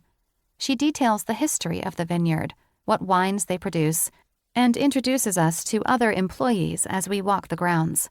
This is all fascinating, if not mundane. Every winery has the same story. It started with a dream, or it's been handed down through many generations. I'm not sure if Elle is even interested or just wants to see the spot where she would walk down the aisle and renew her vows with Ben. When we finally reach what Carrie refers to as the grand wedding location, I'm not impressed. I have a better view of the ocean from my patio. It's hilly, uneven, and you can faintly hear the water. If Elle and Ben wanted to see the water, they'd have to walk to the edge, and the ocean still wouldn't be in their backdrop. Carrie takes us inside to show us where the reception would be. The room is small. Not that Elle's guest list is overly large, but she'll have a live band or 4, and people will dance. Our father will have industry professionals there, and I believe Elle and Ben are inviting some of Noah's teammates. There needs to be space, and this room doesn't have it. Elle glances at me, and without her saying anything, she knows I'm not impressed. Sometimes it's hard to hide how you're feeling, but the website for this winery showed a very different picture of what they can offer. As soon as the tour ends, Carrie urges Elle to sign a contract, saying dates are filling up. She's good at her job, but the winery isn't selling itself. At least, not to me. I'm still looking at other places, Elle tells her. Carrie nods. She gets it. Every bride has to do their due diligence. I'll be in touch. Once we're an earshot away, I say, not a fan. The pictures they have on their website do not match. No, they don't. I hate when businesses do this, Mom says. It really chides my butt that they wasted our time. Whoa, Mom, watch the naughty language, Elle says, and we both laugh. Don't worry, I'll tell Ben and he'll mention how disgruntled his MIL was during the visit. MIL? She asks. Mother-in-law, I tell her. Do you call Liam a DIL? Elle snorts. No, but others call Dad and Liam DILFs. Mom looks at Elle strangely. I shake my head, but no, Elle's going to do it. Dad's I'd like to Elle Miller, so help me. Mom walks off, shaking her head. She's so easy to rile up, Elle says as she links her arm with mine. At the car, Elle tells us Ben has started vlogging. It was something his therapist said would help as part of his recovery and acceptance. You know, since he lost his nuts. Elle cackles. That's pretty cool for Ben, I tell my sister. Elle nods. He's doing a pretty detailed account of everything. It's like journaling. At first I thought it was a bit odd, but he likes it, and I like reading and watching the videos he's made. He's taken a bunch of photos and videos on the sly and put them together. That's very sweet, I tell her. I don't bother to tell her that Noah's taking a picture of me daily so we can watch the bump grow in real time. It feels intimate and something that should stay between us. I know he plans to share it on his social media sometime after the baby arrives, and I'm okay with that. But for right now, I like that it's private. We pile into my mom's car, with Elle in the front. Instead of going to the next winery, Mom takes us out to lunch. In the back corner, the color pink has exploded, and the section is filled with women, presents, and balloons shaped like baby bottles. We should probably talk about a baby shower or gender reveal parties, Mom says as we sit down. We can schedule them after Elle's bridal shower. I love presents, but don't need a bridal shower. A baby shower for sure, she says. I don't want a shower or a party. Wait, aren't you and Noah going to find out? Elle asks. I shrug. We've talked about it. One day we want to know, and then the next we want it to be a surprise. Imagine the elation you'd feel when Ben says it's a boy or girl and you're finding out for the first time. I get it, Elle says. I still want to know, though. For shopping, Mom adds. Definitely, Elle says. I want everything bought and done so I can rest on maternity leave and not have to worry about anything. Just me, the baby, and Ben, living in bliss. Part of me wants that too, I tell her and my mom. But I don't know. There's something about the element of surprise. Mom nods. You have a very valid point. I don't care what you girls have, as long as they're healthy and my babies stay safe. It's all I can ask for. How does it feel knowing you're going to be a grandma? Elle asks her. A lot better than it did when I found out I was having twins, she said. Even though I wouldn't trade you girls for anything, having multiples scared the shit out of me. Ben wants twins, Elle says. One of each and then we can be done. Noah wants a football team, I tell them. He'll be over the moon happy with the one he's getting. Mom and Elle laugh. We pick up our menus and have our orders ready by the time the server comes to the table. With our glasses raised, Mom says, To my babies and their babies, I'm one lucky woman. Chapter 18. Noah. Today we are meeting Peyton's obstetrician. I'd met the one she used in Portland, but because she's pregnant now, she needs one in Cali. While I'm over the moon that we're having a child, I'm nervous about fatherhood. I know I'm going to be a good dad because I have some strong role models in my life. However, I fear that with my career, I won't always be around when my child needs me, which makes me feel like I should retire sooner rather than later and just kick this football career to the wayside. I'm scared for Peyton, though. I'm scared about the changes her body will go through and how that will affect her. Will she be in pain?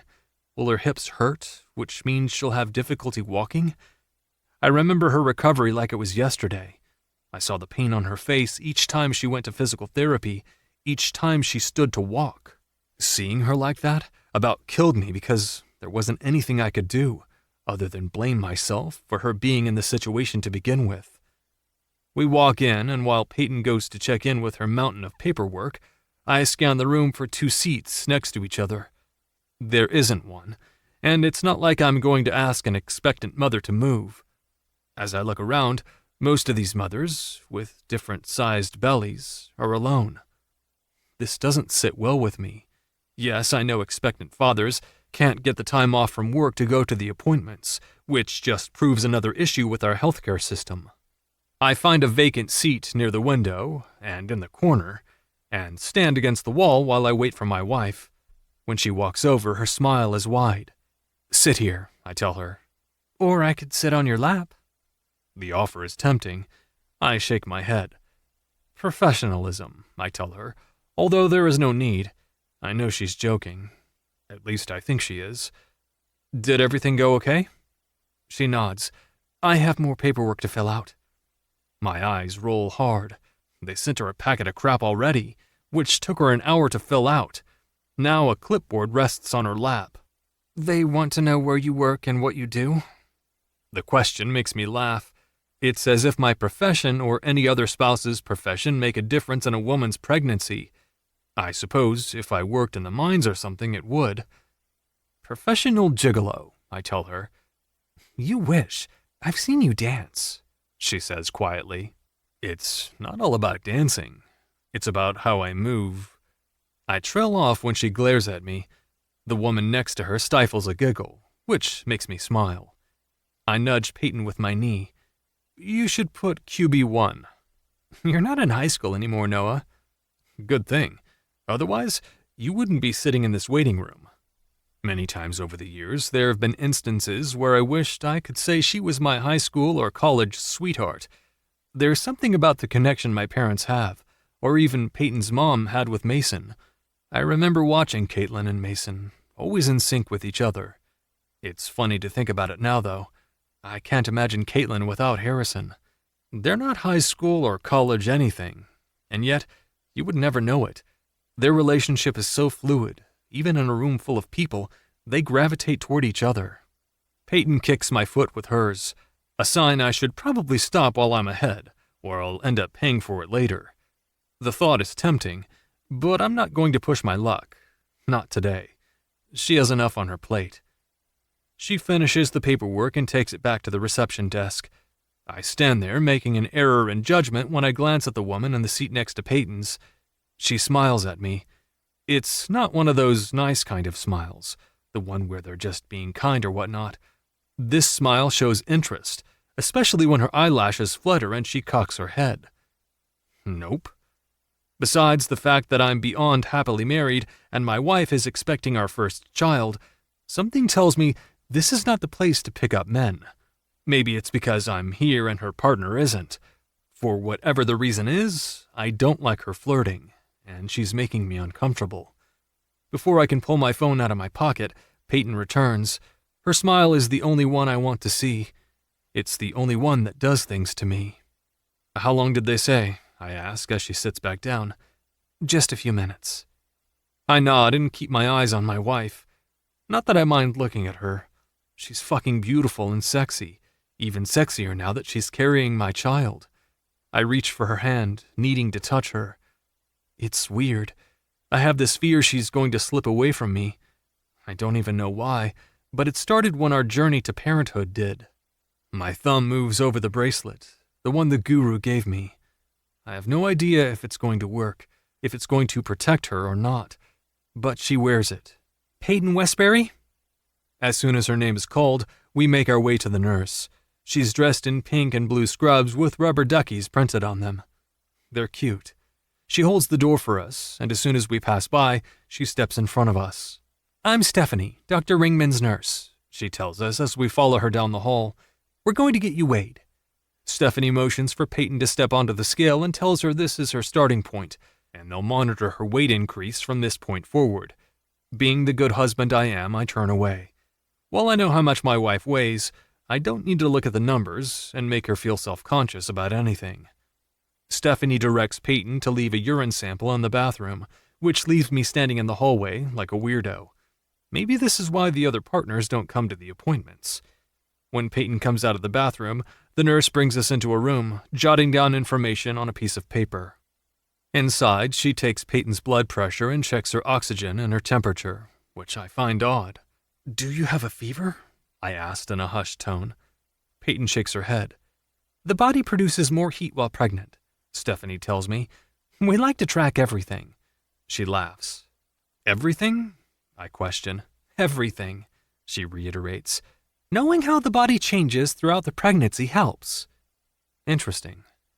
I quiet down while Stephanie asks Peyton a series of questions, mostly the same ones Peyton answered on the pile of paperwork they sent to our house.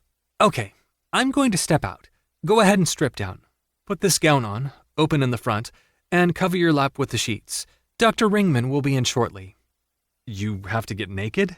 I ask as soon as the door closes. Peyton shrugs. This is my first time doing this. My bad. I wonder if one of our baby parenting books gives us some idea of what you should expect from each visit. Are you going to come to each visit with me? My eyes widen at her question. Why wouldn't I? She shrugs and continues to undress. I watch her, reminding myself that this shouldn't be for my enjoyment. When she goes to sit on the table, I help her up. Why did you ask me if I'll come to your appointments? Well, you didn't see any other spouses out there, and once we get into football season, you'll be busy. I don't care about other spouses or my job right now. I care about you and our child. Honestly, I don't want to miss any of this. If you decide we're one and done, I want to be able to say I was there every step of the way. One and done isn't just my decision. I scoff. It absolutely is, Peyton. I will not, in good conscience, ask you to put your body through anything you don't want. If you tell me this one is all we're having, so be it. I will not pressure you for another, let alone hint or ask for one. She reaches for my hand. How'd I get so lucky? Another scoff. You have no idea how backwards you have things. I wink. The door opens. A tall female wearing a skull cap walks in, dressed in blue scrubs and a white coat. Stephanie comes in behind her and shuts the door. Hi, Peyton. I'm Dr. Ringman. She shakes Peyton's hand and then mine. Noah, I tell her. It's nice to meet you. She sits on the rolly chair and looks at the computer screen. I went through the notes from the fertility clinic. It looks like things went smoothly. Congratulations. Thanks. It says they implanted 2 embryos? Yes, Peyton says. They were the only 2 viable. The words hurt, but I fight to remain composure. We'd hoped for more. Well, Peyton had. I had a tough time coming to terms with having viable embryos we may not use. Hoping for multiples? I'm a twin, so if we have twins, we'll be good, Peyton says. Dr. Ringman nods. Okay, let's get started. Do you want Dad to stay in the room? Dad? I'm not sure I'll ever get used to someone referring to me as Dad. Peyton looks at me. I smile softly. Whatever you want, babe. I want him to stay. She doesn't take her eyes off mine. Right then, I wonder what Dr. Ringman thinks. Does she wonder if I'm forcing Peyton to answer this way? Does she think Peyton's in some abusive relationship? Now, I'm uneasy, thinking the worst. I swallow hard and step forward, clutching Peyton's hand. Once Peyton's settled, she's back to staring at me and not paying attention to what the doctor's doing to the lower part of her body. When Peyton winces, I want to demand the doctor stop, but know this is necessary. All done. Ringman moves away from Peyton and covers her lower half. Are your breasts sensitive? Yes, some days are worse than others. Ringman moves Peyton's arm, checks her breasts, which I think should be my job, and then covers her up before coming to my side. I step away, but am back at her side as soon as Ringman's done. She moves back to the computer, sitting on the stool I desperately want to sit and zoom around the room on. I help Peyton set up. Everything looks good, Peyton. Your due date is going to be around January 10th. Well, would you look at that? I say so only she can hear. I'm a cliché. Peyton laughs. Everyone on social media will blame me, saying I should have planned this better to have a spring or summer baby. Who cares what everyone thinks? We're having a baby. If he or she comes on game day, oh well. Peyton, I've copied your OB in Portland, per your request. Is your next appointment going to be here? Dr. Ringman asks. Yes, Peyton says. I'm here until August, and can come back for the monthly appointments. It's the 2-week ones that I'm concerned with. Dr. Ringman nods. Okay, the only concern I have right now is bed rest and premature delivery in the 3rd trimester. As soon as you hit your 2nd trimester, we're going to have you come in every 2 weeks to be on the safe side. Peyton glances at me briefly, and then at the doctor. Maybe I should just keep all my appointments here? That might be an undue financial burden. My dad has a plane. It's okay. Peyton covers her face, shaking her head. It's not a problem, she says. I wait for Dr. Ringman to ask her to explain. She doesn't, which is probably a relief to Peyton. Truth is, we'll use the crap out of the private jet. Where do you plan to deliver? Oh, I guess Portland. Dr. Ringman nods and types. We don't normally suggest the back and forth. I'm happy to see you until you return to Portland, and then transfer your care over to your OB there. Peyton nods. I'll see you back here in 4 weeks. Please don't hesitate to call if you have questions. She shakes our hands and leaves, along with Stephanie. As soon as the door closes, I help Peyton off the table and wait while she dresses. We had questions, and I forgot to ask. We can look at the books when we get home, she says. I'm sure appointment expectations are in there somewhere. Peyton stops at the checkout, gets her appointment for next month, and then we're on our way. What's on the agenda? I want to go shopping. I think the groan I let out can be heard all the way back to Beaumont. For baby stuff, Peyton says. At least I want to look at furniture, get an idea of what's out there, and what we might like. As long as I don't have to try anything on, and some dude doesn't ask me which way I hang, I hate that. Peyton laughs as I help her into the SUV. That's always a favorite question of mine. Of course it is. I shut the door and run around to the other side. As soon as I'm behind the driver's seat, I say, Okay, Mama, where are we going? Beverly Hills. Another groan, but I keep this one in check and let my ass pucker all the way to the store. Chapter 19. Peyton. Someday, I'm going to look back on this adventure with Noah and ask myself, Self, what the fuck were you thinking when it came to this damn road trip to Portland? It's not that I'm 7 weeks pregnant and miserable. I know those days are coming, and I have months to prepare for them. It's that we're driving with a puppy. A puppy who is still potty training and can't exactly ring the bell on the door when she wants to go out. Noah's oblivious to her needs as he drives I-5. He's in the zone, thinking about organized team activities. I tried to tell him he didn't need to be there, but under the circumstances, he wants to show the organization he's a leader. I question the latter because I swear if he could stick his head out the window like Stevie Nicks, he would. As is, we're stopping every 2 hours to take her potty, but then I worry she's not drinking enough water. And she's restless, whining because she's cooped up in the car. I try to hold her, but that only lasts for a few minutes before she's moving to the back. When we got on the road, I had her strapped in. I found a cute dog seat and, being the responsible pet owner I am, bought it, along with the suggested harness and a blanket. The latter wasn't needed, but it was sitting there on the app, so I figured why the hell not? Stevie Nicks hates it. Noah says it's because she wants to be with us, which I would agree with if she wasn't in the back trying to chew on things she shouldn't and acting all innocent when I scold her.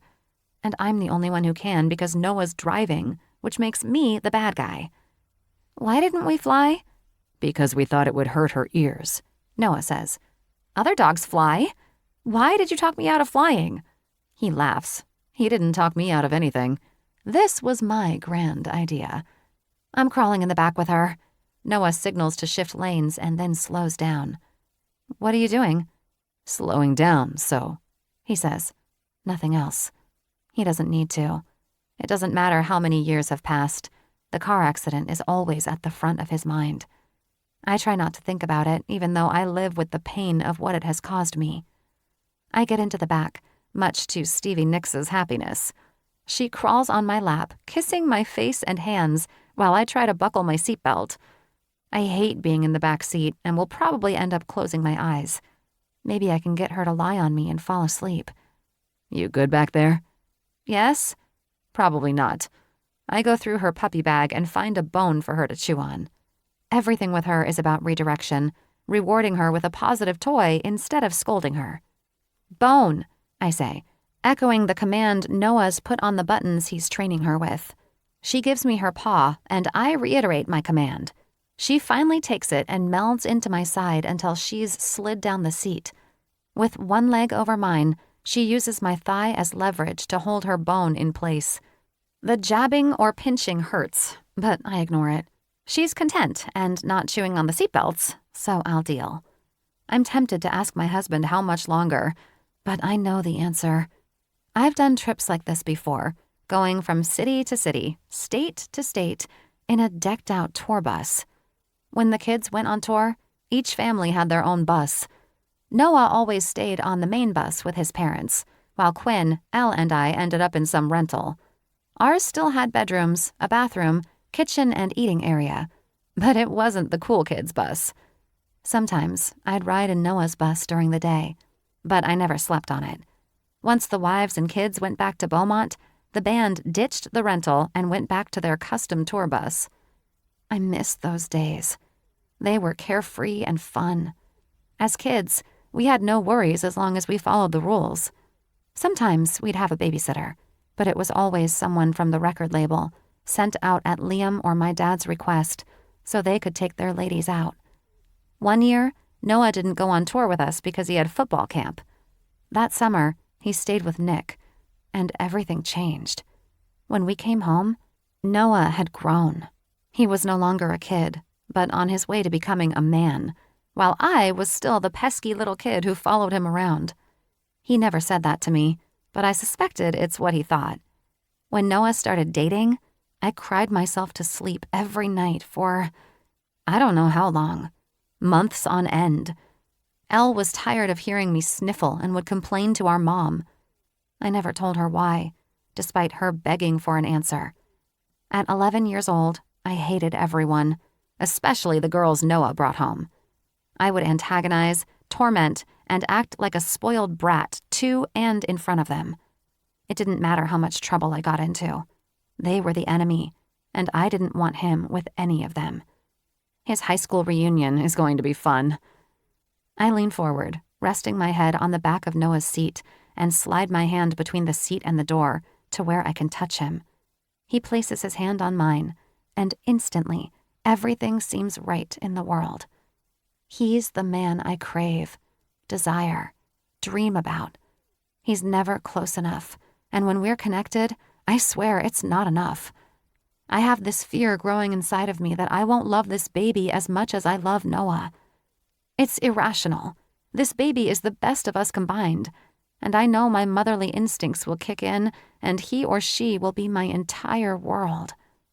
Does that mean Noah won't be? I shudder at the thought.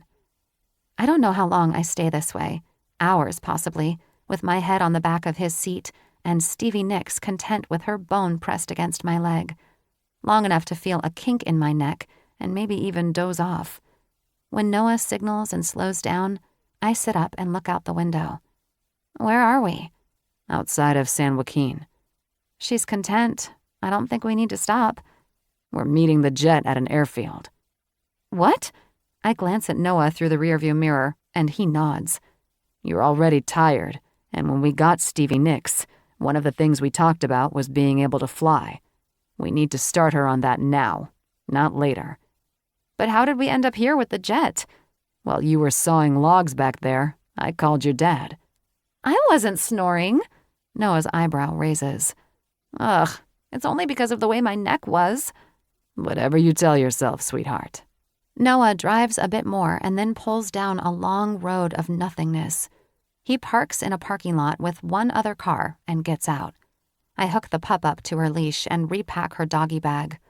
After opening the door, I grab her things, and whatever else I can carry, and get out. There's a man with a luggage cart helping Noah load our suitcases. He takes the things from my arms and smiles softly at me. A couple 100 feet from where we are, the jet lands. I don't remember who it was, but one of the guys decided to wrap the outside in the 4225 West logo. Now, no matter where the jet is, someone always knows a family member is in town. As we walk toward the airfield, the steps descend, and my brother appears. I look at Noah, who keeps his attention on the plane. Quinn meets us halfway, and Noah hands him our keys. Thanks, man. What's going on? I'm driving your car back, so it's there when you come home. Quinn leans down and hugs me. I'll pick you up at the airport on Friday. You're the best. I try, he says. If you're all set, I'm off. It's a long drive back. Thanks, Quinn. I really appreciate you, Noah says as they bro hug. We watch Quinn walk away before heading toward the plane. Secretly, I'm relieved.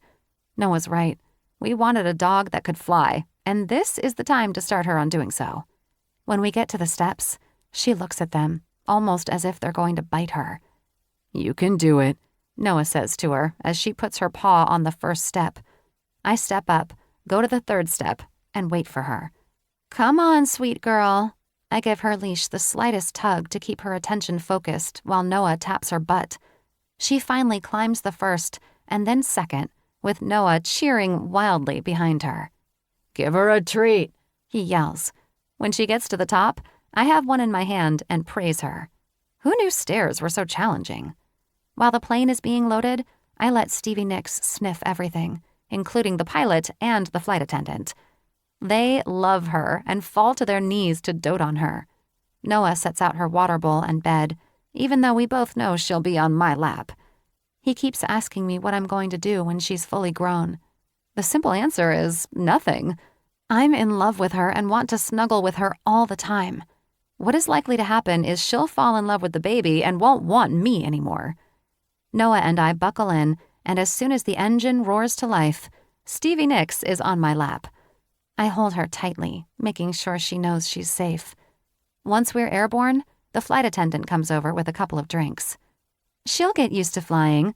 Another crew I work with, the owner of the jet, has 6 poodles. They all sit in their own seats. Nothing phases them. She pets Stevie Nicks's head. That's good and exactly what we want. Bo travels well, she tells me. Why hadn't I thought to ask Al about Bo? You're right. I forgot. She leaves, only to return with some food.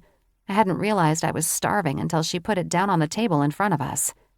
Thank you. I'm sorry, but I forgot your name. It's Sage, she tells me. I've only been on a couple of your flights. Well, thank you, Sage. When she walks away, I lean over and kiss Noah on the cheek. What's that for? For being the best husband a girl could ask for? He smiles. I did it selfishly. Oh, yeah? He nods. I wanted you to sit next to me, but you moved to the back. I couldn't have that. After we eat, I bring Stevie Nicks onto my lap. She lies across both of us while we watch a movie. Thankfully, the flight is short, but it gives me time to snuggle with my favorite human and our pup. Are you going into the office tomorrow? I think Stevie Nicks and I might make an appearance. I think she wants to run on the field. Logan will lose his mind, and he deserves it for the way he's treating Noah. What if Logan fires you? I shrug. Then Stevie Nicks doesn't have to worry about a babysitter. Besides, I'd have a job before I even cleaned out my desk. Would you go to work for someone else? Another shrug. I like the idea of freelancing. Getting game film might be hard, but it's probably something I can manage with each team. We'll see. I'm not worried. I am. Noah says. I'm worried how their lack of commitment in me might affect you. I turn slightly and cup his face. Babe, we are fine. I love how you worry about me, but believe me when I say things will work out. If they fire me, so be it. I'm 7 weeks into this pregnancy, and I honestly don't know if I want to go back to work. If this is our only child, I want to spoil the crap out of them. I don't want a nanny raising our baby. It's odd. I can't imagine not playing next year. There are other things in the world we could be doing. He kisses me. Like moving back to Beaumont? Have you thought about it? He nods. A little. My mom is very excited. She's ready to be a grandma. I think my parents might move as well once the adoption is final. That would be perfect. We'd just need Quinn. My heart sinks a bit. Elle and I would have to convince Nola it's an amazing place for her to be. I'm not so sure she'd agree, though. Sometimes I wonder how much she's given up to be with Quinn when he hasn't given up anything. Love makes us do some stupid things. Hey, I say as I slap his chest. Noah laughs and pulls me to his chest. Oh, Peyton, the things I did to you on your 18th birthday could have gotten me into a lot of hot water. I'd do them all over again, given the chance. You'd changed nothing? I ask, looking up at him. I wouldn't let you go, he tells me. I would have taken you home and told your parents I was in love with you and wanted to be with you. Damn the critics. He could have lost everything. Part of me is happy we waited. Just not the part that got damaged because we waited too long. Chapter 20. Noah. We have to rethink apartment life in the city. In the week we were in Portland for OTAs, poor Stevie Nicks had too many accidents to count, which totally circumvented our potty training efforts. I don't even want to think about what things will be like when Peyton's here alone, with a child, and trying to get our fur baby outside to go to the bathroom. I also don't know if I can stomach buying a house here. As much as I love the city, Portland isn't my endgame. My gut tells me I'm going to be somewhere else next year, either with a new team or sitting on the couch, growing a beer belly, and having a pity party for myself because my career is over. After a week in Portland, we're back in Cali for the long weekend. We're going to spend all of Saturday at Peyton's parents', with everyone in tow. It's weird because our house is big enough to host everyone, but we don't have direct access to the beach. Whereas Harrison and Caitlin's access is there the second you step out the door. Honestly, I'm jealous. Although, while their beach is supposed to be private, there are always lurkers, people who didn't see the sign or ignored it. I come around the corner and rest against the wall when I see Peyton and Stevie Nicks having a moment. She's holding our pup in her arms, and I swear the way our pup's paws are, she's giving her mama a hug. They're swaying to the song playing from our sound system. You're going to be the best big sister, aren't you? Stevie Nicks kisses Peyton. She laughs and hugs her tighter. You'll always be our first baby, though. Yeah, she will. Peyton turns and pauses when she sees me. I don't give her a chance to set our pup down. I go to my girls, pull them both into my arms. Stevie Nicks skims. I give her the command to be still, something we've been working on to keep her calm. Mostly it seems to work. Training has been fairly easy. That was until we got to our apartment, and she had more than one accident because she wasn't used to the environment she was in. I read in the training book we could put a pad out on our balcony, but I feel like this would confuse her when she's here. Leaning forward, I press my lips to Peyton's and then nuzzle Stevie Nicks' coat. She's soft, thanks to the bath Peyton gave her earlier, and smells like the beach. They make beach scents for dogs? Peyton laughs. They make every scent possible. I like it. Stevie Nicks squirms. Peyton sets her down and then wraps her arms around my waist. She looks at me, leaving me with no choice but to run my finger down the side of her face and lean in for another kiss. Touching her, kissing her, hell, just being near her is something I'll never get enough of. What's on your mind? I frown and shake my head slightly.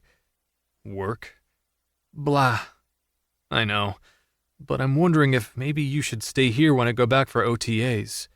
She eyes me skeptically. I don't enjoy leaving her alone, mostly because I hate being away from her, but because she doesn't like to drive. Or head to Beaumont for a bit? You know, you don't have to be at OTAs, right? I nod. She sighs and tightens her grip on my wrist. But you feel if you're not there. Peyton doesn't finish her sentence and steps away. I wish you didn't feel this way, Noah. She looks out the sliding doors at the view we have of the Pacific Ocean. Faintly, we can see people surfing. They look like giant ants from this far away. It's a clear day with a gorgeous blue sky. The temperature is getting warmer and warmer every day, and soon people will clog the beaches with their umbrellas, cabanas, and those sunshades that are impossible to put back together. I step behind my wife and wrap her in my arms. This past week sucked, sitting in those sessions with the rookies learning the ropes, but I was present, and I think Logan saw that. I answered a lot of questions. I get that, but they shouldn't make you feel like you have to be there. This is your downtime. You should be recovering and taking care of your body. I know it's just meetings right now, and when you move outside, you won't take contact, but still. What are you afraid of? The team breaking your heart, she says as she continues to look out the window. It wasn't the answer I expected from her. I thought she'd say something about me missing an appointment, which would never happen. I pull her tightly to my chest and rest my chin on the top of her head. We stare out the window with Stevie Nicks sitting at our feet. Poor girl can't see past the balcony wall, but that doesn't seem to faze her. Do I tell my wife my heart's already breaking? That I feel like I've invested my life with this team, building connections and working toward another championship, only for them to turn away from me? And for what? It's not like I've sat on the sidelines with injuries. Regardless, I think the apartment isn't the smartest for Stevie Nicks. You saw her when she had the accident. She cowered and hid in the corner. I don't want her to feel like that. I wanted to cry, Peyton says as she looks down at her and then cocks her head to see me. We'll figure it out. I kiss the tip of her nose.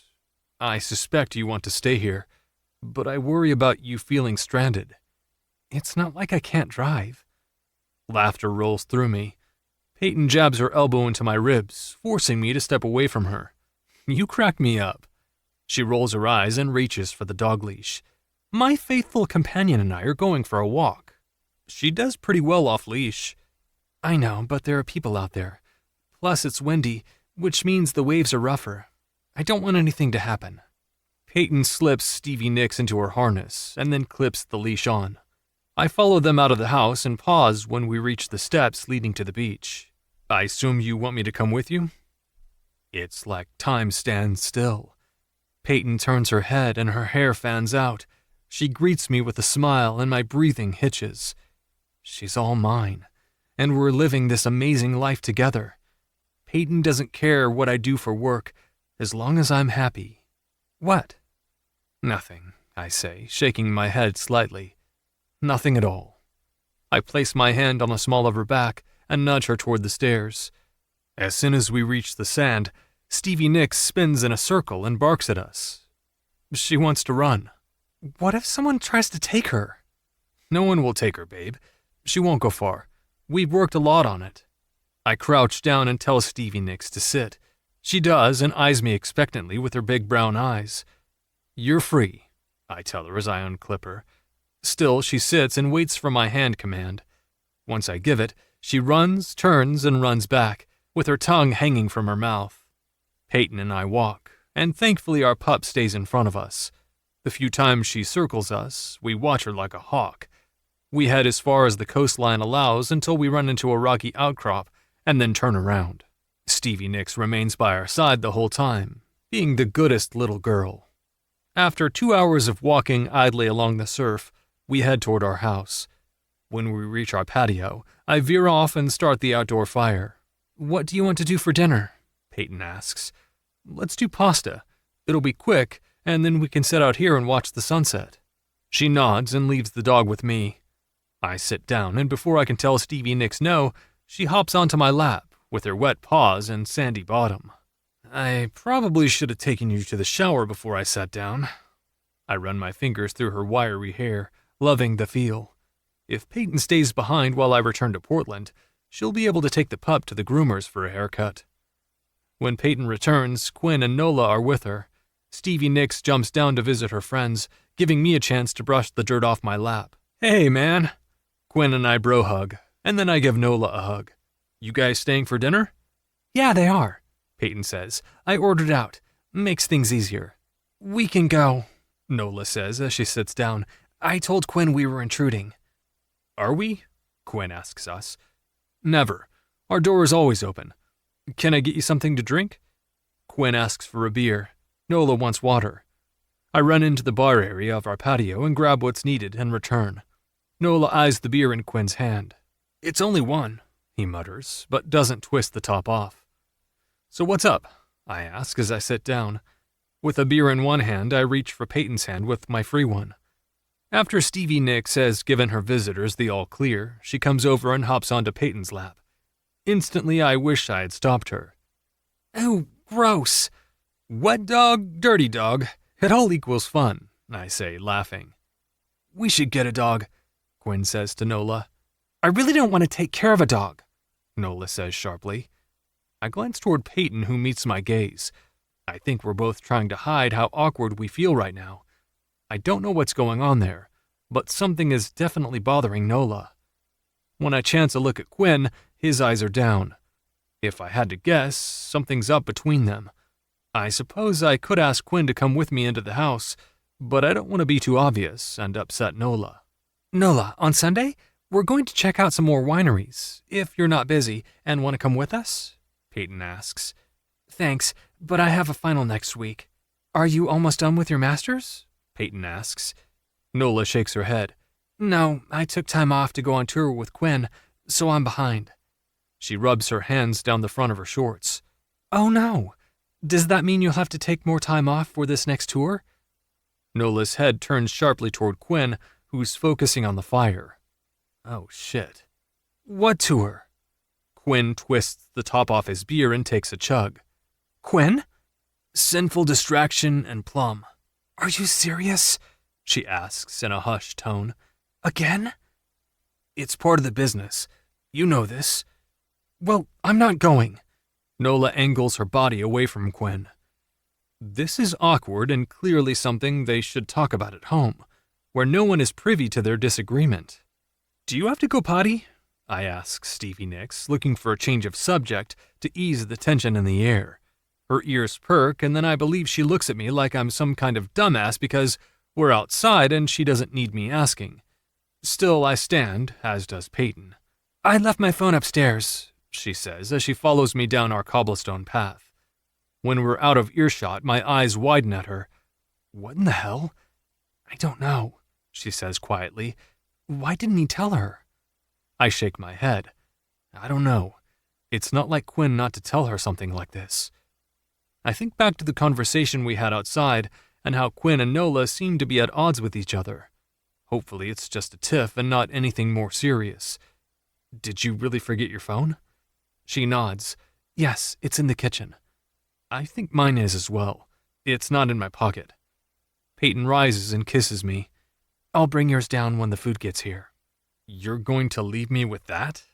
I point toward the fire pit outside. She nods and bolts up the stairs.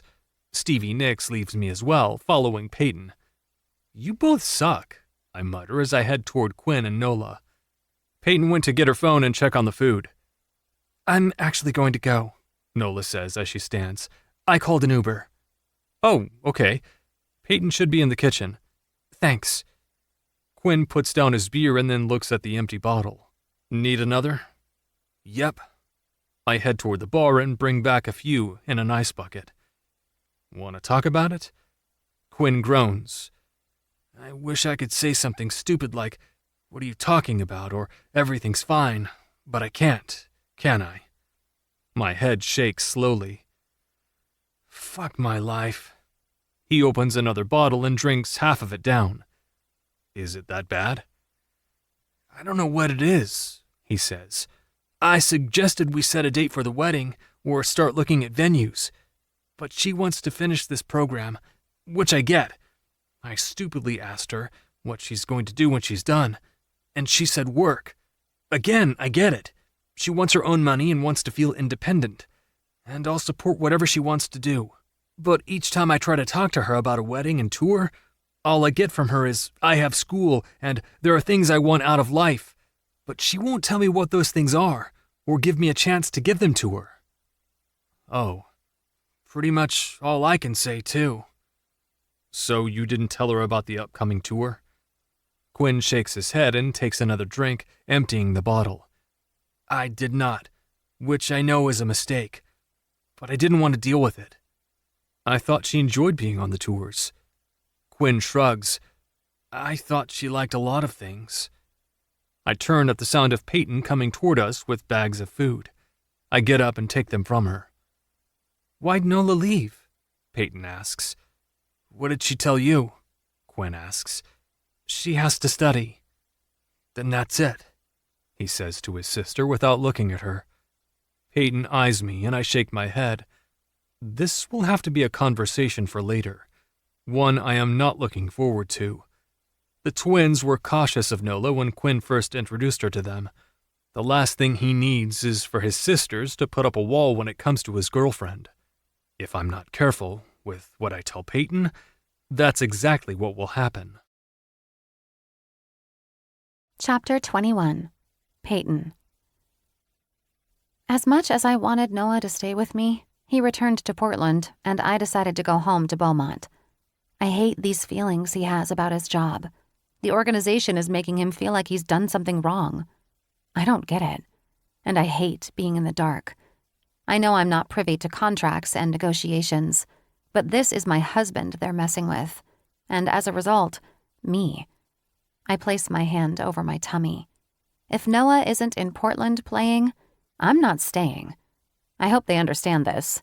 They can't honestly expect me to stay on staff if my husband isn't there. I miss the beach, the sound of the waves coming ashore. But I love being back in Beaumont at my grandfather's house, even if he's not home. When he said he was going on a cruise, I had no idea he meant a multi-month cruise. I'm happy he's out there living his life, but damn, his life is more exciting than mine. Being in Beaumont means I have to drive. It's not so bad when the town is small and traffic is all but non-existent. I pull into the farthest parking spot and get Stevie Nicks out of the SUV. Of course, Noah makes me drive a tank. If I had to guess, he's had the sides reinforced or something. When we get to the carts, I pull one out and tell Stevie Nicks to give me a hug. It's another command Noah's taught her, where she stands on her hind legs, and if I'm crouching down, she'll put her paws on my shoulders, making it easy for me to pick her up. I'm sure the grocery store has a problem with her being in there, but I'm hoping they'll allow it since she's in the cart. "Be good," I tell her as I give her a snack. She sits there, probably a bit uncomfortably. If there's a next time, I'm going to bring a blanket for her to sit on. We head in, and instantly the employee gushes over her. I'm biased, but she's definitely a cutie. "What's her name?" This is exactly why I told Noah Stevie Nicks needs a pink collar, and I'm glad I held my ground and added a bow. I didn't want to have to correct everyone each time they called her a boy. "Stevie Nicks," I tell the young girl. Stevie Nicks looks at the girl, almost as if saying, "Pet me now." She smiles. "That's the cutest name I've ever heard. Can I pet her?" I nod and watch her lean into the young girl's touch. "Am I allowed to have her in here?" "Yeah, as long as she stays in the cart. The owners don't really care. Your sister brings her dog in here all the time." "You know my sister?" She nods. "Yeah, everyone does. She's at the school a lot, cheering for Mac Ashford." Hearing this about my sister brings a smile to my face. I know Mac helps with Beau, but it really seems like Al and Ben have brought Mac into their lives in ways no one expected. "You go to school with Mac?" The girl nods. I scan her shirt for her name tag, but don't see one. "And your sister-in-law, although we aren't friends." "Oh," I'm not sure what to say to that. "It's okay, though." She shrugs. "If you need anything, let me know. I'll probably follow you around because she's the cutest thing ever," she says, as she makes kissy faces at Stevie Nicks. "Thank you. I'm sure she'll lap up the attention." I slip her another treat before being well-behaved and start pushing the cart through the vegetable section. I hate buying groceries when it's only me.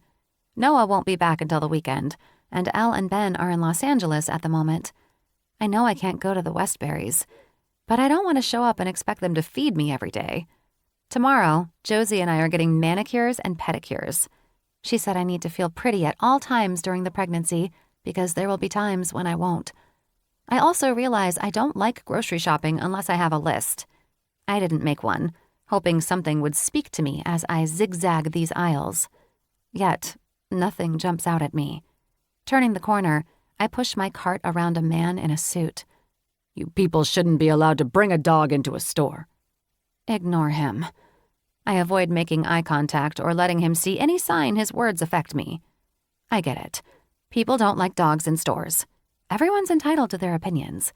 Some dogs misbehave, while others, like Stevie Nicks, sit in a cart and don't bother anyone. It's also not about dogs bothering people, but about cleanliness. Still, his comment is unwarranted. If he has a problem, he can go to management and they can ask me to leave. Only the man comes toward me. I turn slightly when he gets closer and freeze.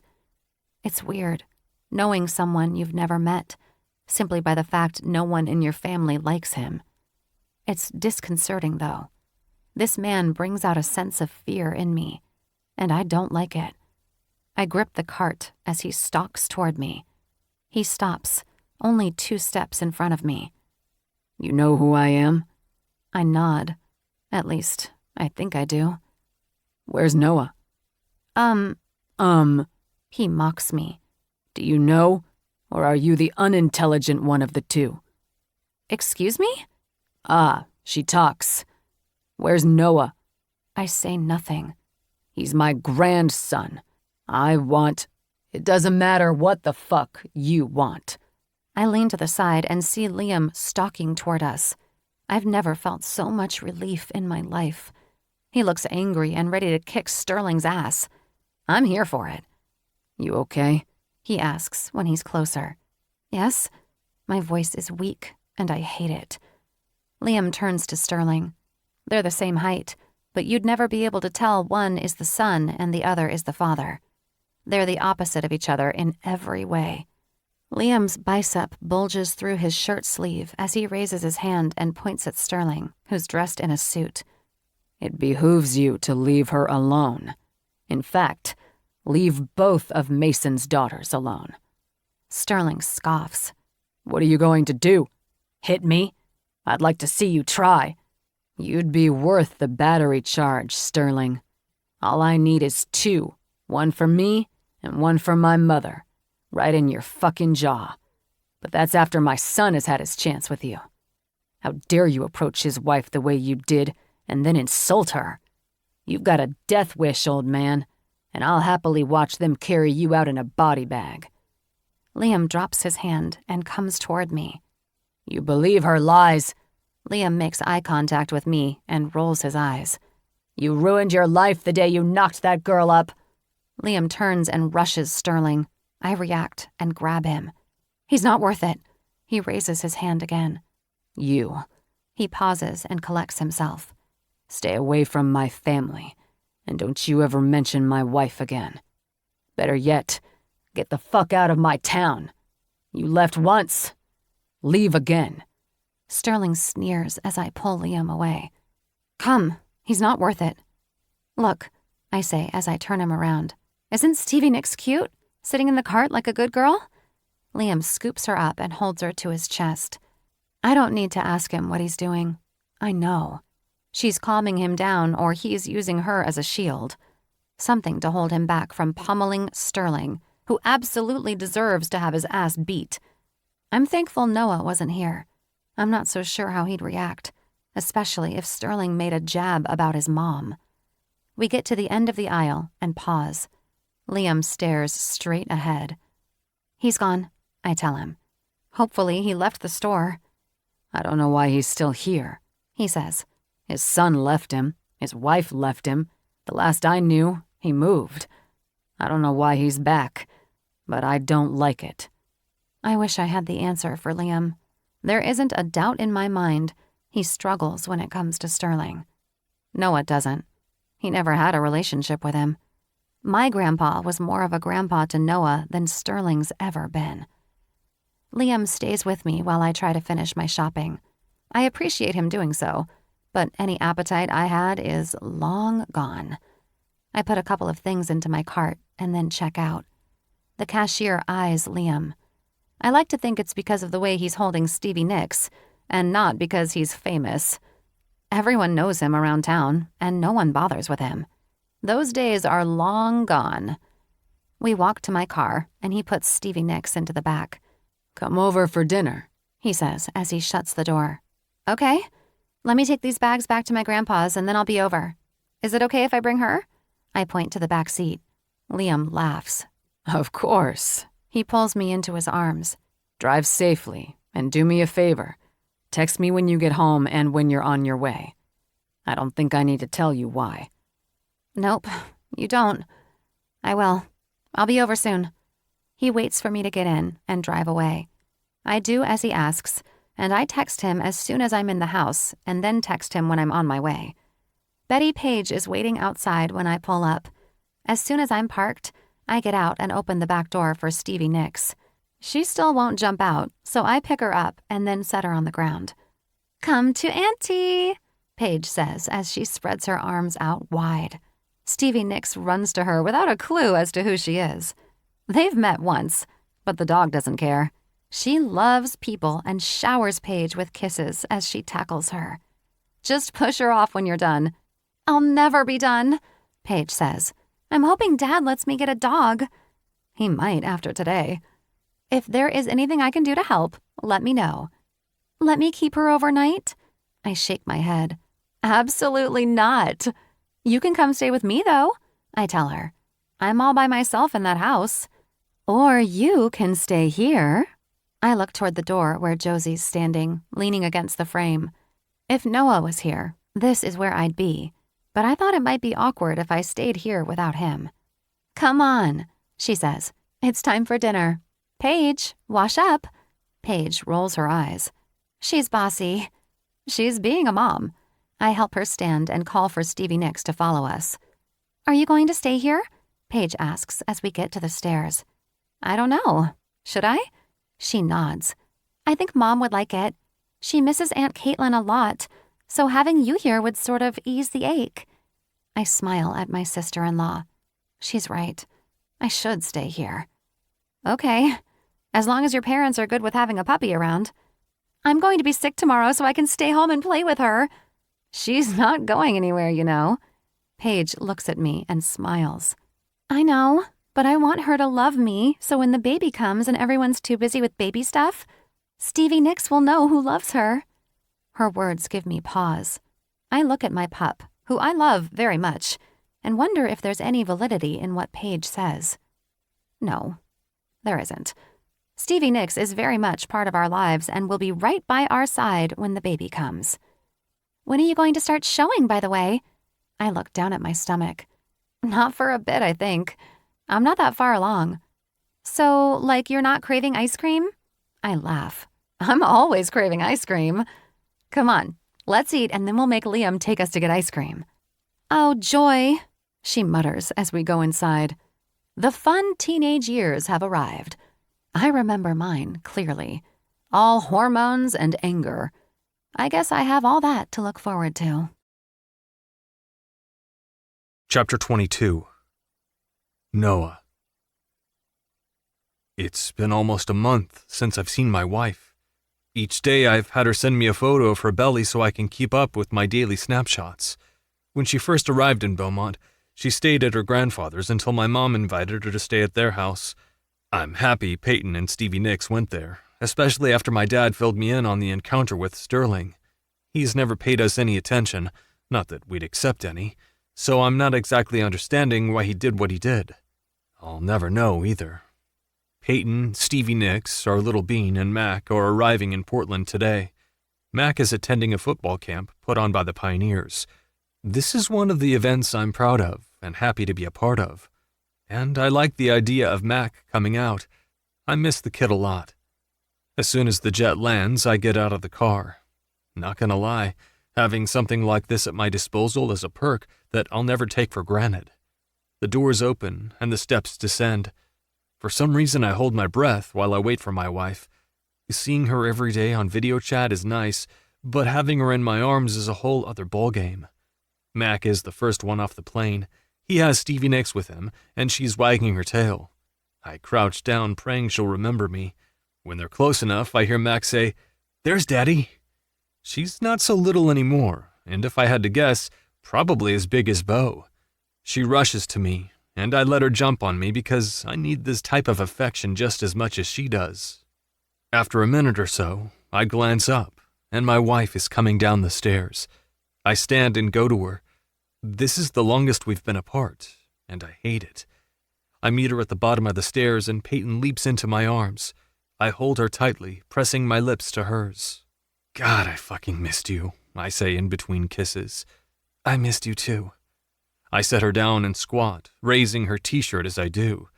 "Hey, little bean," I say to her growing bump. "How's my baby doing?" "Yeah, I know you can't answer me, but Mommy tells me you're growing and doing everything you need to be doing in there. Daddy loves you." I rub my thumb back and forth over her skin, hoping I'm not bothering my wife. After placing a kiss there, I rise and kiss Peyton again. "How are you feeling?" "Fantastic." "Your appointment is set for today, right?" 11 weeks, she says, "and I feel wonderful." "No morning sickness?" She shakes her head. "Very little, and only with certain foods." "Perfect," I say, and then correct myself. "You're perfect." I take her bag from her and head toward my rental. The cargo team loads the few bags she and Mac brought into the back and tell us to have a good day. Once we're inside and heading out, I look in the rearview mirror at Mac. He's had to grow up so much in the past couple of years, with his dad leaving for a bit and his parents' subsequent divorce. "How are you doing?" I ask him. "Good. I'm excited." "Yeah, me too. You won't know anyone other than Julius's son, but he'll be in the lower age level, although he's going to be a fantastic wide receiver when he's older." "That's cool. It'll be good. I'm here to learn from the best." Max smiles at me. We hold eye contact for a bit longer, and then I turn away. I don't feel like the best, and have felt off this past month. Maybe it's because Peyton wasn't here. The drive through the city is hectic, with bumper-to-bumper traffic.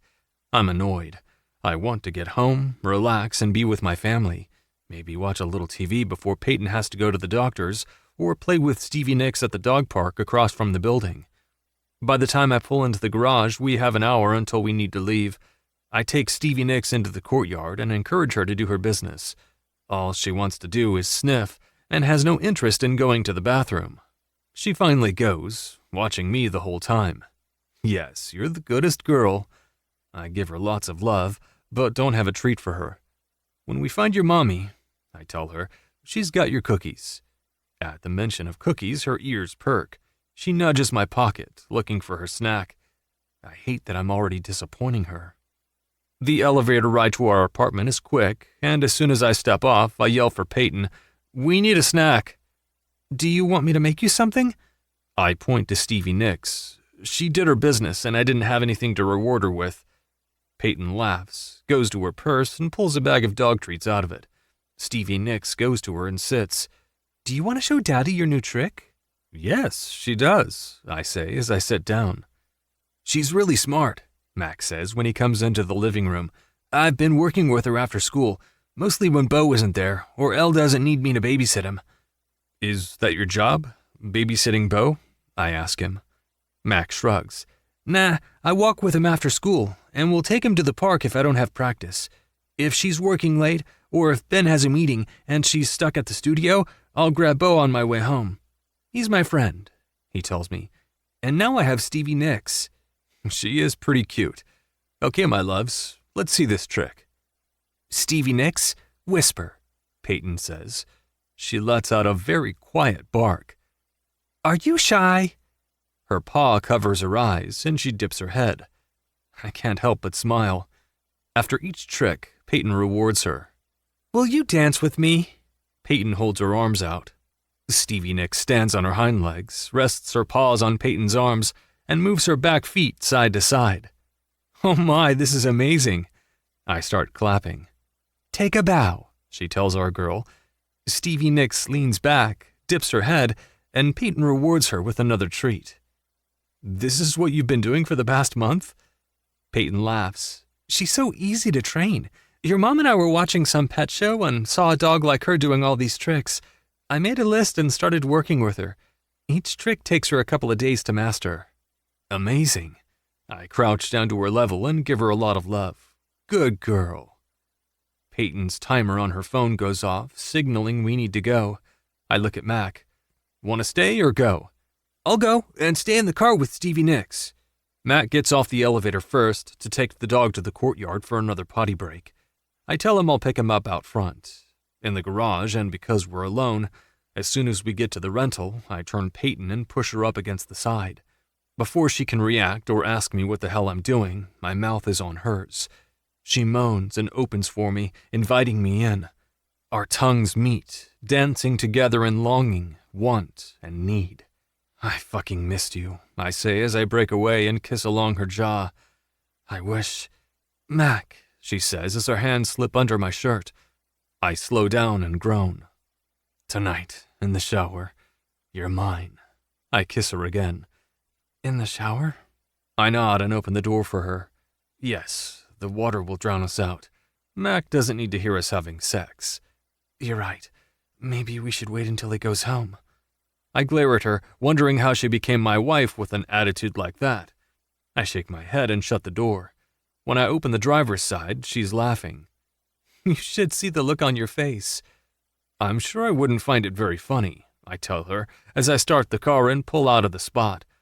I've been cooped up with those juvenile men all day, every day, for a month. I need my wife. Yes, but Mac's with us and the apartment isn't that big. Locker room it is then. Absolutely not. Your office? I look at her. We've done it there before. Yeah, when I was ovulating. What's the difference? Last time I was trying to get you pregnant. Now you are. She doesn't have time to answer since I'm pulling up to the curb to get Mac and the pooch. Once they're in, I meander our way through the downtown traffic until we reach the hospital. Will we have time to go to the zoo? Mac asks. If it's something you want to do, Peyton tells him. I want to take some pictures. I signed up for photography class next year. Are you still using the camera my dad gave you? I ask him. I am. It's been great. Liam taught me how to develop film. He let me do it in the basement, and even though I'm not there every day, if he's home I can go into the darkroom. That's awesome, Mac. I park and leave him the keys in case he wants to get out and walk around. The hospital where Peyton's doctor is expansive with lots of open space. The elevator ride is quick. She checks in and barely sits before the nurse comes out and calls her name. Peyton, I was so happy to hear you're pregnant, Dr. Chan says when we enter the exam room. I've been in touch with Dr. Ringman. She seems nice. She is. Hello, Noah. Congratulations. Thanks, Dr. Chan. Peyton sits on the exam table, has her blood pressure and temperature taken, and then is told to pull her yoga pants down. Dad, you'll want to get your phone out for this and record. I do as Dr. Chan says without question. Peyton reaches for my hand and shivers when some gel-type stuff lands on her bare stomach. What's that? Peyton asks. Gel, nothing harmful, the nurse says. Dr. Chen presses a wand to Peyton's stomach. We may or may not be able to hear the baby's heartbeat. It's still early, but sometimes. She pauses and nods to me. I hit the red record button. Yes, there it is. What? That's the baby's heartbeat? Peyton cries out and looks at me. I'm sure my smile is as wide as it can get right now. Do you hear this? I do. I crouch so I can be next to her. This is the most amazing sound I've ever heard. It's up there with Peyton screaming my name while we're having sex, but I can't say that in here. Whoosh, whoosh, whoosh fills the room. Tears fill our eyes as we listen to the sound of our child's heartbeat. I choke back a sob as I take it all in and wipe at Peyton's streaming tears. We did this, with the help of modern-day science, but we still created a life together. I nuzzle Peyton's nose. Thank you. Thank you, she says right back as she kisses me quickly. That's our baby. Yeah, it is. I've never been more thankful Dr. Chen told me to record this, because now I'll have it forever. Dr. Chen makes some notes on the computer and then takes the wand from Peyton's stomach and then wipes the gel off. Baby's heartbeat is strong, Peyton. Everything looks great. I'm going to send my notes to Dr. Ringman. Thank you. Anytime you need to see me, just call. I'll make room for you. She gives Peyton a hug, and when she passes by me, I reach out and give her one. I don't even care if it's awkward. As soon as the door shuts and it's only Peyton and me, I go to her and cup her face. We heard our baby. I know, she said with tears in her eyes. And he or she is strong. Of course little Bean is strong, I tell her. With you as a mom, they're going to be the strongest ever. Bean is in there, learning from you, thriving because of you. Honestly, I expect our son or daughter to be an overachiever. Peyton laughs. I love you. Love you more, babe. Come on, we have phone calls to make. Chapter 23. Peyton. I love my sister and tell her as such when I put on my beautiful A-line dress for her wedding. She picked it out to match her gown, hiding our growing bumps, well, mostly mine, from any paparazzi lurking in the shadows. Elle doesn't care who knows she's pregnant, but I do. It's something Noah and I plan to tell the world when we're ready. We haven't even officially introduced Stevie Nicks yet, but he's posted her on his social media pages. San's name, of course. Noah plans to make her famous, now that he's seen how much dog influencers can make. I have a feeling he's using her as his retirement plan. Our dad comes around the corner, dressed in a tuxedo, and my heart stops. For a moment, I stare at the man who didn't hesitate to step up and raise Elle and I as his own. It's easy to see why my mom loves him so much. When Harrison James looks at you, he looks. He sees you, your soul, your heart, and he wraps it in his. He makes every pain, heartache, and sorrow disappear with the way he holds, comforts, and soothes you with his words. If it wasn't for him, I don't know if I'd be half the person I am today. Wow, Dad, you're looking hot, I tell him as I fan myself. Mom is going to have a hard time keeping her hands off you. Who says she hasn't had them on me already? Dad waggles his eyebrows at me, and before I can reply, Mom comes around the corner, breathless and straightening her dress. Really? At Elle's wedding? My eyes widen in horror at my parents. What is wrong with you? Mom points to Dad. Him. He's the problem. To make this all worse, my dad smirks. I give up. Throwing my hands in the air, I start to walk away, only for my parents to say my name. I turn and they're both coming toward me. It's as if they're walking like zombies, even though they're not, with their arms outstretched as they both go for my belly. Ew. Please tell me you washed your hands. Dad laughs. Of course. With soap and water? I ask. It's like you don't have sex, Peyton, Mom says. Gross, and no, I'm not having this conversation with you. You're going to be a grandma. Doesn't that mean you stop? I'm not sure who laughs first. My dad's head falls back, and my mother keels over. I can't with these people. Yet, I stand there because they have this obsession with my belly. At 13 weeks, I have the cutest little pouch. If I wear anything tight, you can see I'm pregnant. At home, Noah insists I wear anything to show my bump off. He's in love with it and constantly touching or talking to the baby. I don't mind because it gives me ample opportunity to run my hand through his hair, which I absolutely love. Dad cradles my bump and tells the baby how he can't wait to meet her. Her? I ask. Yes, I want a girl, He says. And you? I ask Mom. A boy. I don't know why, I say to them. I thought the opposite. I already have you and your sister, Mom says. Yes, but you have 2 girls and 2 boys. I'm surprised you have a preference. Boys are easier. Mom shrugs. Well, I want a girl because I want Oliver to grow up the way Quinn did, protecting his sisters. Dad holds his hand up. I know Ollie isn't going to be a big brother, but close enough. I can't argue with his logic. Quinn was the best big brother either of us could ask for. Even before he was officially my brother, he punched some kid for saying horrible things about my father. He didn't have to do that, but he did, and I've always been so grateful for him. Do you want the opposite for Elle? My parents shake their heads. Interesting. Their thought process truly is. Dad wants granddaughters while Mom wants grandsons. I just want a healthy baby. We should probably find Elle, I say, and lead them toward her bridal suite. When I left, the hairstylist was fighting with her hair. I knock and then open the door. Is Ben with you? Elle asks. Nope, just Mom and Dad. Noah has Ben tied up in the bar. We step in. I eye the stylist, who looks frustrated. I'm not sure if it's Elle's hair or Elle herself. Oh, great. He's going to be drunk. Unlikely, I tell her. Ben doesn't drink, remember? Well, he might on a day like today. Dad kisses Elle on her cheek. I'll go check and then I'll come back.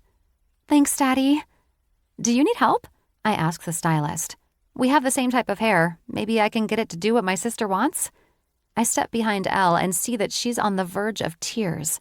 Leaning down to her ear, I whisper, Don't worry, I got you. Thanks, P. I'm wicked hormonal and nothing is going right. I pick up the curling iron and begin wrapping her hair around the barrel. When the light changes, I pin the curl and move to the next section of her hair.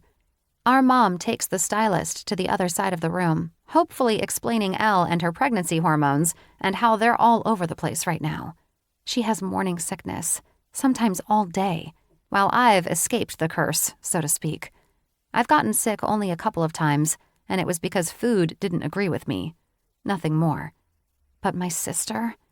I fear this may be her one and only pregnancy, even though she has other viable embryos. After a handful of minutes, I'm done curling. I give her pinned curls a light spritz of hairspray and give them a chance to rest. How's your makeup? Do you like it? She shakes her head. Okay, I'll fix it. I pull a stool in front of her and fix what I know she doesn't like. At one time, Elle loved the drastic look. It was an easy way to tell us apart. She used to opt for dark eyeliner and dark lipstick. This was during her grunge phase, when she couldn't figure out if she wanted to take the next step with Ben or not. Once they finally got together, she toned everything down and went back to the natural look.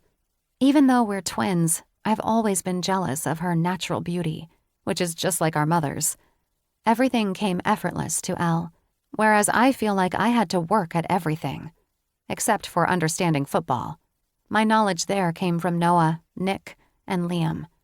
I barely remember anything my father may have taught me, and even now, all these years later, a picture of us only sparks a memory that I've learned from my mother. Elle keeps her eyes closed and her breathing normal. Her hand rests on her bump, and every so often she whispers, "I'm worthy of being your mother." My sister is scared. She never saw herself as the motherly type, or even a mother, and yet here she is, 11 weeks pregnant with her first child. A child, I might add, whose father is over the moon excited for. I thought I was a bit obsessive when I went to look at furniture for a nursery, but Ben has outfitted not only their house in Malibu, but also at our grandfather's house until their newly built home in Beaumont is ready. Ben's bought 2 of everything, so the baby isn't confused and doesn't prefer one over the other. As if babies cared. There, I say when I finish the last of the touches. Have a look and tell me what you think. Elle turns slowly and waves her hands near her eyes. You made me look beautiful. I didn't really. I stand behind her. You're so naturally beautiful. All I did was highlight your best features. Thank you, P. You're welcome. Now what do you say we find you a groom and get you re-hitched? Yeah, I'd like that. Elle's wedding party consists of Noah and me. Quinn is the officiant again. He loved doing it the first time and said it was only right that he did it the second time as well. Elle wasn't going to argue with him. I always thought she'd be a bridezilla, but she's been so laid back, and I think her attitude has a lot to do with the fact she and Ben are already married. When Ben asked Noah to be his best man, there wasn't some grand gesture or heartfelt speech given. It was, "Hey, man," and then they hugged.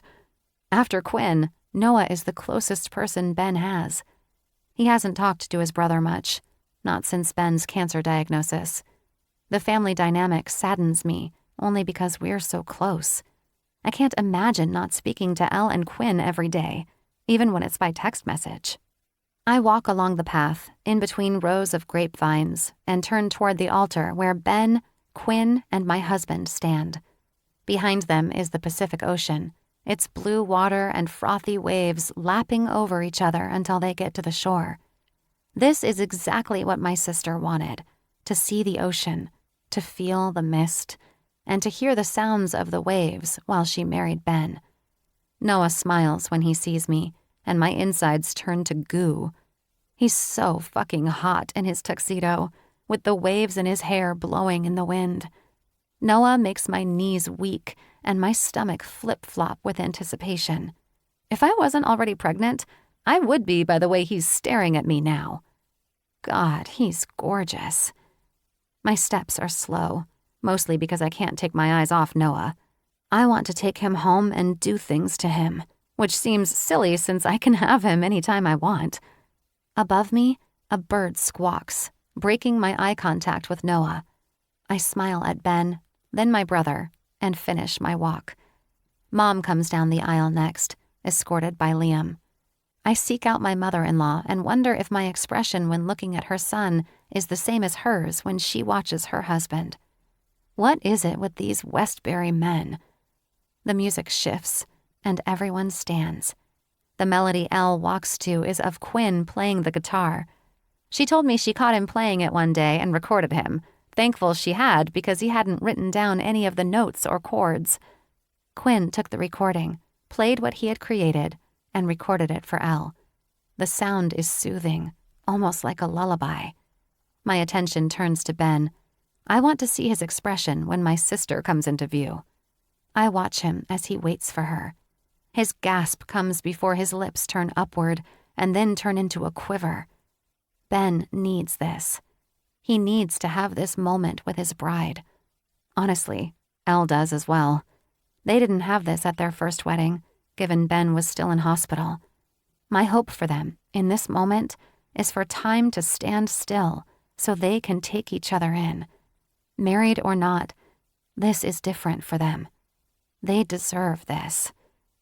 Dad nudges Elle to move forward, and she looks up at him and smiles. They reach Quinn, who clears his throat. Those of us who know him laugh. He takes his role as officiant very seriously. We are gathered here today among the grapes, the ocean, and the birds to witness the vow renewal of Elle and Ben. For those who don't know, I already married these two once before. However, anyone who knows my sister knows she likes presents and being the center of attention. So here we are. Very funny, Quinny, Elle says while everyone around her laughs. He clears his throat again. All jokes aside, I'm happy to stand here and guide my sister and one of my best friends toward their happily ever after. I do so with honor and privilege, and I thank them for choosing me." Quinn looks out at everyone.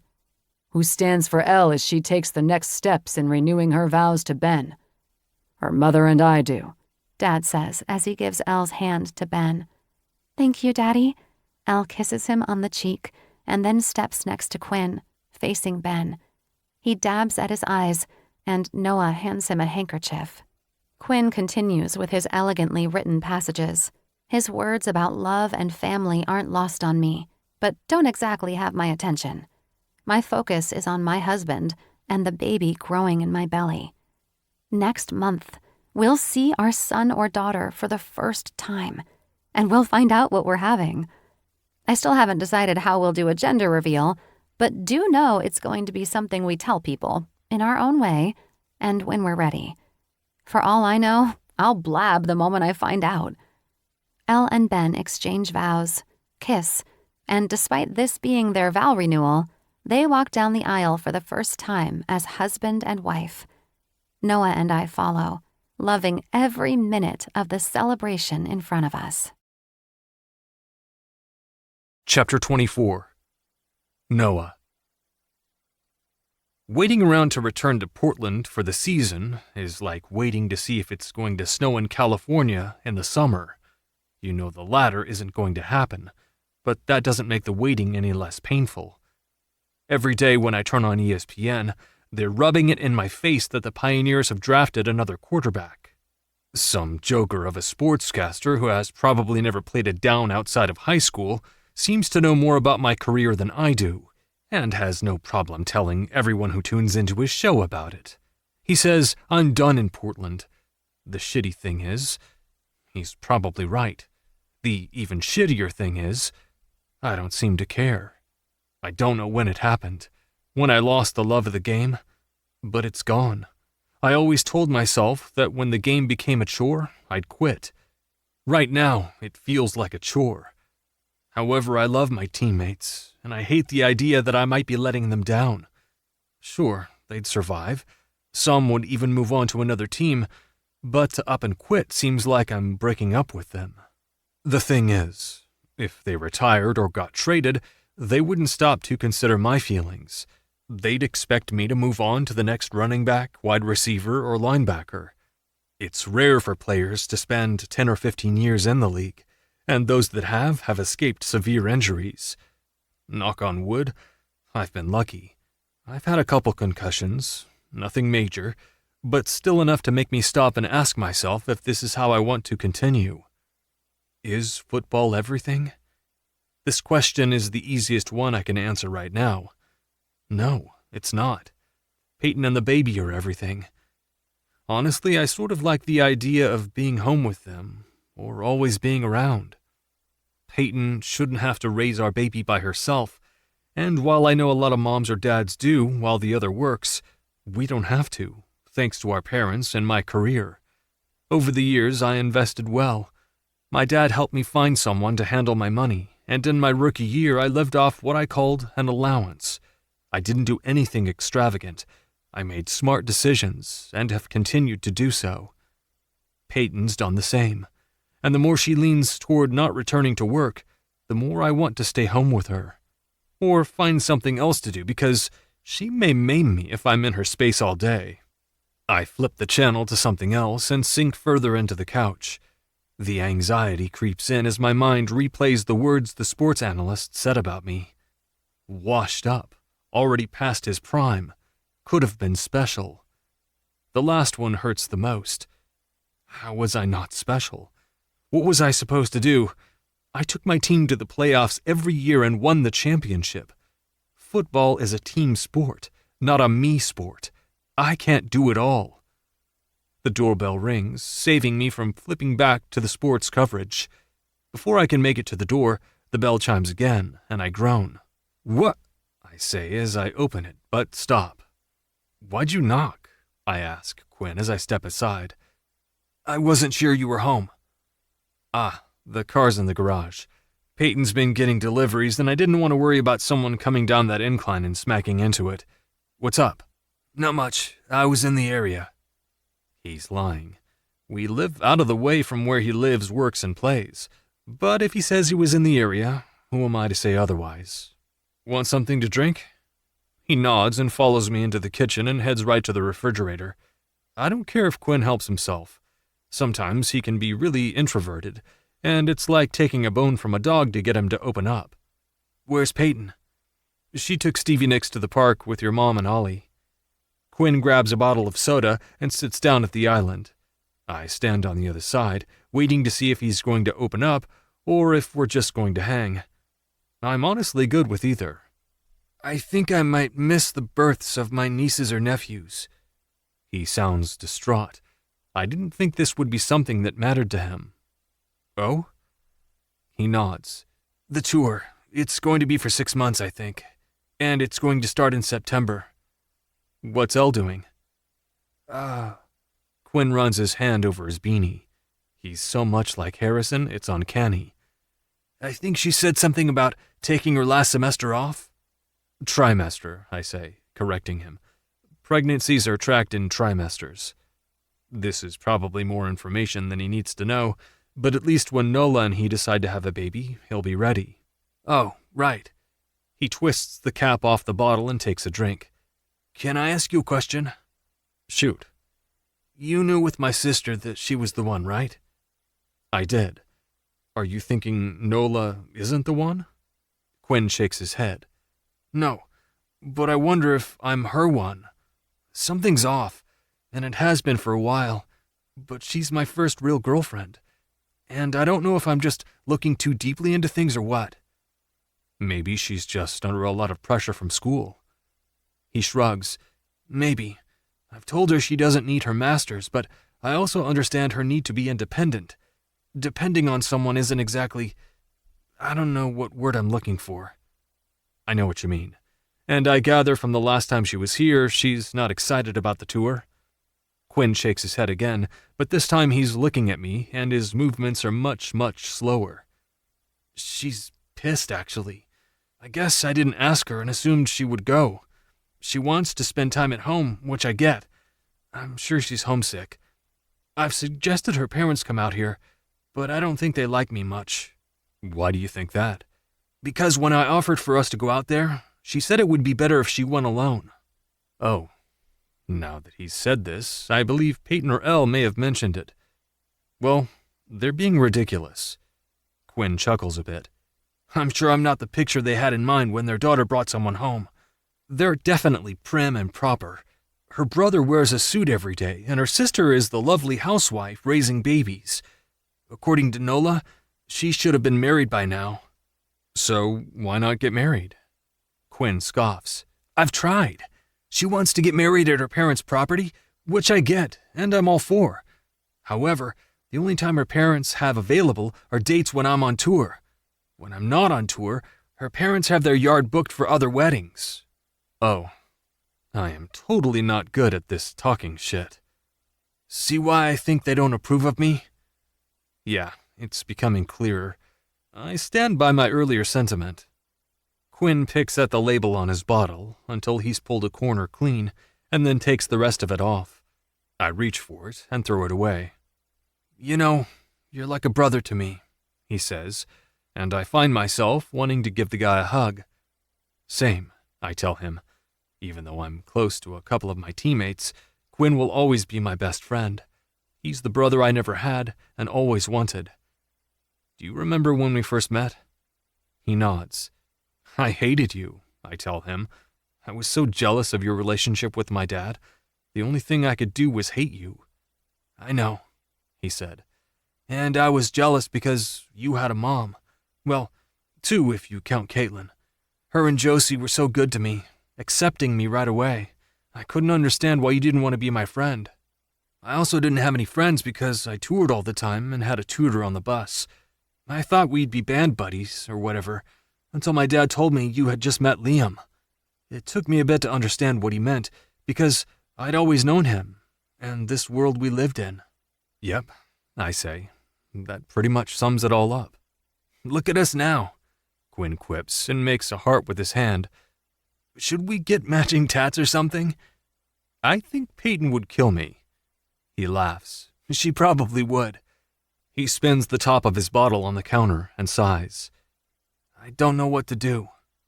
Have you asked her what's going on? Believe me, when I tell you communication is key, it's key. I avoid so many misunderstandings with your sister by communicating. Granted, she bottles shit up, and sometimes I have to poke the bear to get it out of her. But nothing festers. We don't go to bed angry at each other.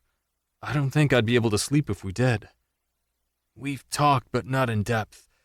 I don't want her to feel like she has to go on tour. I'll miss her, and we'll try to come home as much as possible. But we have shows every couple of days. There's no way I can fly back and forth all the time. I'd miss rehearsals. And once Elle leaves the tour, the last thing she needs is for me to fuck shit up. I'm sure Elle wouldn't feel that way. Quinn looks at me and I feel like I should cower or something. Okay, you're right. Damn, you have the same look she does. Is that something Caitlin taught you? He laughs. No, but I think I got it from Elle. Poor Ben, I mutter. Have you heard from your boss while they're honeymooning? After their ceremony, they headed to Fiji for their honeymoon. The last thing I knew, they hadn't decided when they would come back.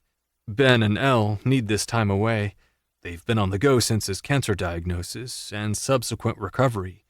At this last scan, his body still showed no signs of cancer, which is a relief. I never want any of my friends or family to go through what he did. It was scary and really put a lot of things into perspective. Life's short. Live it. I'm thinking of retiring, I say to Quinn out of the blue. Really? I nod and tell him how I've been feeling, how the draft went, and how the team has been incognito in offering me a new contract. Seriously? So they're not going to renew you? Doesn't look that way. So, you what? Train this new guy, and they're like, sorry but not sorry, you gotta go? Pretty much.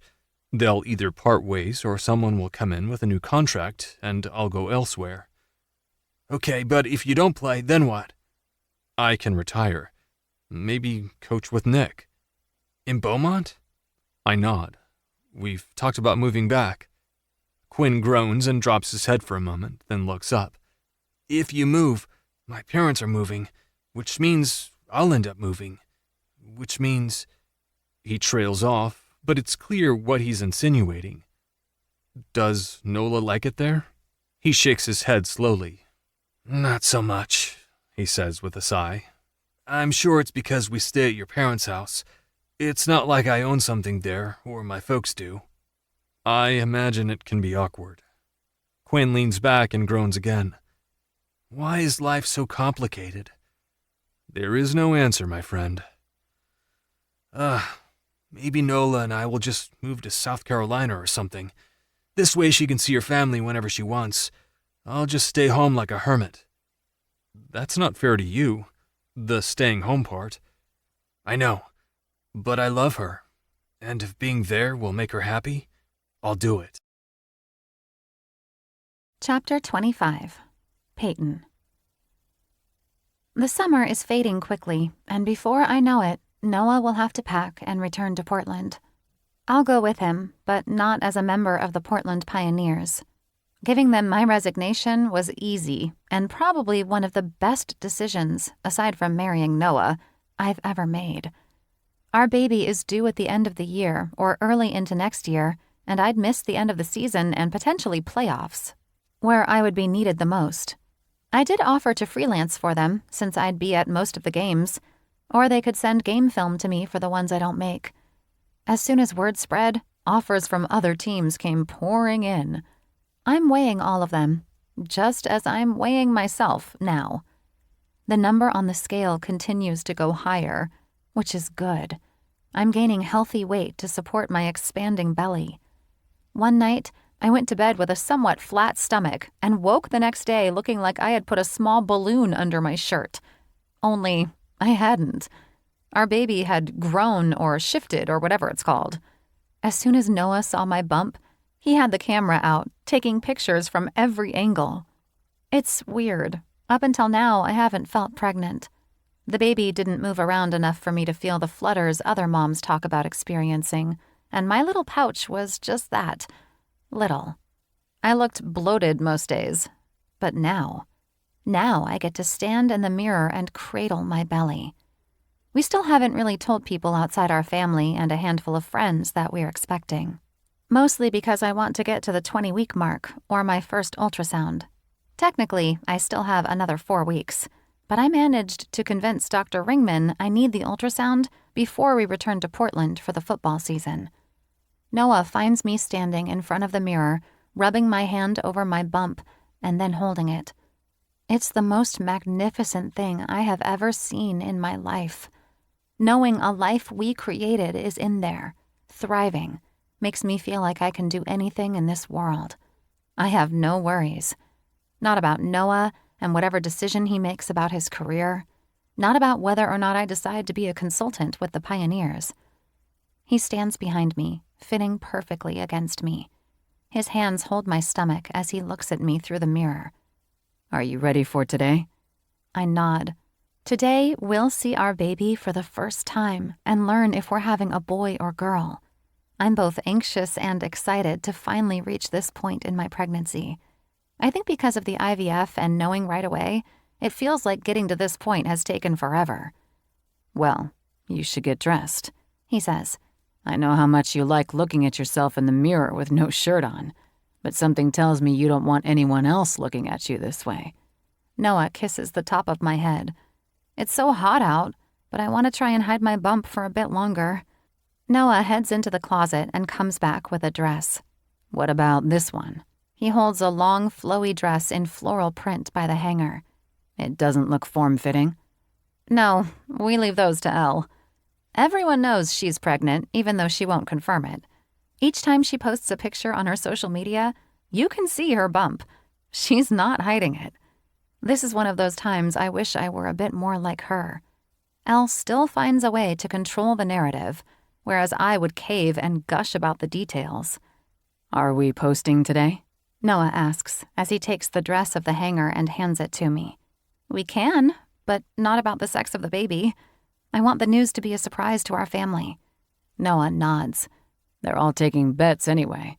Paige says we're having a girl. Max says girl. Dad says boy. Mom says she doesn't care. She just wants to hold the baby. My dad wants a girl and my mom a boy.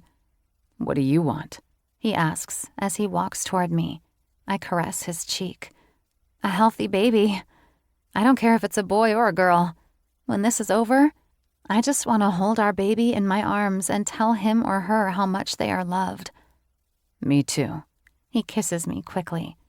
Come on. We gotta go. Noah drives us to the doctor's office. I have the window down, the music playing, and I'm enjoying the nice weather. Noah presses a button on the console and the song changes. Our dad's voices come through the speakers. I roll my eyes. Seriously? What? He asks, as if he doesn't know what he's done. It's their greatest hits. It hasn't even been released yet. And you're what, giving them free promo as we drive down the boulevard? Noah laughs and taps the steering wheel to the song playing. I can't help but move along to the beat and recite the words. They're not even my favorite band, and I still know all the words to their songs. He turns it up, likely to drown out my nasally sound, but I don't care. I sing louder. By the time we reach the office, the 12-track compilation has finished, and we're both happily laughing at how silly we act sometimes. While we're walking in, Noah says, I'm going to call my parents and tell them to get to town so we can tell them all at once. Tell them to plan on tomorrow, I say as I text my mom and tell her. This way we have one night with the news before we have to share it. And I can come up with the ultimate way to tell them. The whole we're pregnant reveal was pretty kick-ass if I do say so myself. Yes, Noah, you totally slayed the reveal. I roll my eyes and step out of reach as he tries to grab me and rush toward the elevator. Don't run, he yells down the hall. You'll give the baby a concussion. My mouth drops open as he approaches. You know that's not possible, right? He nods. But it got you to stop running. I roll my eyes. You're ridiculous. The elevator door opens, and we wait for the people to step out. One does a double take when they pass by Noah, but I pull him in, press the button, and then jam my finger against the close button. Normally, I don't care, except today. Today, I want us to be expectant parents. I want my husband to be normal and to be treated as such. In the office, I check in and then sit down. My bladder is full of the excess water I had to drink, and I feel the need to squirm in my seat. My husband, though, stands and goes to the water fountain for a drink. And then another. Sometimes I want to berate him for acting like a child, but he doesn't do it on purpose. Noah brings me a cup of water. I shake my head. I'm not thirsty, I tell him. Doctor said you should stay hydrated. Believe me, I am. I drank a bunch for this appointment. A full bladder is required for this ultrasound. Noah nods as if he understands. He drinks the cup he brought me and takes it to the trash before coming back to sit next to me. I'm nervous. Me too, I tell him. But everything is good. I lean back and tap my fingers against my growing stomach, almost as if I'm playing the drums, just like my dad taught me to do when he first met my mom. I still remember how he sat me on his lap and let me beat the drums with his drumsticks. He didn't care if I did any damage. This was my outlet for the rage I felt after my father died. I can't wait for my dad to teach his grandchildren how to play the drums and write songs. It's my hope this child has either musical or athletic talent. I wouldn't mind having a basketball player in the house or a piano player. Noah and I agreed we won't pressure our child to do anything. Whatever they want to do, they can, and when they want to quit, as long as they have a reason, we'll let them. Knowing how Liam was raised is something Noah and I don't want for our child.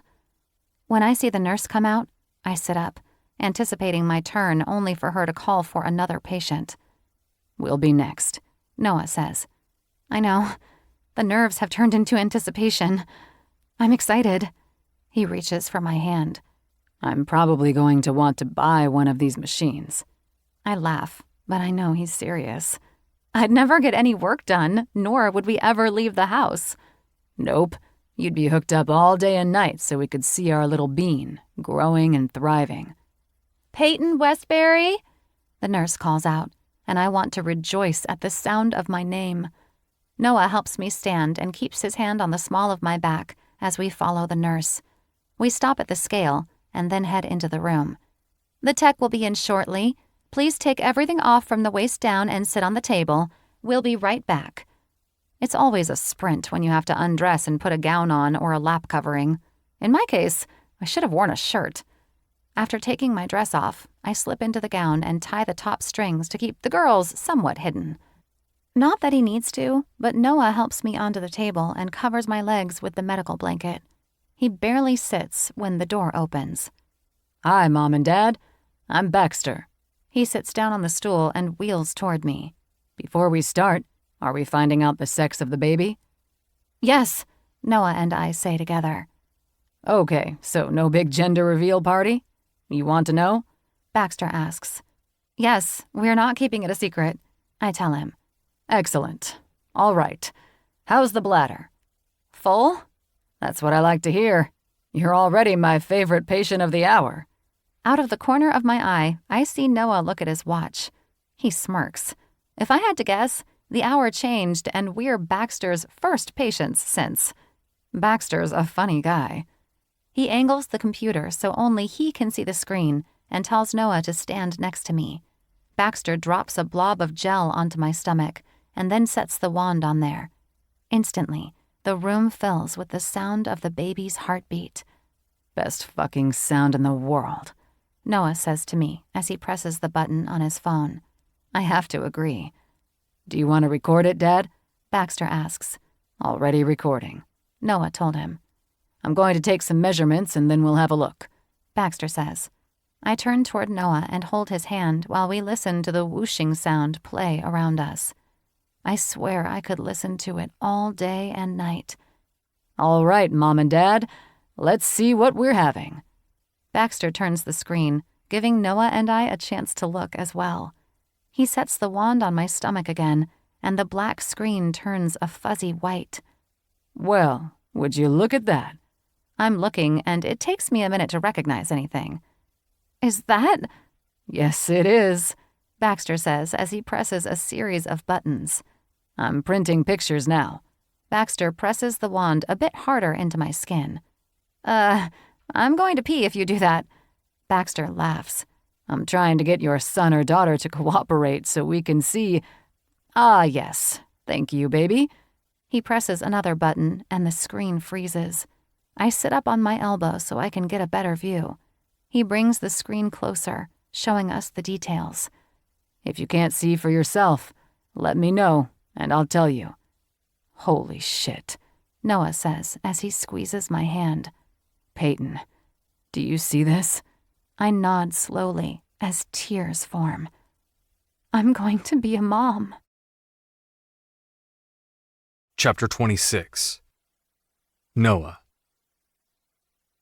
The past 24 hours have been the hardest of our lives, knowing what we're having and having to wait to scream it from the rooftop.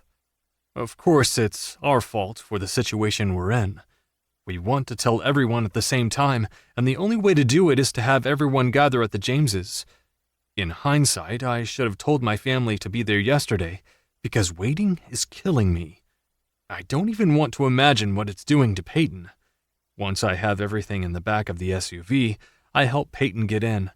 Now that I've seen our precious cargo, I want to wrap her in bubble wrap and keep her locked in the house.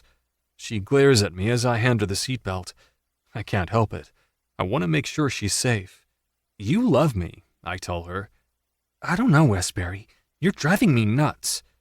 I know, I say and wink. But you still love me. She rolls her eyes. When I get in, I glance at her and smile. Up until yesterday, I didn't think I could be any happier. But the sheer elation I feel is indescribable. I can't wait to be a dad. We need to make a list of names, I tell her as I head toward her parents. Should we each make a list, pick the top 3 from each list, and then draw one out of a hat? We can, but who is going to draw? Peyton turns and looks at Stevie Nicks, who's sitting in the back. She doesn't have opposable thumbs, so she's out, unless we can teach her to reach into a bucket and pull something out. I could do that. That would make a cute video. Without looking, I know my wife is rolling her eyes. She doesn't give 2 shits about social media. I sort of like it, until I do something stupid on the field and people leave me ridiculous comments about how I should be better at my job. You know, because they're freaking Heisman winners themselves. If you can train her, I think that would be fun. I'm on it, babe. At the stoplight, I reach over and rub my hand on her belly. Dr. Ringman said Peyton will be able to feel some kicking soon, which I'm looking forward to. The fact I'll be able to feel the life we've created growing inside of her blows my mind, and I know once it starts happening, it'll take everything I have to stop myself from permanently keeping my hand there. The drive to Harrison and Caitlin's takes us no time, thanks to the minimal traffic. Thankfully, someone thought to leave a parking spot for us in the driveway. By the looks of it, everyone is here, which is perfect. The more the merrier. After helping Peyton out of the car and getting Stevie Nicks, I grab the necessities I need to pull off the ultimate gender reveal. We're here, Peyton yells as we walk inside. The pup takes off, knowing she has friends to play with. We walk toward the back of the condo, where most of the hanging out takes place, and find everyone outside. As soon as we step out, Caitlin rushes to us. She pulls Peyton into her arms. You can tell me now, she says. It's my right as a grandma. You get to wait with everyone else. I don't even know, Elle says as she gives Peyton a hug. We make our rounds, hugging and shaking hands with our family. No one is missing from this event. Even our world-trotting grandparents are here. They're back from their cruise and already planning their next one. I'll be right back, I tell Peyton as I head back inside to prepare my plan.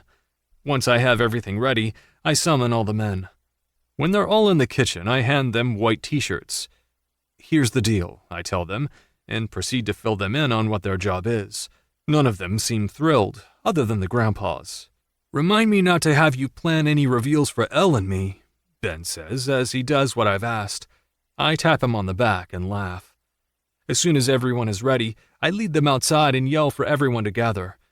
I thought about dragging this out for hours, but I'm far too eager to hold the news in any longer. What on earth? My mom asks. I clap my hands to get everyone's attention. As you can see, the men in your family look pregnant. Each of them has a balloon under their shirt filled with either blue or pink water. Ooh, a wet t-shirt contest. Sign me up, Elle says. I'm with you, Evie adds. My first adult time fun, Paige says. Leave now, our dad points to the house, while everyone laughs. You too, little one. You're still a baby in my eyes, JD says. I happen to glance at Rush, who blushes. I've seen him without a shirt on, Daddy, Eden says. I didn't need to hear that, JD sighs. Anyway, Peyton and I know the gender. Here's what's going to happen. I'm going to count to 3, and the men in our family will pop their balloons. Their shirts will either turn blue, pink, or remain white. Wait, what? Mac asks. What did you think was going to happen? Nick asks him. Oh, man. He shakes his head as he looks to the ground, avoiding eye contact with Paige. Everyone laughs at him. I'm sure my phone has the best angle to get everyone's reactions and turn on the video to record. Guys, are you ready? They hold up their safety pins. Assume the position. Their hand moves next to their fake bellies, ready to jab. Go! The collective sound of each balloon popping and water sloshing, mixed with gasps, is a pretty cool sound.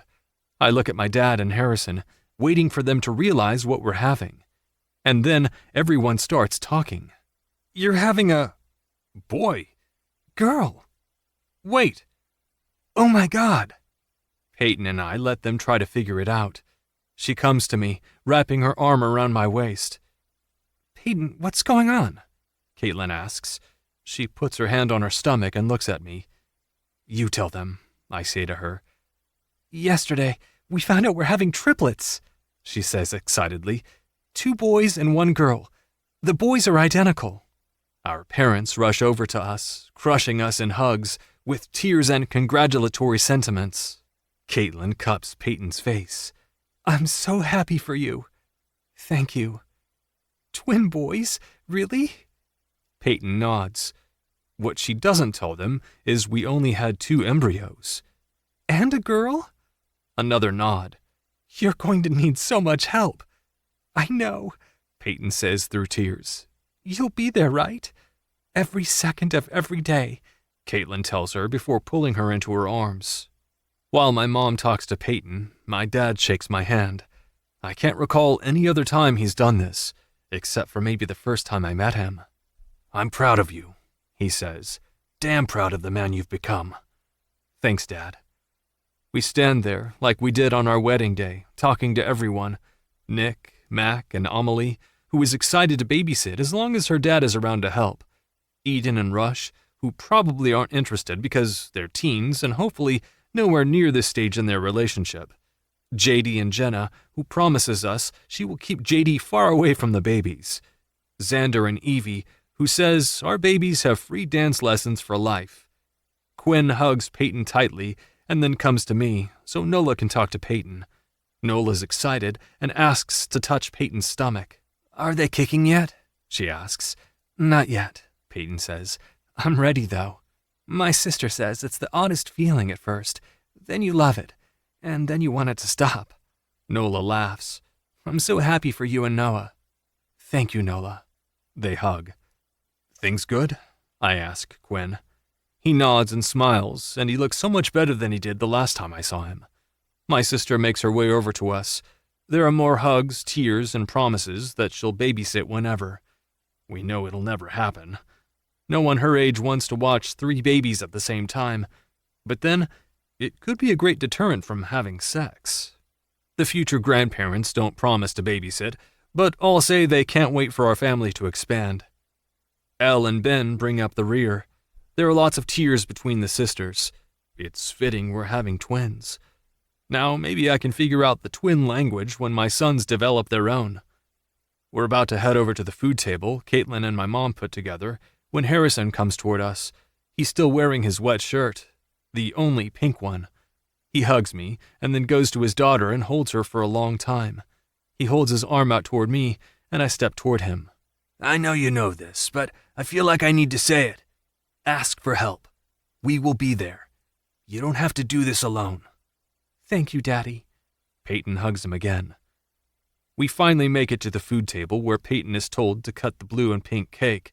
She brings me a piece and then sits next to me. That was a cute reveal. Thanks. I kissed the tip of her nose. I wanted it to all happen at the same time. Create mass confusion. Oh, there was some for sure. It was great. Mac returns with both dogs on his heels. He's like the dog whisperer or something. Of course, now that he has a plate of food, they want whatever he has, even though I know he doesn't feed them. This time next year, the babies will be crawling. Just as Peyton says this, Oliver runs by screaming as Harrison chases him. We'll have 3 of those, I say, pointing to Ollie. It's never going to be quiet in our house again. Bring it on, I tell her. I don't care what my life is going to be like. I'm ready for our babies to get here. We need to go shopping. Peyton laughs. I think we need our own place in Beaumont. I take a drink of my water. Yep, on it. We'll figure it out before the babies get here. I promise. Thank you. I look at her, pushing a strand of her hair behind her ear. There isn't anything I wouldn't do for you and our babies. I know, and we love you for it. We end up staying at Peyton's parents' for a few more hours. My parents and sister, along with Nick and the kids, all come back to our house, which is bigger than Harrison and Caitlin's. By the time we crawl into bed, I'm exhausted, which means Peyton must be running on fumes. We're lying on our sides, and I'll admit, I'm jealous of the pregnancy pillow she has right now. I'd rather wrap her body around me, but I know she can't. I've been so excited about the triplets, I haven't asked if you're happy. I don't think happy is the right word, Noah. We've gone through these stages in our life together, from dating to being engaged to getting married. Kids were always on our list, and then we struggled. I wasn't sure we'd make it to this stage. I prayed, hoped, meditated. All I wanted was to have a child with you, to create a life that is the best parts of us.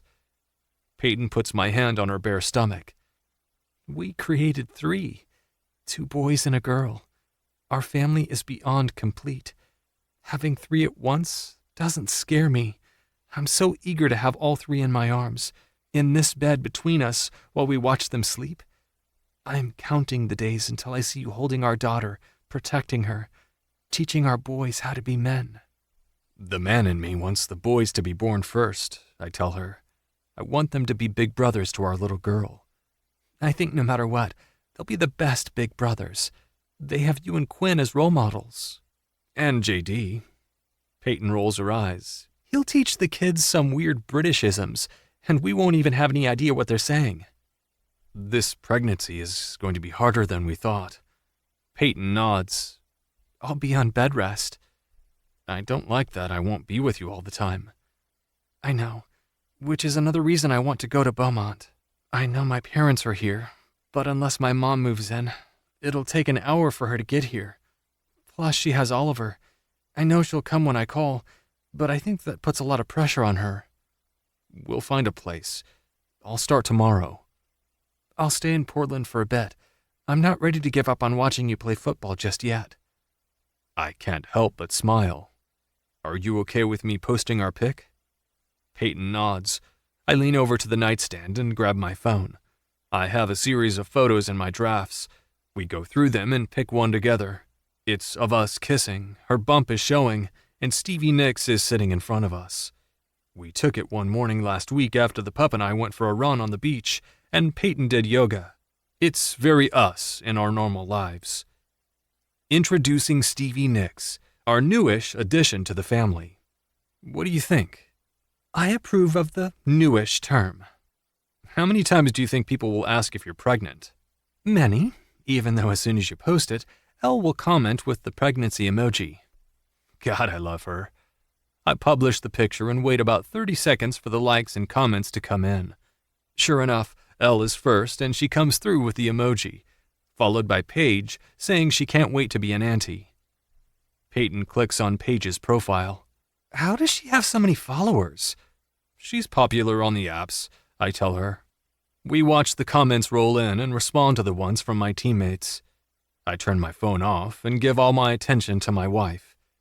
Now, let's talk names. Chapter 27. Peyton.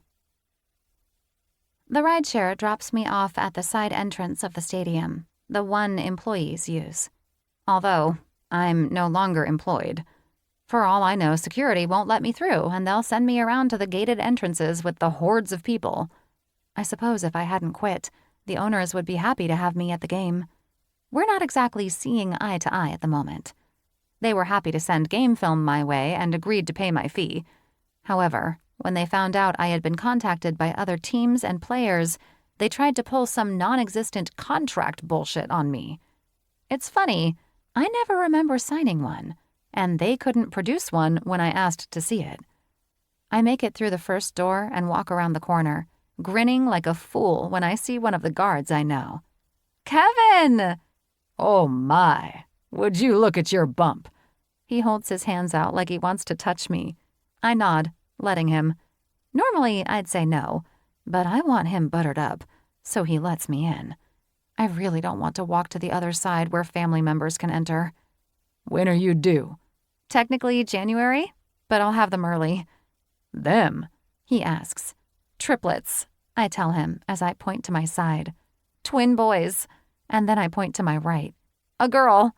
He's in shock as his hands rest on my stomach. Noah must be excited. We are over the moon, Kevin. So happy. I heard you're not working here anymore. I shake my head. I'm going to be on bed rest soon, and the babies will be here during the season. I honestly don't see myself going back to work. I don't blame you. Stay home with your family. I hear your sister is pregnant too. Nodding, a smile spreads across my lips. And I know what she's having, but she's sworn me to secrecy. Is she going to do one of those big reveals? No, she's waiting until she gives birth. She wants everyone to be surprised. Kevin shakes his head slightly. She definitely keeps your family guessing. Ha, you have no idea. He motions behind him. Go on, he says. Just remember I want to meet those babies when you have them. You got it. And thank you, Kevin, for everything. You'll always be my favorite, Peyton. I make my way toward the field, which I'm allowed to be on thanks to the pass my husband secured for me. Noah had asked me earlier to come out here. I think he secretly wants to show off the bump. Honestly, I don't mind. He's very proud of his swimmers for getting the job done effectively. This will be my only go at being pregnant. Having 3 is more than we could have hoped for. Having 2 boys and a girl will make our family complete. As soon as I step onto the field, Noah throws the ball toward me. He's lucky I know how to catch, and not so lucky I know how to throw a spiral. I hurl it back to him, and a couple of the new guys who I haven't met or worked with want to know when I'm signing my contract. I don't know why you'd do that, I say to him when he gets close. Because it reminds me of the time we spent all summer working on my drop step back home. Oh, yes. When you wooed me? Noah kisses me. Did I really have to woo you? Sort of, I say, shrugging. He laughs and kisses me again. When was the last time you watched a game from the stands? I shake my head. I don't even know. Did you find out who's coming? Dad, Grandma, and Mac. Is Mac still spending a lot of time with your dad? Noah nods. They're besties. Does that bother you? He shakes his head. Absolutely not. I love that kid. Noah leans down and kisses me a 3rd time. I gotta run. I love you. He drops to his knees and cups my growing belly. Okay, boys. Don't cheer too hard. I don't want you to hurt your mommy. And my sweet girl, when your grandpa says hi, kick him. I swat Noah. That's mean. He laughs and runs back to the field. I watch him for a moment before making my way toward my seat. I don't get very far when the players I've known for years stop and congratulate me. The only one I let touch my belly, though, is Julius. He gives the boys fist bumps and then taps his fingers twice where our girl is. That's a love tap, he tells me as he heads back to the field. Watching him, it makes me sad that we're leaving Portland. Noah and I are confident the Pioneers aren't going to re-sign him, even though they say they're ready to negotiate a new contract. Oddly, Noah's okay with it. He talks a lot about retiring, especially now that he knows we're having triplets. He wants to be there for the babies. All the time, not part-time or when the season's over. I know it doesn't help that I want to move back to Beaumont. While I know my mom and dad aren't there, Noah's family is, and so are my grandparents, who aren't getting any younger. I really want my babies to know my grandfather before it's too late. He's the last part of my father, which is odd to say since Elle and I are still around, but we barely remember Mason. It's sad to think sometimes. Peyton! Looking up at the sound of my name, I find Mac waving his arm like a madman. I head up the stairs and through the gate the security guard holds open for me and toward Noah's family. Bianca gushes when I come into full view, eyes wide with unshed tears. "Honey, you look ravishing. Pregnancy agrees with you," she says as we hug. "Tell me, do they have names yet?" "Unfortunately, no. Right now we have baby A, baby B on the left. We are calling them the boys right now. Baby girl on the right." "I can't wait to meet them." "Me too." Okay, my turn, Liam says. He gives me a hug and then says hi to the babies before I sit down next to him and Mac. "Do you want to say hi to the babies?" I ask him. Mac shakes his head. No thanks. He says as he looks at me from the corner of his eyes. Don't be mad. I laugh. I'm not mad, but I hope when they arrive you're not afraid of them. He looks at me sheepishly. I remember when Amelie was born. She made a lot of noise. Cried a ton. Yeah, babies cry. Will they cry at the same time? Great question. I want to know as well. I don't really know. I'll have to ask my mom. Make her think back to when she had Elle and me. Betty Page is really excited to be an aunt. She says she's going to babysit all the time. Is she now? I love the idea of her wanting to babysit. I'm not sure she will actually be able to do it, though. I'm not sure how I'll be able to handle 3 babies. And if I don't know how, neither will a teenager. Yeah, she says it's a rite of passage or something. While I babysat back in the day, I never considered it a rite of passage. Some of my classmates went as far as taking a Red Cross course on how to care for a baby. Everyone seemed to call Elle and I to watch their kids, though, and I have no idea why. How come Paige didn't come with you guys? Mac shrugs. She's been helping out at the cafe and spending time with my sister. I lean in and ask, "Are you jealous?" Mac tries not to smile.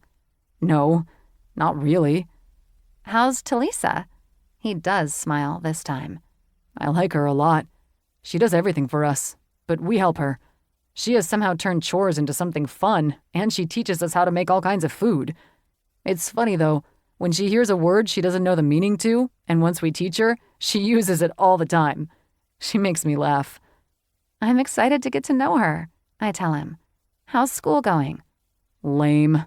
I don't know why we have to go every day. They're preparing you for adulthood when you have to do the same thing over and over again. You and Noah don't. No, but that has to do with the jobs we have. Noah still has to train, stay in shape, and do a bunch of community events. Like the camp you went to over the summer? A lot of contracts require players to do something in the community. Noah would do the camp regardless. You're right. He would. I smile at Mac. I wish Noah could come to my games. You and me both, kiddo.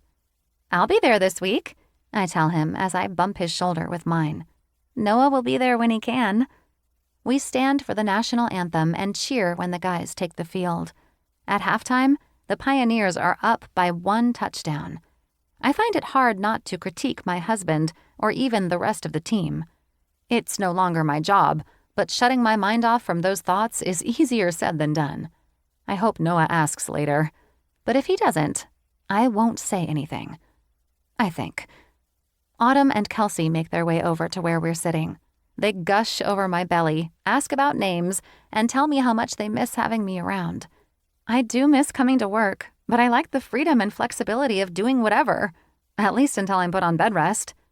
Dang, really? Autumn asked. Yeah, my OB says it's pretty much a given now since there are 3 and with the damage that was done in the car accident. It's more for me than them. She's not sure my body will be able to hold the weight of them up. So what are you going to do? Kelsey asks. We're moving back to Beaumont, I tell them, only to realize my mistake. Immediately, I start shaking my head. It's not what you think. Noah will stay in Portland, and once I have the babies and we can travel, we'll come here during the season. Oh, phew, Autumn says. I thought you were telling us Noah got traded. What? No, that's not even an option.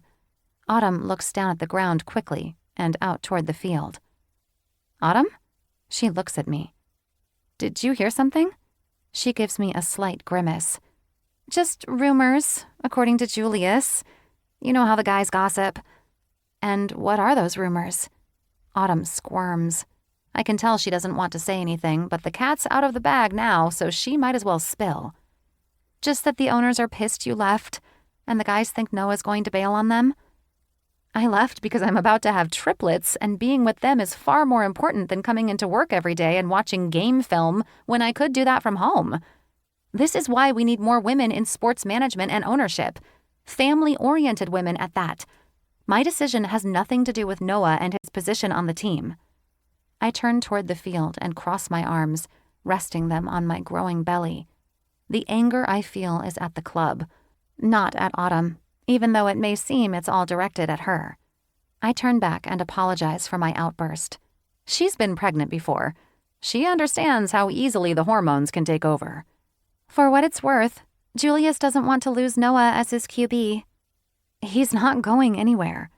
This may be a lie, but I'm not going to send my husband down the creek without a paddle. When the guys return from halftime, we hug, and they head back to their seats. I sit down next to Liam and sigh. It'll be all right, he says as he pats my leg. If the Pioneers don't want him, others will. It's the name of the game. I appreciate his confidence because I'm not so sure I have it. Noah waves, and we return the gesture. He's down there, playing the game he loves and winning for a team who doesn't seem to love him back. Chapter 28. Noah. When I was younger, I loved Halloween. It's because I got all the candy I wanted. In high school, there would always be some costume party, and I hated trying to figure out what to wear, and often went as myself. One time I went as my dad. It was freaky because my female classmates acted like groupies, and it was unnerving. In college, we didn't dress up, but partied. In Portland, we only get the kids who live in the building knocking for candy. But now that I'm going to be a dad, I'm so damn excited for this holiday. I can't wait to take the babies out next year. They'll be alert and looking around, and I'm looking forward to picking out their costumes with Peyton. Speaking of, she's waddling, her words, not mine, around my parents' house in a pumpkin costume. It's probably the cutest thing I've ever seen. The novelty of her being a pumpkin, with her ever-expanding belly, humors me. She pauses mid-step as she comes toward me and grimaces. I'm out of my seat instantly and rushing toward her. The boys? I ask as she holds her side and nods. According to her doctor, because she has 3 babies growing inside of her, space is very limited, and she feels them moving and kicking more versus there only being one. They're brutal on my ribs, she says in between deep breaths. I'd take the brunt of it if I could. She offers me a weak smile. I'm fine. Everything is perfect. Perfect is how she describes everything as of late. I agree with her. Our life is perfect, even though we have a lot going on. The Pioneers have 1 loss, we're getting close to the playoffs, and even though I don't have a contract, the owners assure me one is in the works. None of that even touches the fact Peyton and I are about to be parents. How can life not be perfect? You know, you're the cutest pumpkin in the patch, I tell her, as I keep my hand on the small of her back and guide her to the recliner my dad bought for her. It's one of those remote-controlled ones, where it will literally help her stand. When he brought it home, she cried, until she used it, and then thanked him profusely. Your mom said the same thing when she brought the costume home for me. Are we handing out candy? She nods as she sits down. Your mom and I are going to sit on the porch. This way the kids don't have to knock, and Stevie Nicks won't bark. I think Mac is taking her out tonight. Peyton frowns. I'd rather her stay home, Noah. Mac's a great kid and I trust him. But others? She pauses and shakes her head. It'll be dark, and I worry about her. Okay, she'll stay home. Mac will understand. I sit down on the couch, as close to her as I can get. Peyton presses the button to recline, and I'm instantly jealous because the chair looks comfortable. Maybe we'll get one of those for the new house. We were able to find a house perfectly situated between my parents and Nick, which I really like in case the babies need him in the middle of the night. We won't move in until renovations are done. My grandma Bianca offered to sell us her house, the one she shared with Sterling, and while it's big and perfect for our growing family, it's not perfect for my parents. My dad experienced so much childhood trauma there, not to mention how uninvited my mom felt. I wouldn't want to see my parents' agony when they came over. If they came over. It's much easier for my grandma to sell the house. Peyton has her eyes closed.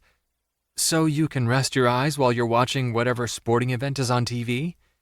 I chuckle. Yep, while I'm shirtless and the triplets are snoozing on me. She opens one eye. I'm already pregnant. You don't need to keep trying to knock me up. If only, I say, laughing. I turn the volume down so she can take a nap. I know she's tired and exhausted most days. The triplets take a lot of her energy, and her hips are starting to hurt. She doesn't tell me she's in pain, but I can see it sometimes, especially when she's been on her feet for too long, or when the boys start kicking her. So far, our little girl is an angel and only gives her mama love taps, as Peyton describes them. I do think she's kicking the crap out of her brothers, though, and showing them who's boss. She's not even here yet, and she knows she'll be the princess of the family. While the kicking eventually starts to hurt Peyton, I love to feel the babies kick. It's such a unique feeling and very trippy to watch. Sometimes I feel like I'm not doing my part as their dad and Peyton's partner.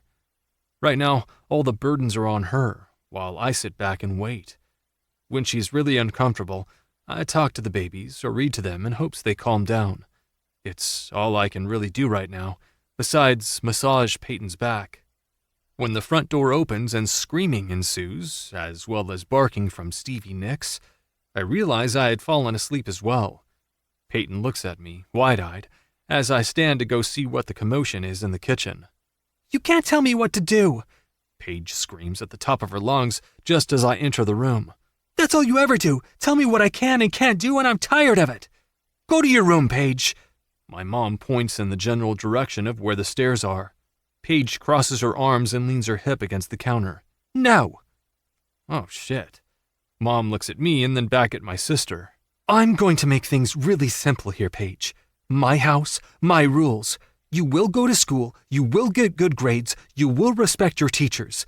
If these rules in regard to school are something you can't live by, then by all means, see yourself out. You'd kick me out because I told my teacher to fuck off? Paige! She looks at me. What? Like you never said fuck. It's not that, I tell her. You don't disrespect your teachers. Right, but he can disrespect me? Got it. No, I'm not saying that. It's all in how you handle things. If he says something you find inappropriate, you tell mom or dad and let them deal with it. You don't get yourself in trouble over something you can't control. Believe me, I've had my fair share of asshole teachers. They're out there, and you'll always have one. But saying stupid shit back to them only makes things worse. You have mom and dad for a reason. Use them. Paige's expression changes and she wipes at her cheeks. I hadn't noticed she was crying. You don't get it. What don't I get? You're you, and you were this amazing quarterback and pitcher.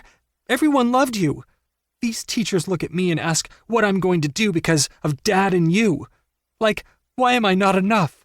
Why do I have to be famous or some standout sports player? Why can't I just be me? You can, I say as I step closer and wrap my arm around her shoulder.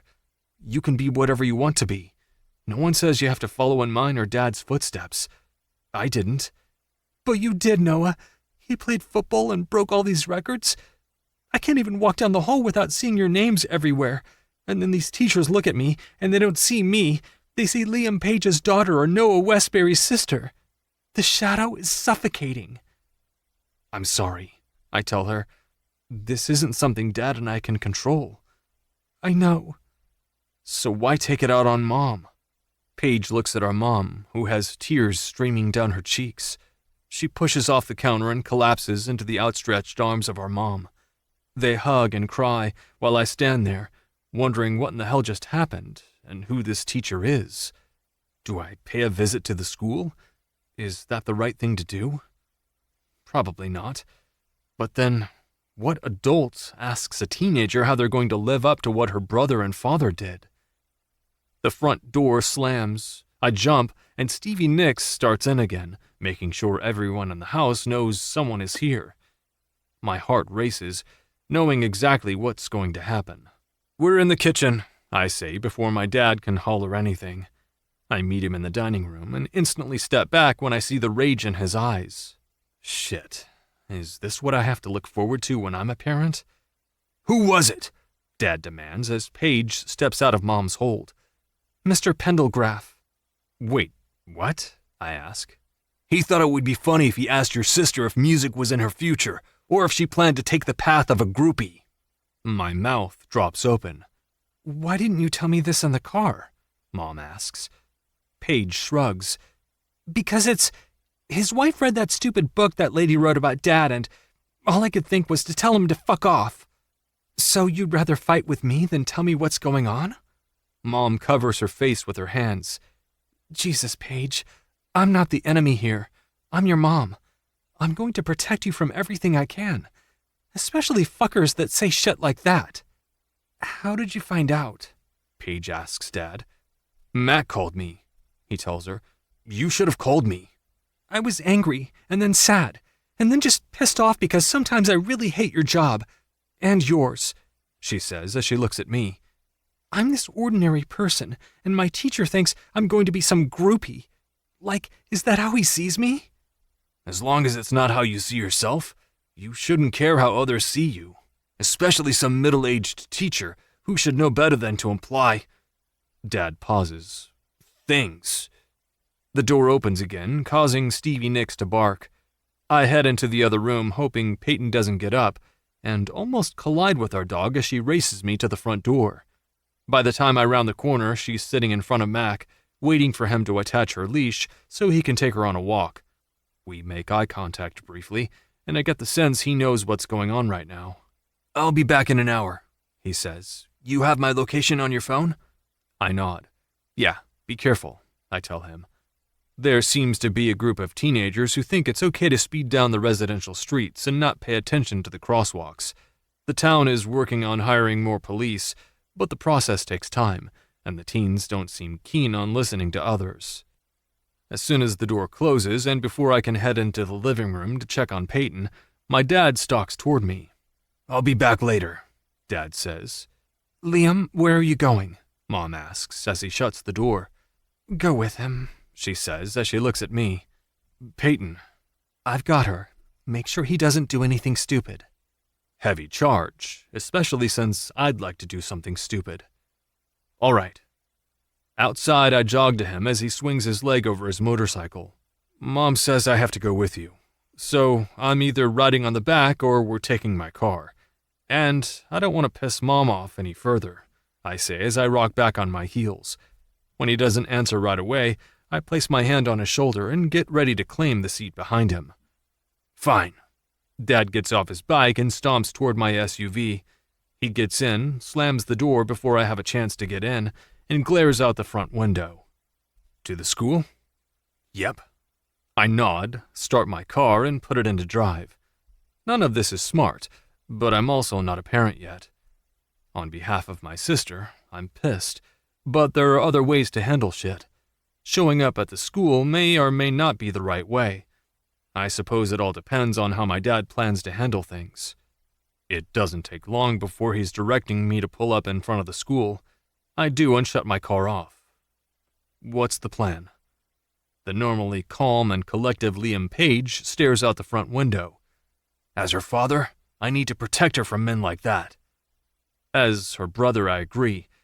However, storming into the school and confronting this piece of shit isn't the answer. Neither is waiting for him in the parking lot.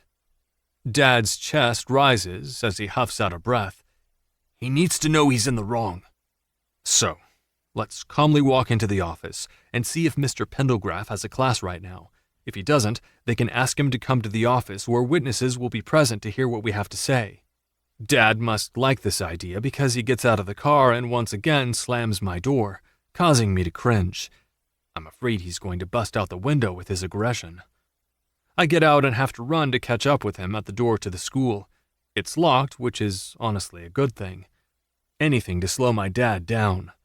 I press the button on the wall and wait for someone to come onto the intercom. When no one answers right away, I press it again. "May I help you?"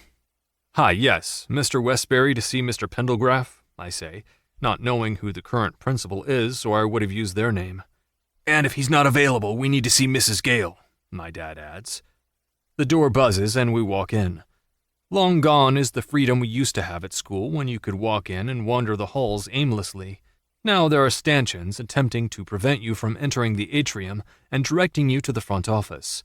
Dad must know this because he doesn't even hesitate to head toward the office. As we walk in, I'm assuming Mrs. Gale is heading toward us with her hand up. "I know why you're here. I've taken care of the situation, Mr. Westbury." "How?" "I sent Mr. Pendelgraph home and told him he can't come back until there's been a hearing with the school board, which Paige will be asked to attend." It's like all the gusto has escaped from my dad. He lets out a long breath and nods. "Thanks. I came in here ready to fight for my daughter." "Believe me, I'm fighting for her and all the others. What happened isn't okay, and I won't tolerate it." After they talk for a few more minutes, we head back to my car. Inside, Dad sighs. "The best thing you can do for your children is be their advocate. Whether you agree with the situation or not, you stand up for your kids, no matter what. The worst thing you can do as a parent is not support your child." "Do you not believe Paige?" "I do. And even if I didn't, I'd still be here ready to beat the shit out of the teacher. I don't care who you are. You don't disparage people. More so, you don't do it if you're someone in a position of authority, which a teacher is." We sit there for a moment. I absorb his words. I never really think about the years I spent without him, at least not as much as I did when I was younger. Mason was there for me, filling in the hole left by Liam, even though he had no idea. And then there was Nick, who was still active in my life. I glance at my dad and realize he has no one. His dad isn't really in his life, and my grandpa Preston doesn't really do much with him. "I'm going to need your help with the triplets," I say. He looks at me. "Peyton and I don't know what we're doing, and with 3 of them, your mom and I will be wherever you need us to be, as will Caitlin and Harrison. We're not going to let you and Peyton fail or struggle. I believe the grandmas have already started a calendar so they can be there to help, especially in the middle of the night. Same with Harrison and me. We have some time off, and we're going to be there." "Thanks, Dad." He grips my shoulder. "I won't let you down or fail you like my father failed me." Tears threaten to spill over. I know you won't. Chapter 29. Peyton. In a matter of days, I'm going to be a mom. The countdown is on and very real, and tonight is one of the last times it'll ever be Elle and me doing nothing but watching movies. It's not going to matter what the movie is. We'll both cry because everything makes us cry these days. We can't help it. We're emotional. But after tonight, we're going to be different. Our lives will have forever changed. But tonight, we're 2 very pregnant sisters who are going to veg out on the oversized reading chair my husband bought me and just be. Elle waddles into the room and collapses dramatically onto my new chair. She thinks she's big, but she's nothing compared to me. "I'm tired of being pregnant," she says with a sigh. "I mean, I'm not, but I am." "You're preaching to the choir," I tell her. "But I don't want it to be over. It feels like it's too soon." "It is," she says. She kicks her shoes off and then maneuvers next to me. Within seconds, our mom comes into the room with a bowl of popcorn and 2 bottles of water. Both moms are here, on standby, to help us go to the bathroom when needed, which is honestly too many times to count during the day. I don't know what I would do or would have done without Josie being at my beck and call 24/7. My mom was here when she could be, but with the adoption of Oliver not yet final, she hated being away, and the rambunctious toddler is a lot to handle right now. Elle's next to me, with a bowl of popcorn between us.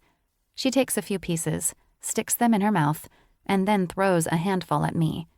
Normally, I wouldn't care, but we're sleeping here, and it's not like I can easily roll over to get rid of popcorn kernels. Stevie Nicks appreciates her aunt's gestures, though. My sister turns her head and looks at me. "Are you scared?" I do the same, facing her. "No," I say, and then add, "Sort of." "They're going to cut you open, P." She reaches for my hand and holds it. "I know, but this scar will be different. I want this one." "I wish things were different." "If they were, I wouldn't have the triplets. I don't think I'd change anything right now because I'm getting them. As painful and scary as the accident was, it brought me Noah and now the babies. I really can't imagine my life any differently." "You almost died on me." "It's going to take a lot more than an accident to get rid of me, Elle. I'm forever going to be a thorn in your side as your big sister." Elle sets her hand on my stomach and feels one of the boys kick. "He's going to be a hell of a drummer," she says. "And this guy?" She moves her hand a bit higher. "I have a feeling he's going to be a poet or writer. Someone who's laid back and just chill all the time." Elle slides her hand over to our girl. "And my niece? She's going to be fierce and determined to outshine her brothers, and I'm going to help her every bit of the way." I place my hand over hers. "The only girl among the boys. The instant princess. This little girl isn't going to have to ever lift a finger. There isn't a man in this family who won't dote on her." "She's going to be spoiled." Elle nods. "By me as well. I can't wait for her to be old enough to go shopping." "Noah's ready for them to be 3 already so we can take them to Disney." Elle puts her hand under her pillow. "Do you remember when Dad took us?" I nod, even though my memories are fuzzy. The first time I remember parts of it. I think when we went around 10 or 11, I remember those trips better, and definitely when we've tagged along with AJ and Jamie to take the kids. I'm ready for us to do something like that with our babies." Elle smiles. "They'll kick us out with our entourage because you know Mom and Dad will have to come with us. Josie and Liam will be there too.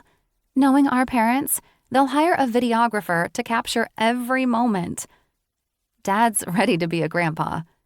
"Do you think Mom is?" Elle asks. "Yes, I am," we hear her yell from the other room. We both roll our eyes. "Are you going to name one of the boys Mason?" Elle asks. I shrug. "We haven't decided on names yet." "Peyton, you're having them in 2 days. They need names." "I know." I groan and cover my face. Nothing sounds right, and I only get one shot at this because I'm not doing it again, so they have to be perfect. We'll know what their names are when we hold them. "Noah Jr.?" I shake my head. "No, he doesn't want a junior." "Well, I think Little Miss would make a fine L Jr." I laugh hard and have to hold my stomach to keep it in place. "Of course you would." My sister shrugs. "You could go all out with L Page." "I could, or I could take a page out of Breaking Dawn and do something like Joe Skate." Elle laughs. "No, Linjo." "Okay, then one of the boys could be Pageson." Neither of us can hold our laughter, and it only gets worse when I yell, "I gotta pee!" Our mom and Josie come running. I don't need both of them to help me, but Josie is used to doing it, and I know my mom wants to be the one. When I come back, Elle's eyes are closed. Mom helps me into my spot and adjusts my pillows. She kisses my forehead and then tells the babies she loves them. "Soon you can say it to them." "I know. I can't wait," she says as she moves my hair away from my face. "Sleep now because you're going to need it. I love you." "Love you too." When I returned to Beaumont to live, doing so put me in a conundrum with my obstetrician. With Dr. Ringman being in California, I would have to find a new one in Beaumont, or somehow make it back there to deliver the triplets. With Nick's help, I found a new one, and I love her to pieces. While the sun still sleeps, Dr. Harmon greets us at the entrance of the hospital. I'm in a wheelchair and hate it, but the weight of the babies hurts my hips, and it's painful to walk. Noah offers to carry me. However, I don't need him straining a muscle and missing more time than he is now. The saving grace when it comes to having triplets is I'm being induced. This means we were able to choose a date that coincides with Noah's schedule. Luckily for us, he's off for a few days due to the holiday, and when he returns to Portland, he'll be a dad. Sounds like a damn good few days off to me. Good morning, Peyton. Noah? Dr. Harmon leans to the side slightly. And the rest of their family? Yes, I'm the one who comes to the hospital with my family in tow. I don't know why I thought Noah and I would do this by ourselves. What a silly notion, especially with the family we have. We follow Dr. Harmon down the corridor and into the elevator. Not everyone can fit, so they take another elevator. Noah's behind me, with my parents on each of my sides, while Elle rests against the wall, with her ever-growing belly taking up space. I'm thankful Ben said he'd come later. I worry about him getting enough rest with the lifestyle Elle keeps. I told Elle she didn't have to come. Noah would call her after I had the babies and could have visitors, but she insisted. It's the same with my grandpa and Bianca. They're here so they don't have to wait for news on their first great-grandchildren. Somehow, the rest of our family beats us to the floor. I think about making a fat joke, but Elle's cranky in the morning and I don't want to hear it from her. Dr. Harmon leads us to my room. It's private and something Noah stressed we needed. I'm not certain, but I think either Liam, my dad, or the band donated money to this wing because they didn't make a fuss when my husband made the request. We get to the end of the hall and Dr. Harmon stops. The private waiting room is here, she says as she points into a room. And the guard will stand here. Guard? I question. Just so we have privacy, Peyton, Liam says. I understand, but then I don't. We're in Beaumont. No one should bother us here. I'm going to take Peyton, get her changed, and go over the procedure with her and Noah, and then you may come in, she says as she looks at me. If Peyton wants you in there. See that? I'm in charge. Elle cackles. After surgery, she'll be in recovery and then she'll be able to take a visitor or two at a time. However, I need you all to remember there are women on this floor in active labor and some who have given birth. Unless the babies are in the NICU, they are in the rooms with their mothers. Please keep your voices low. I feel like we've been scolded, I hear my father say to Liam. Leave it to these two to make jokes right now. Dr. Harmon doesn't wait for them to agree before she motions for Noah to continue pushing me into the room. There are blue and pink roses on the nightstand and a banner that reads, Welcome Westbury Babies, hanging from one corner of the window to the other. Isn't this a bit premature? I think our moms wanted you to feel the love before you had them, Noah says into my ear. Okay, Peyton, we're going to get you changed and hooked up to these monitors. Noah helps and takes advantage of seeing my bump for one last time. I'm going to miss this, he says as he kisses my stretched skin. But knowing I get to hold them today is pretty freaking awesome. Yeah, it is. Noah leads me to the bed and helps me get settled. A nurse comes in and tells me she's going to start an IV. I've been poked and prodded so many times, needles don't bother me as much as they used to. Still, Noah has me focus all my attention on him. Can you believe these three still don't have names? I know. Does that... I take a deep inhale when the needle pinches my skin. Are we going to be bad parents? Nope, he says as he shakes his head. As long as we call them something 1, 2, and 3, we'll be okay. It's thing 1, I tell him. Nah, I'm sure that's trademarked or something. We need to come up with our own moniker for them. Elle says boy A is going to be a drummer.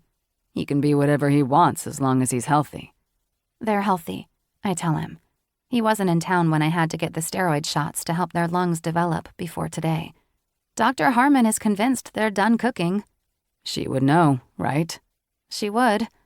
I'm so busy focusing on Noah, I don't realize until I hear the sound of rushing horses echoing in the room. Those are some strong heartbeats, Dr. Harmon says. What do you say we go meet these three? Noah and I nod as my bed is pulled away from the wall and heading toward the door. I expect to see our immediate family, including Nick and the kids. But when I see Quinn, I start to cry. Elle told me not to expect him because of the tour. "Quinn!" I cry out as I reach for him. Hey, kiddo. You didn't think I'd miss your big moment, did you? Elle said, "Sometimes I like to keep you in suspense." Elle interrupts. "Now go have those babies because someone has to get back for his show tomorrow." Quinn rolls his eyes. I'll be here when you're out. I'm not leaving until I've met my niece and nephews. We'll be back soon, Noah says. We continue down the hall. I'm taken into one room, while Noah follows a nurse into another. I look around in a panic and pause when I see 3 cradles in the corner, each with 3 nurses. They're waiting for my babies. I close my eyes, afraid I'm about to hyperventilate if I watch what everyone is doing around me. I smell Noah before I hear him. Open your eyes, he says. He's sitting next to me, dressed in a blue gown, but with a pink hat. They had both colors. I couldn't pick. Are you ready for this? He nods. I've never been more ready for anything since I said I do. Peyton, we're going to start now, Dr. Harmon says. I give her a nod and keep my eyes on my husband as he takes my hand and squeezes it. Chapter 30. Noah. There's a board or a wall of some type blocking Peyton's view, which is a good thing. She doesn't need to see what they're doing to her body, and frankly neither do I. When it's time for me to cut the cord, I will, but I won't be the father who will tell his children later in life that he watched their birth. I saw what a C-section looks like during some parenting class we took. That was more than enough for me. I want to touch my wife, but I can't. I spent 5 minutes with the nurse, scrubbing up so I could be in this room. I'm not about to jeopardize anything, especially with them cutting Peyton open. I love you. I love you too, she says right back. C-sections are safe. I know this. I did the research, but there are instances when things can go wrong. To say I'm worried about Peyton would be an understatement.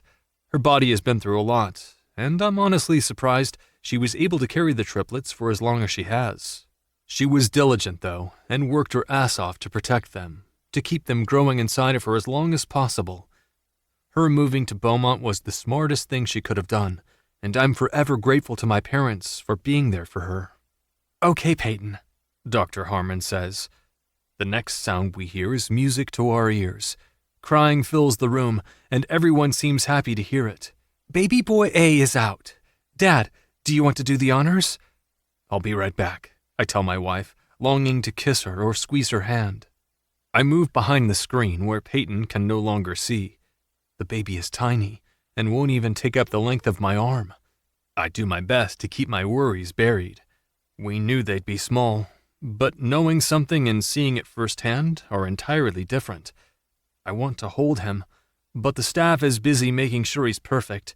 I think he is because he's my son. I look him over as if I'm the inspector general or something. 10 fingers and toes, knobby knees, puffy cheeks, and kissable lips. He stretches, his tiny fists closed as the team wipe him down. My throat seizes as tears stream down my face. I have a son. We have a son. We created a life, and while I know there are 2 more coming, this guy is my first and will always hold a special place in my heart. Noah? Peyton's voice pulls me to the present. I'm coming, babe, I tell her. Just checking out our boy. As soon as I sit down next to her again, her eyes fill with tears. He's perfect. Look. I move out of her line of vision so she can see where they've taken him. They're going to get him cleaned up, and then they'll bring him over to you. Okay. We hear more cries, and somehow I know it's my other son. Be right back, I say to Peyton. Duty calls. Baby boy B is small as well, and I guess it makes sense. They were crammed in there tightly, and Peyton isn't very big to begin with. Again, I inspect every detail of our middle child. I don't know what it's like to be a middle child, but I read it can be tough. Not for this guy. I won't allow it. I'll have his back no matter what, even when his princess of a sister is picking on him. He's perfect, Peyton. Again, I'm out of the way so she can watch the staff with our son. One more to go, and they'll bring them over here. Another wail, and for whatever reason, a smile spreads across my face. I move to the other side of the screen and glimpse my daughter, our daughter, for the first time. She's bigger than her brothers, which is comical in the sense Peyton wanted them to protect their little sister. I think it's going to be a good chunk of years until that happens. Peyton, she's gorgeous. And perfect? Yes, perfect. The staff take her from me, and I go back to my wife. Babe, they're perfect, with all 10 fingers and toes. The boys don't have any hair, but our daughter does. She looks just like you. While they finish putting my wife back together, 3 nurses come over pushing incubators. Each takes one of the babies out. You can tell they're pros at this and know exactly how to put all 3 babies with their mother. Tears stream down my face, and while I know she'll hate me for this now, I take a selfie of my wife with our children. I sit behind, thankful for the stool on wheels, and rest my chin on her bed. My God, Peyton, look at what we made. They're so tiny. Baby A and B are 3.5 pounds, which is really good when there are 3. Baby girl is 4.5 pounds. You did really well, Peyton, the nurse says. Thank you. We're going to take these kiddos to the NICU. Dad will be able to come up and see them in about 30 minutes. Mom, we're going to take you to recovery. Dad, you can join her after you've notified your family. I show Peyton the photo and then kiss her. Thank you. So much. You helped, she says, smiling. I should be the one thanking you. I'm gonna go see everyone, and then I'll come to you. She shakes her head. Go to the babies. They need you a bit more than I do right now. Peyton, please, Noah. I'll heal faster knowing you're with them. I nod and kiss her again as they start to wheel her out. I don't bother taking off the paper gown, the hat, or the booties. I've seen men do this on TV so many times, I figure, why the hell not? Before I go out there and share the amazing news with our families, I pause and lean against the wall, bending at the waist to try and keep my emotions in check. To no avail, though, because tears stream down my face. I'm over the moon happy, but I also feel an overwhelming sense of sadness. I'm going to miss Peyton's bump.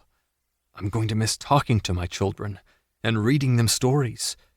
Sure, I'll be able to talk to them while I hold or feed them. But something hits different, knowing I could do that while they were growing inside of her. Like, maybe I had a part in their development too. I know I have the daily photos and videos of them babies moving, but pressing my hand to Peyton's stomach and feeling them kick me is something I miss greatly. Are you okay? I glance at the feet next to me and then stand tall. It's one of the nurses from Peyton's delivery room. A little overwhelmed. It's expected. Your wife is in recovery. You can see her. She wants me with the babies. The nurse smiles. Most of them do. I'll take you to the NICU. I glance at the door. I need to tell our family first. They're waiting. The nurse nods and points down the hall. When you're ready, I'll be at the desk there. If I'm not, another nurse will take you. Congratulations. Thanks. After another minute or so, I push my way through the double doors, praying my eyes are not red-rimmed. The last thing I want to do is strike fear in Caitlin and Harrison, wondering if their daughter is okay. My mom is the first to stand, followed by Caitlin and Elle. Slowly, everyone starts to gather. I clear my throat. The boys are tiny. They weigh just over 3 pounds. The girl is a bit bigger, at 4.5. They're in NICU, which, as you know, is standard. And my daughter? Caitlin asks, her voice breaking. How's my baby? Peyton's in recovery. She's seen and held her babies. I pull my phone out, bring up the photo, and hand it to Caitlin, sensing she needs confirmation of Peyton's well-being more than anything. She covers her mouth to hold back a sob as she studies the photo. She looks like my girls. She does, I confirm. I know you can't see her hair, but it's dark. The boys are a bit bald, but hopefully that will change soon. I scratch the top of my head and laugh, enjoying how my hair has grown out since I shaved it in solidarity with Ben when he went through chemo. Caitlin turns the phone to my mom. "Look at what our babies did," she says in a hushed tone. Both grandmas start to cry and hug each other. I imagine for them, this moment is pretty indescribable for them. From being best friends to now grandmas. My dad takes the phone, and Harrison huddles around him. Their heads are down, but I hear sniffles. I step closer, only to have both of them look at me. I've only ever been afraid of Harrison a handful of times. This is one of those times. "You're going to be a damn good father, Noah," Harrison says.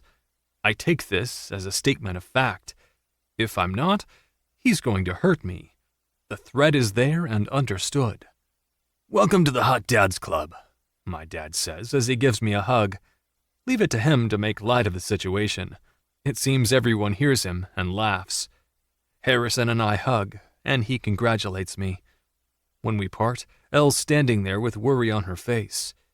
"Is my sister okay?" I nod. She's perfect. She's in recovery and wants me to go be with the babies while they tend to her. Elle hugs me, bump and all. "I'll see if they'll let me in recovery. I don't want her to be alone." I appreciate that, I tell her. Quinn hands me my phone, which I had honestly forgotten about. "I think Boy B looks like me," he says, smiling. "Definitely."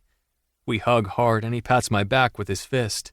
"Damn, I didn't think I'd be this emotional over my sister having a kid." 3, I point out. "Yeah," he says, shaking his head.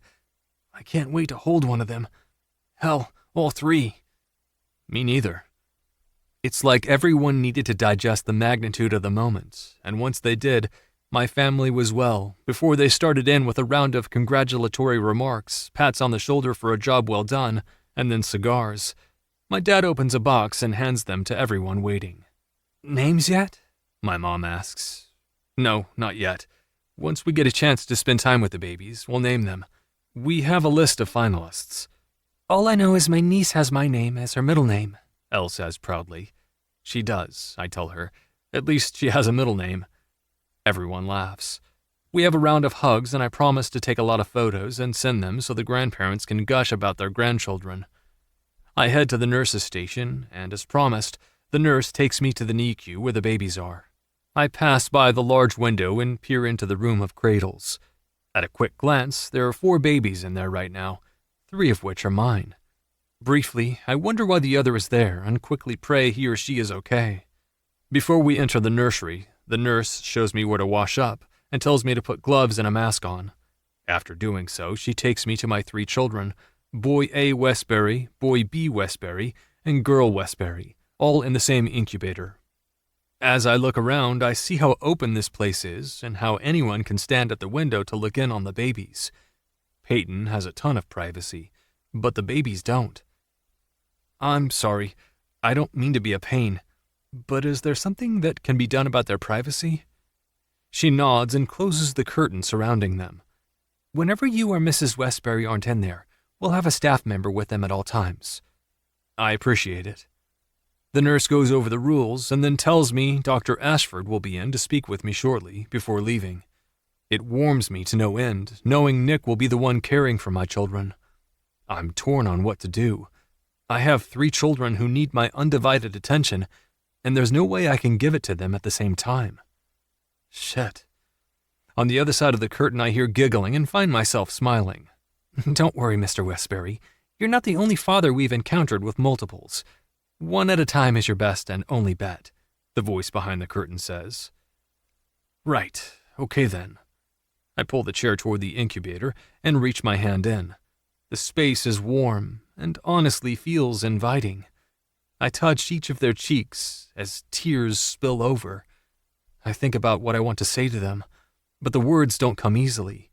Do I say, "Hey guys," or is that insulting to my daughter? I know she doesn't know the difference now, but eventually she will. With a deep breath, I lean toward the opening and say the cheesiest thing I can. "Hi, I'm your dad." I feel awkward and rather silly, but I know it needs to be done. Peyton and I learned about early bonding through the books we read and the classes we took on parenting. I clear my throat, take another deep breath, and let the tears slide down my face. Silly or not, I need to do this. They need to know who I am and what my voice sounds like. Like I said, I'm your dad, and I'm so happy you're finally here. Your mommy is resting, but she can't wait to hold you. So until she can be here with you, you're stuck with me, and probably your grandparents. That's the thing you'll never fully grasp, but you have this massive family. They're all waiting in the lobby to meet you. Your Auntie Zell and Paige are going to love you to pieces and spoil the crap out of you. And then there's your Uncle Quinn. He wants to teach you all about music and art. You'll get your sports knowledge from me and Uncle Mac. We love our sports. But you know what? Your mommy is the smartest when it comes to sports. I wouldn't have the career I do without her. I know you don't understand a single thing I'm saying. I wish you did, though, because then you'd know how much you are loved, how your mommy can't wait to hold you. You see, I know she loves me, but once she gets her hands on you three, I'm moving down the line in the pecking order. I'm supposed to be the one protecting you and being a macho dad, but I'm going to need at least one of you to have my back, especially when it comes to your mom. I don't know much about being a dad, but I know what it's like to be a big brother. And boys, let me tell you this. It's your job to protect your sister. She's going to look up to you. Your mom and I will protect the three of you, but you need to have each other's backs, always. I continue to caress their cheeks, hoping my time is spread equally among them. Thank you for making our family complete. Mr. Westbury? Yes. I clear my throat. The curtain parts, and another nurse steps in. Your family is at the window. Would you like to show them the babies? I look back at my three. What do you think? I know they're not going to answer me, but at least I give them the option. After nodding, the nurse opens the curtain and then pulls the incubator toward the window. Despite the thick glass, I can hear each and every one of them oohing and awing. They wave, tap the glass, and say, "Hi, baby," as if the triplets can hear them. The nurse removes the top of the incubator and encourages me to tilt each baby up. I do, giving our family ample viewing. When can I hold them? I ask her, while I have my daughter on display. As soon as Dr. Ashford gives you the okay. But from what I've seen, you'll be able to hold your daughter soon. She's very strong. Like her mother. Chapter 31. Peyton. When I wake, it's dark out. The curtains to my room are open, and my husband is cast in a glow thanks to the moonlight streaming through my window. I try not to move much. My stomach hurts where they stapled my stomach back together. Lightly, my hand touches my now empty womb, and I find myself fighting back the tears. I know the triplets are here, but that doesn't assuage the pain I feel from not having them inside me anymore. And it definitely doesn't help that I haven't been able to hold them. I saw them briefly when I came out of recovery, thanks to my family. They insisted I be able to at least see them through the window. At least Noah was there with our babies, talking to them, loving them. I blink and refocus my eyes on my husband. He's sleeping in a chair and shirtless. For a moment, the sight of him confuses me. That is until I see he's holding something. No, not something, but one of our babies. Noah, my voice is hoarse. My throat is dry from the meds. I clear away the roughness and say his name again. I'm about to say it for a third time when I stop myself. He's sleeping, and whomever he's holding is sleeping as well. The book says never to wake a sleeping baby unless you're trying to get them onto a different schedule. I press the arrow on the control and raise the head portion of my bed. The noise doesn't wake him, and while I am thankful, I'm sort of not. I want to hold the baby and bond with my child. My options are limited. I can't get out of bed without help, and I don't want to yell. So I stare at my husband and wait for him to wake. And I wait. And wait. And wait some more. Finally, he stirs, and that's when I see it. The pink hat. My heart zings and races while my throat tightens with emotions. I yearn for her, to see and touch her, to have her with me. I want to nurse and develop a connection with her. The boys as well, but it'll be days before I can hold them. It should have been days before Noah could hold her. "Noah?" I say, but this time louder. He opens his eyes and a slow, sexy grin spreads across his face. "Hey, babe." He stands and his gray sweatpants sag a bit. I'm thankful it's just us in the room. He comes toward me, his large hand holding our daughter to his chest. She's so tiny compared to him. He'll have no problem holding all 3 babies at the same time, where I know I'm going to struggle. Tears spill over, wetting my cheeks. Noah is by my side instantly.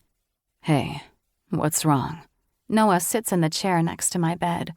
I want him next to me, on this same mattress, but I can't move. Not without assistance, at least. "I don't know," I tell him.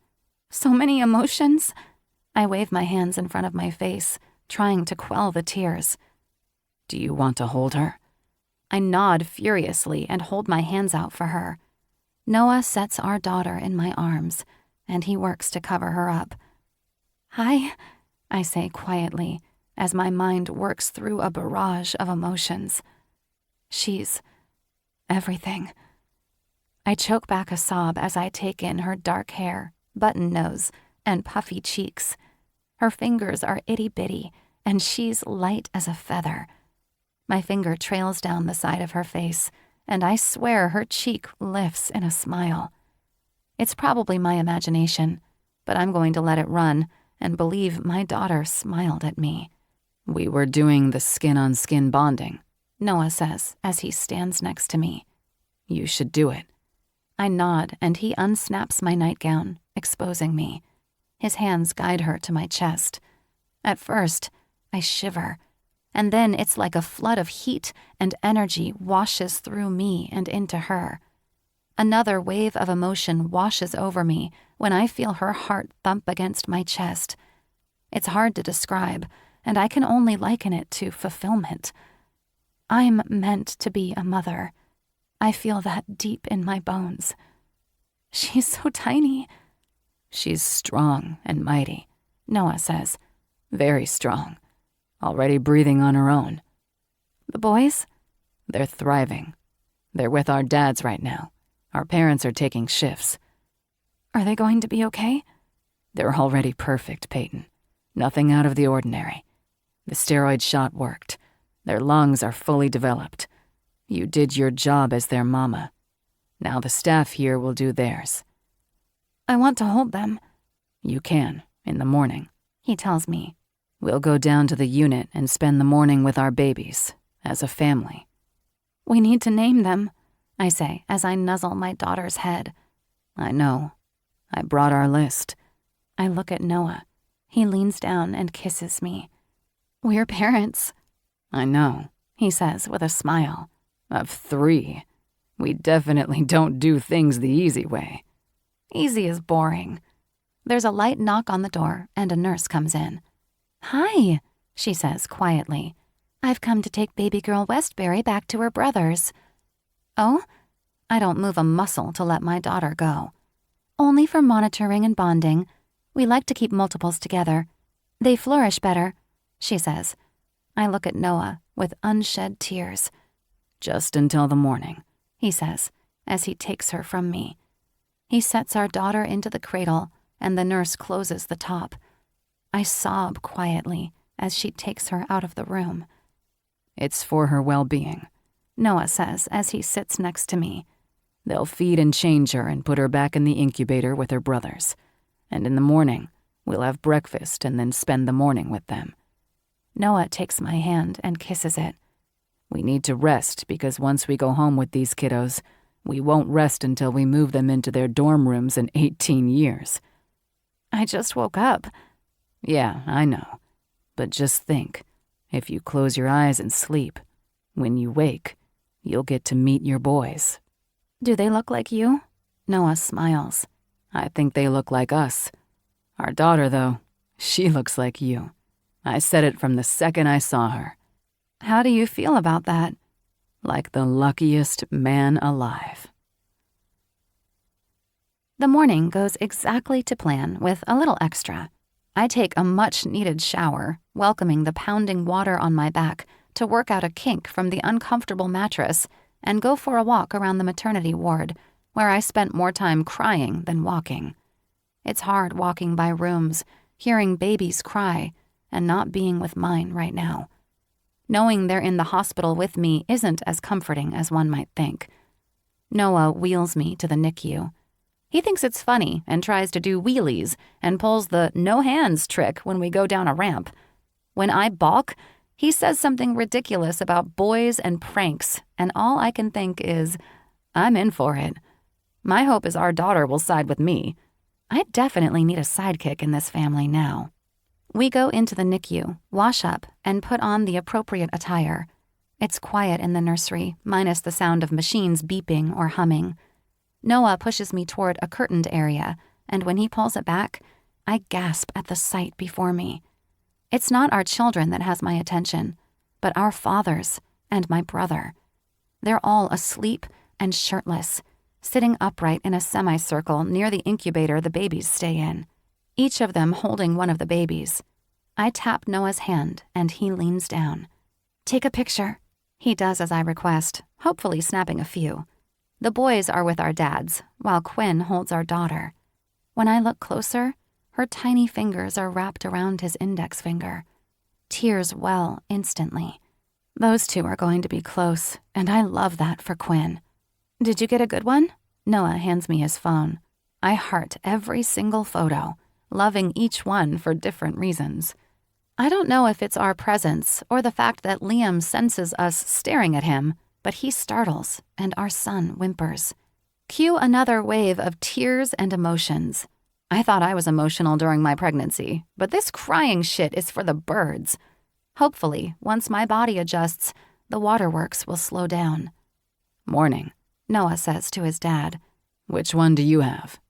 Boy A, Liam says, and then adds, Who needs a name, or I'm going to start calling him Rocket Ship. You will not, I say to my uncle. He'll have a name today. I reach back and pat Noah's hand. We have a list, and after I spend some time with my babies, they'll have names. Our voices wake Quinn and my dad.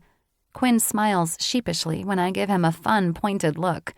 He smiles and shrugs. She's my first niece, he says. She'll need me to keep the boys away. Won't her brothers do that? I ask him. Sure, when they're older. Quinn makes no attempt to move our daughter from his chest. She looks like you and Elle. It's in my nature to protect her. I appreciate you. Now he stands and takes a few steps toward me. I expect him to hand me my daughter, but he holds her tightly to his chest. Quinn leans down. I'm so damn proud of you, he says, and then kisses me on my forehead. Liam kicks my dad's foot. He startles, looks around, smiles, and closes his eyes again, looking extremely content to stay there with his grandson on his chest. The nurse comes over and doesn't say anything about the scene in front of her. She giggles, though, which makes me laugh as well. Okay, gentlemen, I think Mama wants some time with her boys. My dad and Liam grumble something unintelligible and stand, and if I had to guess, reluctantly hand the boys over to the nurse. She sets them in their incubator, and then two bare-chested, tattooed men block my line of vision. They both lean down and press their lips to my cheeks, each thanking me for making them grandpas. Have you decided on what you want to be called? I ask them. They look at each other and smile. I'm going to be Grandpa, my dad says. And I'm going with Gramps. I like the shortened, much cooler version. And we both know I'm way cooler. My father-in-law adds. Shut the fu- My dad stops himself before dropping the F-bomb in the nursery. Let's go round up our wives while we discuss the level of coolness you think you have. My dad puts his hand on Liam's shoulder and gives him a slight push. Quinn? But, Quinn protests and then sighs. Here's your daughter, he mumbles as he hands her to me. This isn't fair. He reaches for his shirt and then mutters, Someone has to go back on tour, in a high-pitched voice meant to sound like Elle. I'll miss you, I tell him as he kisses my cheek. I'll be here until tomorrow. Okay, we'll be out in a bit to tell everyone their names. One better be Quinn, he says, laughing. When everyone is gone, the nurse helps me get situated in the chair. Do you want to do skin on skin? She asks. I do, but I want to hold them first, I tell her. This is boy A, she says as she places my son on my right side. Noah's there, with our daughter in his arms, looking at us. And this is boy B. I'll give you some time. She pulls the curtain shut behind her. Noah pulls a stool up next to me and sits down with our daughter. I take each one of our babies in and let the tears roll down my cheeks. It's hard to tell who the boys look like. They're definitely a cross between the both of us, and I know the older they get, the more defined their features will be. They're perfect. They really are, Noah says as he touches the boys with his finger. Mighty and tiny is what I've said to people. You did good, Mama. I kiss the boys. It's easy to bring them to my lips with how light they feel. Boy B grunts or mumbles. It could have been either, and something he's already picked up on from his uncle. Has Elle seen them? Only through the window. Oh, that's so sad for my sister. She'll get lots of auntie time before she delivers. I don't think she's worried, he says. She's more concerned with you. Really? I look at my husband. Before I brought her in, Noah looks at our daughter. Elle was asleep in the chair next to your bed, and she tried to go be with you in recovery, but they wouldn't let her. I know it's a twin thing, your thing with her. She needed to be with you. I imagine she's a bit torn up inside. Wow. I really hope the babies have the same bond you and your sister have. While a mystery to most of us, seeing you two together is something of a marvel. The way you're always in sync with each other, know what the other is feeling, or know when you need your twin. The bond is unbreakable. I want that for our babies. They'll have it, I tell him. I don't know how, but it's a twin thing, and I'm praying our daughter is included in it. Noah suggests I do some skin on skin with the boys. He helps maneuver them and then reclines my chair. I'm holding them and basking in our body-to-body contact when he places our daughter in the middle. Now Mommy has her babies, he says as he wipes at my tears. This is my picture-perfect moment, Peyton. Seeing you with our children. Really? It's not because my boobs are out? Noah laughs and then deadpans. I say something nice, and you have to ruin it with a joke? I nod. I'm so emotional right now, I need some humor. My husband sighs. He kisses me, and then kisses each of the babies. Nothing but perfection, he says. We stay like this, with the babies on my chest and Noah next to me, until it's time to feed them with the little droppers of the colostrum the nurse helped me pump earlier in the morning. After their feeding and the light pats on their back to get them to burp, Noah and I give them a sponge bath, which none of them care for. Their cries sound like they're saying "la," to which the nurse assures me will change to screaming in months, if not weeks. After the babies are settled, Noah looks at me. It's time. I sigh. Pull out the list. He takes a folded sheet of paper from his pocket and sits down next to me. The nurse hands us a pen. We've been waiting too, she says, laughing. All right, let's name our children, I say to Noah, and pray they like their names when they're adults and we don't scar them for life. Noah chuckles and then reads the list of names we've compiled over the months. Chapter 32. Noah. Normally, I don't consider myself a smooth talker. I'm not the guy who is going to flirt to get his way, or even bat my eyelashes when I need something. I've seen Quinn do it with his sisters, and those two turn into a puddle of whatever Quinny wants, he gets. Yes, I will do some puppy dog eyes at Peyton if I'm not getting my way, but she's my wife, and it's expected of me. With that said, I know when to turn on the charm. Peyton has written out the 3 names we chose. We've said them out loud, given them to the nurse, who promptly wrote up new cards and handed them to us for keepsakes. The original name cards will remain the same for privacy reasons. With a big sigh, I look at Peyton. We should tell our family. She nods and reaches out for me to help her move from the chair to the wheelchair. While she complains about using it, I think she secretly loves it because I'm at her beck and call. She likes being ushered around by me.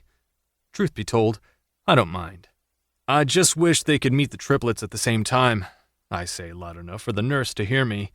Your sister really wants to meet her niece and nephews. Peyton glances over her shoulder at me with a confused expression on her face.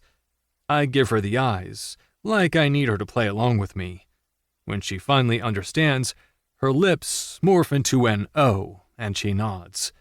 And she's leaving this evening with Quinn. Is there any way we can bring her in? Granted, this isn't the best argument since Quinn was in here, but it's what my mind came up with, so we have to run with it. The nurse chuckles. All you have to do is ask, she says, clearly onto our game. I'll go with you. The triplets can't leave the incubator, but everyone will be able to see them, and the babies will hear everyone.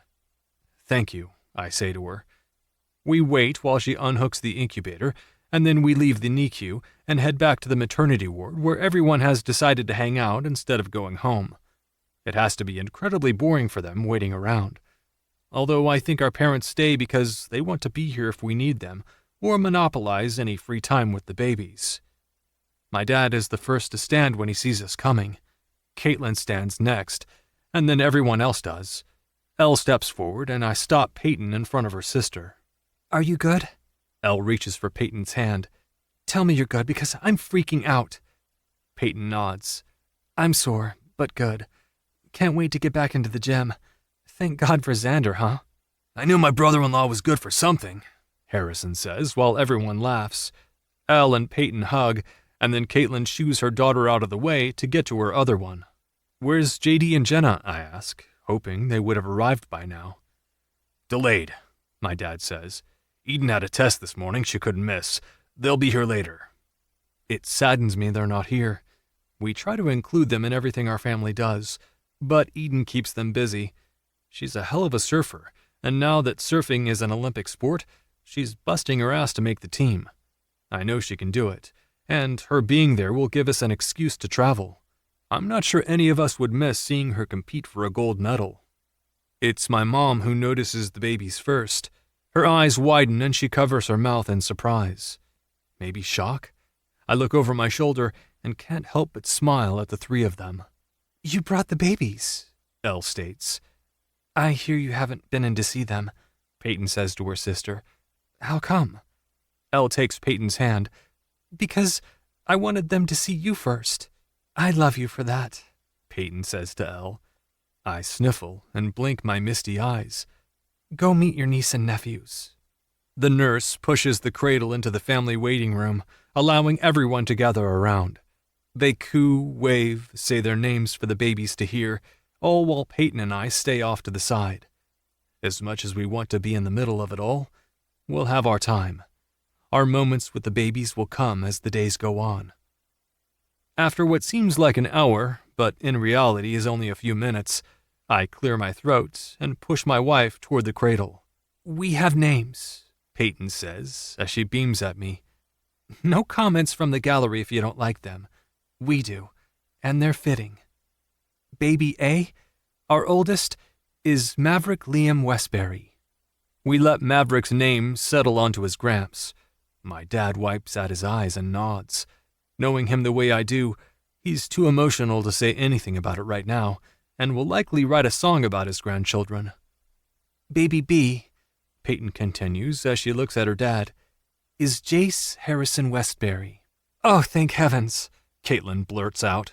I thought you were going to call him Harry Westbury, and I just couldn't wrap my head around it. The poor boy would have been teased relentlessly. Peyton looks at me and blanches. Neither of us thought about anything like that. Shit. And my niece? Quinn asks. You know her middle name's Elle, unless Peyton did me a solid and named her firstborn daughter after her lovely sister, Elle says as she bumps his shoulder with hers. Quinn scoffs. Maybe Quinella, he says. Please, no, Caitlin says, and then covers her mouth. There's a look of horror on her face. I shake my head, hoping to ease the dread she might feel. "Our little girl is Juniper L. Westbury." "Yes," Elle says as she fist pumps. "I told you." She jabs her finger at Quinn. "Wait, Juniper? Not Elle? I mean, I knew Elle was in there, but I really thought Juniper," Peyton says. "We'll call her Junie or Junie L. I didn't want to call her Ellie, and she needs her own identity." "I love it," Elle says. My eyes meet Paige's. She's staring at the cradle but not saying anything. I go to her, wrap my arm around her shoulder, and pull her away from everyone. I'm guessing the tears are because Juniper has L for a middle name? She shrugs. "I don't know. It's silly. Elle's her sister, so it makes sense. And I think I sort of knew it, but hearing it out loud? I don't know. Like I said, it's silly." The one thing you and I will never understand or have is the twin bond. It's freaky and indestructible. No one will ever come between them, and this is Peyton's way of honoring her sister. "I get it. I think I was just caught off guard." "I'm sorry, Paige. But do you want to know something?" "What?" she asks. "You'll spend a lot more time with the triplets than Elle will. We're going to raise the babies here, which means until you go away to college, you have full access to them. Elle has her own life, and will be a mom soon. You," I say as I point to her, "you get to be auntie every day, anytime you want. They're going to be attached to you." "I guess that's something, even though this isn't a competition." "I think Dad and Harrison have made it one." Paige rolls her eyes. "They're ridiculous. I think Mom and Aunt Caitlin have told them to knock it off 1,000,000 times. Then, when Nick came to see how everyone was doing, they tried to get him involved." This time I roll my eyes. "Come on, let's go see what the rowdies are up to." We head back around the corner. I smile when I see Peyton and head toward her. "I'll tell you later," I say to her. "Beautiful names," my mom says as she comes up to us. "You guys did good." She comes over and hugs us. "Thank you for making me a grandma." "Is that what you're going to be called?" She shakes her head. "Grammy will suffice. Caitlin wants to be grandma." "Gramps and Grammy it is," I say to her. Before the nurse takes the babies back to the NICU, my dad, in his infinite wisdom, says to my father-in-law, "You know, Maverick being the firstborn and having a name like that means he's superior." Harrison rolls his eyes. "Whatever you say, Gramps. Grandpa." "It's like they're fighting, but in the old man sort of way," I whisper in Peyton's ear. "Do they even know what they're arguing about?" She shakes her head slowly. "Nope, but it's entertaining." Harrison rubs his hand up and down his torso. "Grandpa or not, I still got it." "Hey!" Caitlin shouts. "Too far, Harrison," I say quietly to Peyton. "She'll kick his ass later." Harrison puts his arm around Caitlin's shoulders and pulls him to her. "You're one hot grandma." "Time to go, Noah," Peyton says, laughing. I heed her demand and take her back to her room. Once she's settled, there's an army of people who come in and out all day. It's mostly our family bringing flowers and presents. Peyton had opted not to have a baby shower, mostly because we could afford everything, and with the grandparents buying anything not nailed down in the store, there wasn't any need. Not to mention, Christmas is less than a month away. Still, that doesn't stop the gifts from coming in. Everything from matching outfits for the boys to frilly dresses for Juniper. While people visit, I begin to return texts and messages, and with Peyton's permission, post a photo of 3 pairs of baby feet. Within seconds, my notifications go crazy. Also, with my wife's consent, I sent the family photo I took of the 5 of us earlier in the NICU to our friends, knowing they won't share it with anyone. While I'm checking my emails, I receive one from People asking for an exclusive. "Peyton, the magazine wants an exclusive. It says here they want to come to the house, interview us, and take pictures. They'd like to be the ones to introduce the babies first." "How much?" Elle asks, without looking up from her phone. "Say $2 million. "Nah, send it to me. I'll negotiate something better. 2 is peanuts. They'll move the needle, or we'll go with some other mag." Peyton? She hasn't said whether she wants to even do this. She shrugs. Something to consider. We can donate the money, though, like we talked about. You know, helping others with fertility. See, that's at least a $5 million offer, Elle says. I'll get you at least that. I wait for Peyton to tell me what to do. She nods, and I forward the email to Elle and let her do her thing. Peyton asks for my phone. I give it to her, and she brings up Instagram. All these comments. I'm glad they're all positive. Of course they are. You just had triplets. If anyone has anything nasty to say, Paige will delete them. My sister is very good at managing my social media. Of course, she gets paid to do it, and takes her job very seriously. Paige is dynamite on the socials, Elle adds. We hired her to run the agency's account, as well as the FMG records. Smart cookie. I make a mental note to tell Paige about what Elle said, hoping to ease what she feels on the name slight. There's a knock on the door, which is surprising. It opens before we can say for whoever to come in. I see the cradle first, and then Nick in his white doctor's coat. I thought we'd stop by and say hi to Mom and Dad for a bit. Nick gives me a hug and then kisses Peyton's cheek. We just took some vitals and did some testing. Things are looking great. When can they go home? Juniper probably by the end of the week. The boys, I'd like to keep them for 2 weeks, but if they keep improving the way they are, end of next week at the earliest. To be honest, I'm pretty damn happy Nick is their doctor. There isn't anyone else I'd trust with my children. Are they healthy? Peyton asks. Any long-term issues? Nick shakes his head. None that I can see or even predict. It'll be a bit before the boys catch up with Juniper, but they're eating well and gaining slowly. You did everything right, Peyton. He gives her a soft smile. There's another knock, and this time Mac and Amelie, followed by Talisa, come in.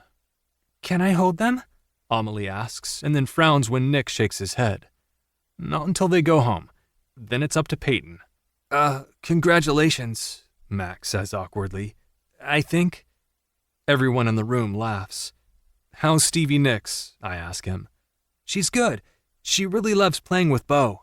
Because he's the best, Elle says, still not looking up from her phone, which she has resting on her rather large belly. I would love to come to your home while the children are at school and help you, Miss Peyton, Talisa says. Peyton looks at me, then to Nick, who nods. Consider it a gift, he says. I know you didn't want anything, although Amelie has spent a fortune at the store on gifts. Talisa is home during the day and wants to help. Are you sure? I ask Nick. Of course. We're family. It's what we do. I'd love the help, Peyton says. Thank you. Talisa claps her hands together. Ooh, I can't wait to hold them. I spy Mac, looking at the cradle. I go over to him and point to my oldest, who is wearing a navy blue hat. That's Maverick, I tell him, and this one is Jace. Perfect footballer names, Mac says. Or baseball, I add. Or doctor, Nick throws his hands up. How come none of my kids want to be doctors? Too much school, Dad, Amelie says. No one likes to read except for you. We all laugh until Elle blurts out, Will you freaking stop kicking me? And then jabs her hand into her side. Yep, that's the one thing I'm not going to miss. Chapter 33. Peyton. Talisa bustles around the living room, straightening and organizing candles and magazines she has already straightened and organized. I think she's more nervous than Noah and I are for the people interview. Granted, I am on edge about the entire thing. Having someone come into our new home, which we've only been in for a couple of days, take photos, and ask us questions is a bit unnerving. What if people on the other end don't care for how we decorated, or like the theme we chose for the nursery, or how the boys are in one room and Juniper is in her own? Noah tells me I have nothing to worry about, especially where outsiders are concerned. If they don't like how we did something, that's on them, not us. Easy to say, harder to accept. Juniper came home first, 1 week after she and her brothers were born. Each morning, the two of us bonded over decaf coffee, breast milk, and a scream fest while I gave her a bath. I'm thankful for my in-laws. Liam and Josie have been my saving grace, especially since I couldn't carry Juniper around. Every day after school, Paige took over, giving me a moment to myself. But honestly, I could never go far. It's like my heart ached for her. And my boys. I missed having Noah, Maverick, and Jace in the house with Juniper. Granted, the house would have felt crowded and probably would have driven Liam out the door, but I needed them. Video chatting with Noah while he's still in Portland is not a substitute for having him in Beaumont. Beside the fact that I miss him, he's missing moments with his children, and I hate that for him. I know I could have stayed in Portland, but not without a ton of help. The help I have in our hometown. Having family surrounding us 24/7 is the perfect way to heal. Maverick and Jace came home right on schedule, my strong little warriors. Nick says they're going to be just fine and growing the way they should. Each morning, I give the boys my undivided attention, trying to make up for the week Juniper had all by herself. It's funny to watch their little personalities come through each day. Juniper is an eye roller, and Elle says she gets that from her. I don't disagree. Each time one of the boys begins to fuss, Junie rolls those baby blues, but then seconds later starts her own fussing. Right now, when I'm sitting down, I can hold all three. It's the best feeling in the world having them snuggled on my chest. Noah loves it as well, and when he's home for the 1 to 2 days a week he can get in, it's all he wants to do. This husband of mine sits on the couch with his feet up and has a chest full of baby with his pup by his side. Stevie Nicks is amazing with the triplets, as we suspected she would be. While we were at my in-laws, the babies shared a room. Now that we are in our new home, the twins share, and Juniper has her own. The rooms are next to each other, joined by a Jack and Jill bathroom. This bathroom is where our dog sleeps, right smack in the middle, so she has easy access to both bedrooms. We tried to bring her back to our room, but she won't have it. Stevie Nicks is wherever the babies are, standing guard and protecting them.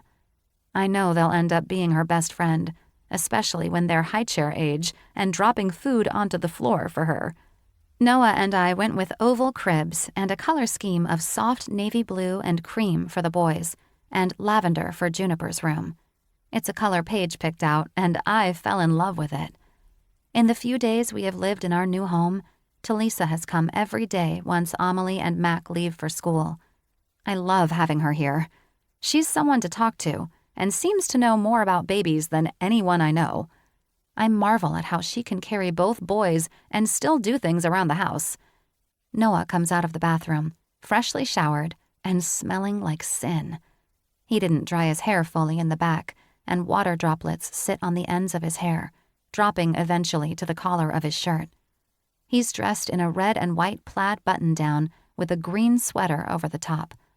I stand there, staring at my gorgeous and sexy husband, who looks like a Christmas ornament. I love your sweater and your shirt, but not together, I tell him. Not with the house being decorated for Christmas. You should wear something neutral. Noah throws his hands in the air and groans. Do you want to dress me? I can't help but laugh. Wear your sweater. I like it, and it'll match the boys. Put a white shirt under it. You got it, he says, and then kisses me. What do I need to do to get the babies ready? Nothing, I say, shaking my head. Talisa has the boys now, and my mom is with Juniper getting her dressed. I just need to change. Noah waggles his eyebrows at me, looking all mischievous and not at all sexy. Any other time, I'd fall for the tactic. But not today. And not yet. I'm still firmly in the no zone. Horn dog. You know it. He takes my hand and leads me into our walk-in closet, which I'm embarrassed to say is as big as a bedroom. My husband has a lot of clothes, and for someone who is only here a few days a month, he takes up most of the space. I change into an ivory-colored dress and add a green scarf to give our family portrait a bit of cohesiveness. This will be our first professional photo, and I want our family to look somewhat put together. The doorbell rings, and my stomach drops. I'm nervous I'm going to say something I shouldn't, and I honestly don't want people to judge me. Noah must sense my jitters and pulls me into his arms. Everything is going to be okay, he says as he kisses the top of my head. Easy peasy. They're here to show the world our lives and let people meet our babies. They're not trying to embarrass us. I nod and then smile when I hear Elle's voice. She's super pregnant and due in 4 weeks. Elle's scared to be a mom, but Ben's ready to be a dad. He's come to see the triplets every day because he wants them to know who their Uncle Ben is. Pee! Elle screams at the top of her lungs. I close my eyes, count to 3, and wait for one of the babies to scream. Silence. Were you holding your breath? Noah asks. Yes. You? He nods. I'm going to get her back for that stunt. Yeah, we are. We head downstairs and find the interviewer already setting up and the photographer taking photos of our tree, stockings, and other decorations. We signed a waiver, giving them access to almost every space of our home, except the front. We don't want people to find out where we live. Although, if they came to Beaumont, it would probably be fairly easy. Talisa comes downstairs with the boys and my mom with Juniper. She hands her to me once I'm seated, and then Noah takes the boys from Talisa, who stands off to the side, ready to help when one of them gets fussy. Honestly, I never thought I'd need someone like her, but I do. I'm so thankful Nick asked her to move back with him. The interviewer introduces herself as Liana and doesn't waste any time jumping into questions about Noah's career, mine, and what it's like being parents to 3 newborns. Peyton's my superwoman, Noah says.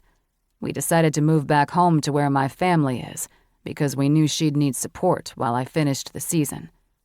Do you have a full-time nanny? Liana asks. Not full-time, no, I say. Talisa comes during the day to help. She's been a lifesaver. Noah's parents as well. And mine are here when they can be. It's definitely been a village. Your home is lovely, Liana says. What made you decide to remodel instead of build something new?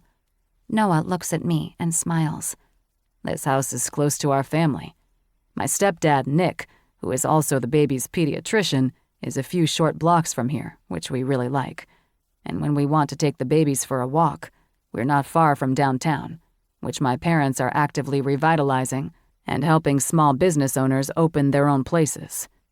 There's a rumor your dad, Liam Page, is going to run for mayor. Noah laughs. Who knows with him?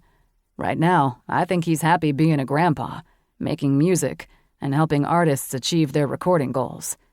He and my sister-in-law, Elle, have a great program set up at the studio, and Elle's working hard to bring more concerts to the area. We're really trying to put Beaumont on the map. Peyton, do you see yourself going back to work? Noah squeezes my hand. Right now, I'm going to freelance. I love helping players, and if they want my help, I'll give it. At the moment, I don't see myself working outside of the home. And you, Noah, what does your future hold? This time, I squeeze his hand. One game at a time, Liana. There are a few more questions, and then a series of photos are taken. We give Liana and her crew a tour, pose the babies, pose as a family, and take some sweet candid shots. When all is said and done, the entire thing took weeks of stress and less than an hour.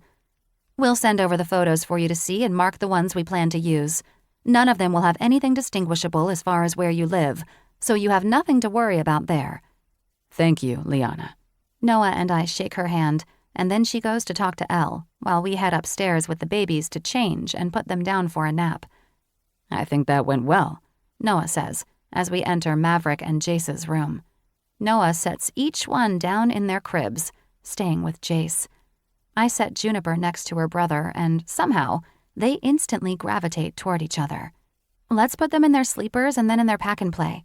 Give them some time together before it's time to eat, I say to Noah. Yes, you want that, don't you? Do you want to play with your brothers? Is she answering you? Not yet, I say with a sigh. Peyton! My mom screams my name. It's not a normal scream, but one that strikes fear.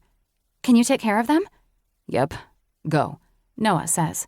I'm halfway down the stairs when I see my mom, Elle, and Talisa slowly making their way to the door. What's wrong? Miss Elle's water broke, Talisa says. We need to get her to the hospital.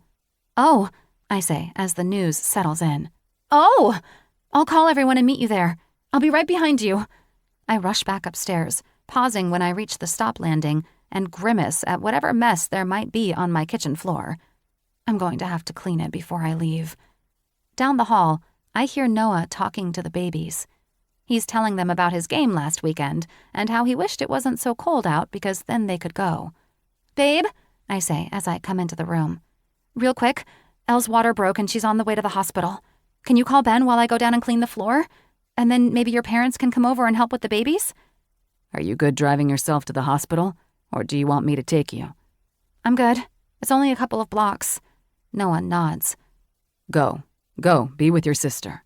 I'll clean up, and then I'll meet you there. I rush to him and press my lips to his. I love you. Love you more, Auntie P. Now go. I wish I could say I broke all the speed limits getting to the hospital, but I didn't. Thanks to hands-free, I'm able to call our dad and tell him what's happening, and luckily for us, he's at Liam's. My in-laws offer to keep Oliver with them while they come over to our house. I love my little brother, but fear his grabby hands might be too much for the triplets. Deep down, I know I have to trust Josie and Liam. They're not going to let anything happen to their grandchildren. The hospital parking lot is packed, and I end up circling until I find a spot. When I finally make it to the maternity ward, my parents are in the waiting room, pacing. Hey, Dad says as we hug.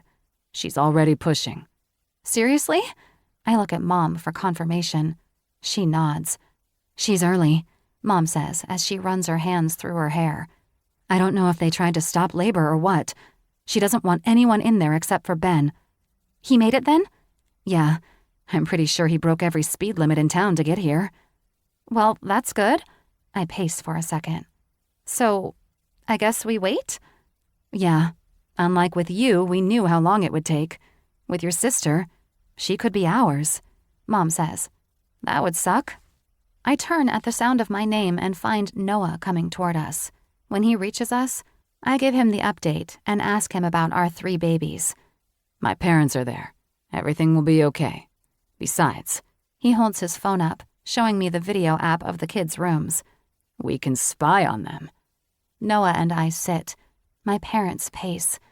It makes me wonder if they did the same while I was in here weeks ago, or if they sat and watched television. Knowing my mother, she paced and the hospital has probably replaced the tiles already. An hour goes by, and then another. I go to the window and look at the darkened sky and see that it's snowing. Christmas is in 2 days, and I don't know, there's something magical in the air. Ben? My dad's voice has me moving from the window to the front of the waiting room. Ben's smiling. Elle's fantastic. She gave birth a little over an hour ago, and we just needed some time to gather ourselves as a family before I came out to get you. Is my daughter okay? Ben's smile widens. She's damn perfect. Noah pats Ben on the shoulder. It's a whole other feeling, isn't it? Ben tries to hide the tears in his eyes, but can't. I love my wife, but damn, I've never felt my heart soar like this before. It's a whole other level. Not to be an ass, I say, but can we go in? I need to see my sister. Oh, yes, sorry. Ben leads us in, and while I know what to expect, my parents and Noah don't. Oh, shit, Noah says when he sees Elle. Elle? Oh my God, twins? Mom screeches as Elle beams. Elle's in her bed, holding a baby in each arm. Mom then looks at me. You knew? I nod. I keep my sister's secrets, I say with a shrug. Why didn't you tell us? Dad asks. Honestly, once we found out Peyton was having triplets, Ben and I wanted to keep this to ourselves. I'm surprised no one figured it out with how big I was. Well, I was huge, so they probably thought you were normal. I step closer to inspect the babies. Are you going to tell us their names? Elle looks down at the baby in her right arm. This little guy is the oldest by 8 minutes, she tells us. Everyone, I'd like for you to meet Mason Jet Miller. We're going to call him Jet. Our mom gasps and covers her mouth, while our dad fist pumps. Jet is a kick-ass drummer name. And this little guy, then is interrupted when the door to Elle's room bursts open. We all turn to find Quinn standing there with wet hair and breathing heavily. Liam called and said... He comes closer and halts when his eyes land on Elle. I missed it? Actually, you're right on time, Elle says. I'd like you to meet my youngest son, Sonny Quinn Miller.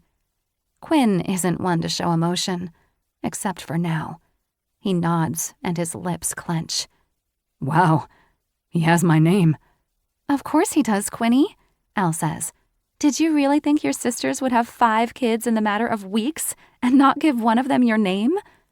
He looks from Elle to me, with tears tipping the rim of his eyes, and then at our dad. Thank you. Dad chuckles. For what? For this, he says as he looks around. For giving me this life when you could have easily shut the door and never looked back. And for giving me this family. Now he's looking at our mom. Being your son, their brother, and now an uncle is literally the best part of my life. Elle lets out a sob. Well, shit, Quinny. You can't say emo shit to a woman who just had a baby. 2, I point out. Right, what she said. I move to one side of Elle, and Quinn goes to the other. No matter what, it's always us, Elle says, and then looks down at her boys. Whenever I mess up, don't you worry. Your Auntie P and Uncle Quinny will take care of you. Believe me, their phone numbers will be the first thing you memorize. We visit for another half hour, and then Noah and I head home, with Quinn in tow. Once we get back to the house, Noah and I head upstairs and find Liam sleeping in Juniper's room and Josie in the boys'. We give them the news and tell them we'll see them tomorrow. Noah sees his parents out and then finds me leaning against the door jamb to the boys' room. What are you doing? Waiting for the clock to strike midnight? He looks at his phone and after a moment shows me the screen. Now what? Now we wish our children a Merry Christmas Eve, and then we go to bed. I like that idea. We start with Maverick and then Jace, whispering to them to not wake them. I head toward Juniper's room, but pause in the doorway when I hear Quinn. We stand there and listen to him read to her A Visit from St. Nicholas. Noah and I listen to the entire story and then slowly step into the room. Quinn's in the rocking chair, with Juniper on his chest. His eyes are closed. It's like they're snuggling. Do you want me to take her? Quinn shakes his head. I'm good. We're just chilling. She'll be up to eat soon. I'll come get you when she starts fussing. If you don't mind, I'm going to stay here with her. I don't mind, I tell him. Is everything okay? He doesn't say anything for a long beat, and then nods.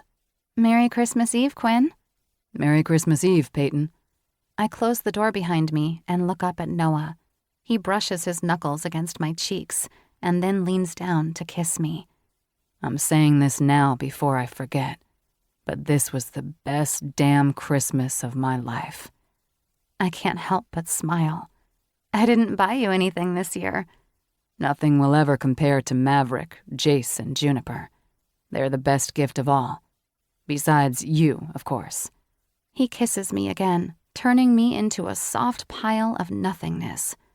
Noah takes my hand, and we head toward our room. Seconds after the door closes, Maverick's monitor lights up with a scream, followed by Jace. I'll sleep when they're 18. Epilogue. As I enter the small media room, I try not to look at my parents and wife sitting in the front row. I sit down in a metal chair, which is centered between 2 tables that was made to look like one. My knees hit the metal legs under the blue tablecloth. Even without seeing the front, I know the Portland Pioneers logo is facing the audience. The audience consists of media personnel, my agent, the owner of the Pioneers, our coach, our general manager, and a handful of my teammates. I focus my attention on Peyton, who has a steady smile on her face. Right now, I wish she was sitting up here next to me, holding my hand. There are times when I need her strength, and today is no exception. I look toward the door and see Harrison, Caitlin, and Quinn striding toward my parents. Quinn stops in front of the table I sit at, on this makeshift stage and gives me a fist bump. The tour he's currently on just happens to be in Portland right now for 3 nights, and instead of staying in a hotel, he's been crashing at our apartment. Once they're seated, I glance at my watch and sigh. Instantly, the sound of cameras clicking fills the air, and bright lights blind me. I squint and raise my hand to block one in particular, and then adjust the way I'm sitting because there's no way the camera person is going to adjust. After a deep inhale and an attempt to swallow the frog in my throat, I lean toward the microphone. Is this thing on? I want to think most of the room laughs, but in reality I think only 1 or 2 people do. I could tell them I'm practicing my lame dad jokes so I can embarrass my kids in the future, but the truth is, I'm nervous. Scared, actually. I'm about to make a life-altering decision, one which I'm not sure I'm ready for. I clear my throat again and lean slightly closer to the microphone so no one blurts out that they can't hear me. I want to thank you for being here today. I pause, needing to swallow the lump in my throat. And I want to thank my parents, my in-laws, and of course my beautiful wife for being here. I wink at Peyton. She winks back, sending my heart into a tailspin. Over the past season, there has been a lot of speculation about my time with the Pioneers. And, well, I lean back and sigh. Shit, I don't know. The year didn't go as planned, that's for sure. We were a win away from going back to the big game, and you all know how I felt during the press conference. Some of you even called and asked me about the fine I received because of the comments I made toward the officials. The first fine of my career, I might add. I roll a piece of lint between my fingers. You all know why you're here today, I say, and then inhale while I search for the words. The tears come first, forcing me to squeeze my eyes shut. Shit, I mutter, and then groan. Even if I wanted to look at my family right now, there is no way. One look, and I'll be a blubbering mess. Here's the thing, I say. Recently, my wife and I welcomed triplets. We also moved back to our hometown to be closer to family. Splitting my time between here and Beaumont means I've missed some things with my kids, and it's not a great feeling. I clear my throat again. My time as an NFL quarterback has come to an end. I've decided to retire and spend the rest of my days annoying my wife. I guess I should say, don't be surprised if I return somewhere because she will probably force me to leave the house. Everyone laughs. I want to thank the Pioneers organization, my coaches, teammates, and the staff, as well as my family. Mostly, my wife. If it wasn't for her and the guidance she's given me for too many years to count, I don't know where I'd be right now. The questions start immediately. What are you going to do? A reporter asks. I'm not sure, I tell them all. Right now, hang with my kids and help my wife. My stepdad offered me a coaching spot on the high school team, and my stepbrother is quite the athlete and has asked me to train him and get him ready for college. Won't you miss football? Another asks. Of course, but it'll always be a part of my life. And hell, I pause and shrug, maybe next year I'll come out of retirement. There isn't a doubt in my mind the Pioneers are in the corner seeing red. They're the ones who jerked me around on a new contract and brought in Kyle Zimmerman, which I'm still pissed about, given Peyton's history with him, as well as drafted a quarterback in the first-round draft. I'm not their future, and when I didn't take any of the offers that came my way, they figured I'd sign a new contract for peanuts. The offer was insulting, especially after I won them a championship. Their one and only. Noah! A voice in the back catches my attention. Why didn't you take any of the offers other teams made? I try to see who's asking, but the lights are too bright. Honestly, I wanted to stay in Portland. I hope that stings. I take a deep breath. I want to thank you for all the support over the years. It's been a pleasure playing for the people of Portland. I turn off the microphone and stand. More questions are asked, but I ignore them and walk off stage and out the door, heading to the small room where I waited for the press conference to start.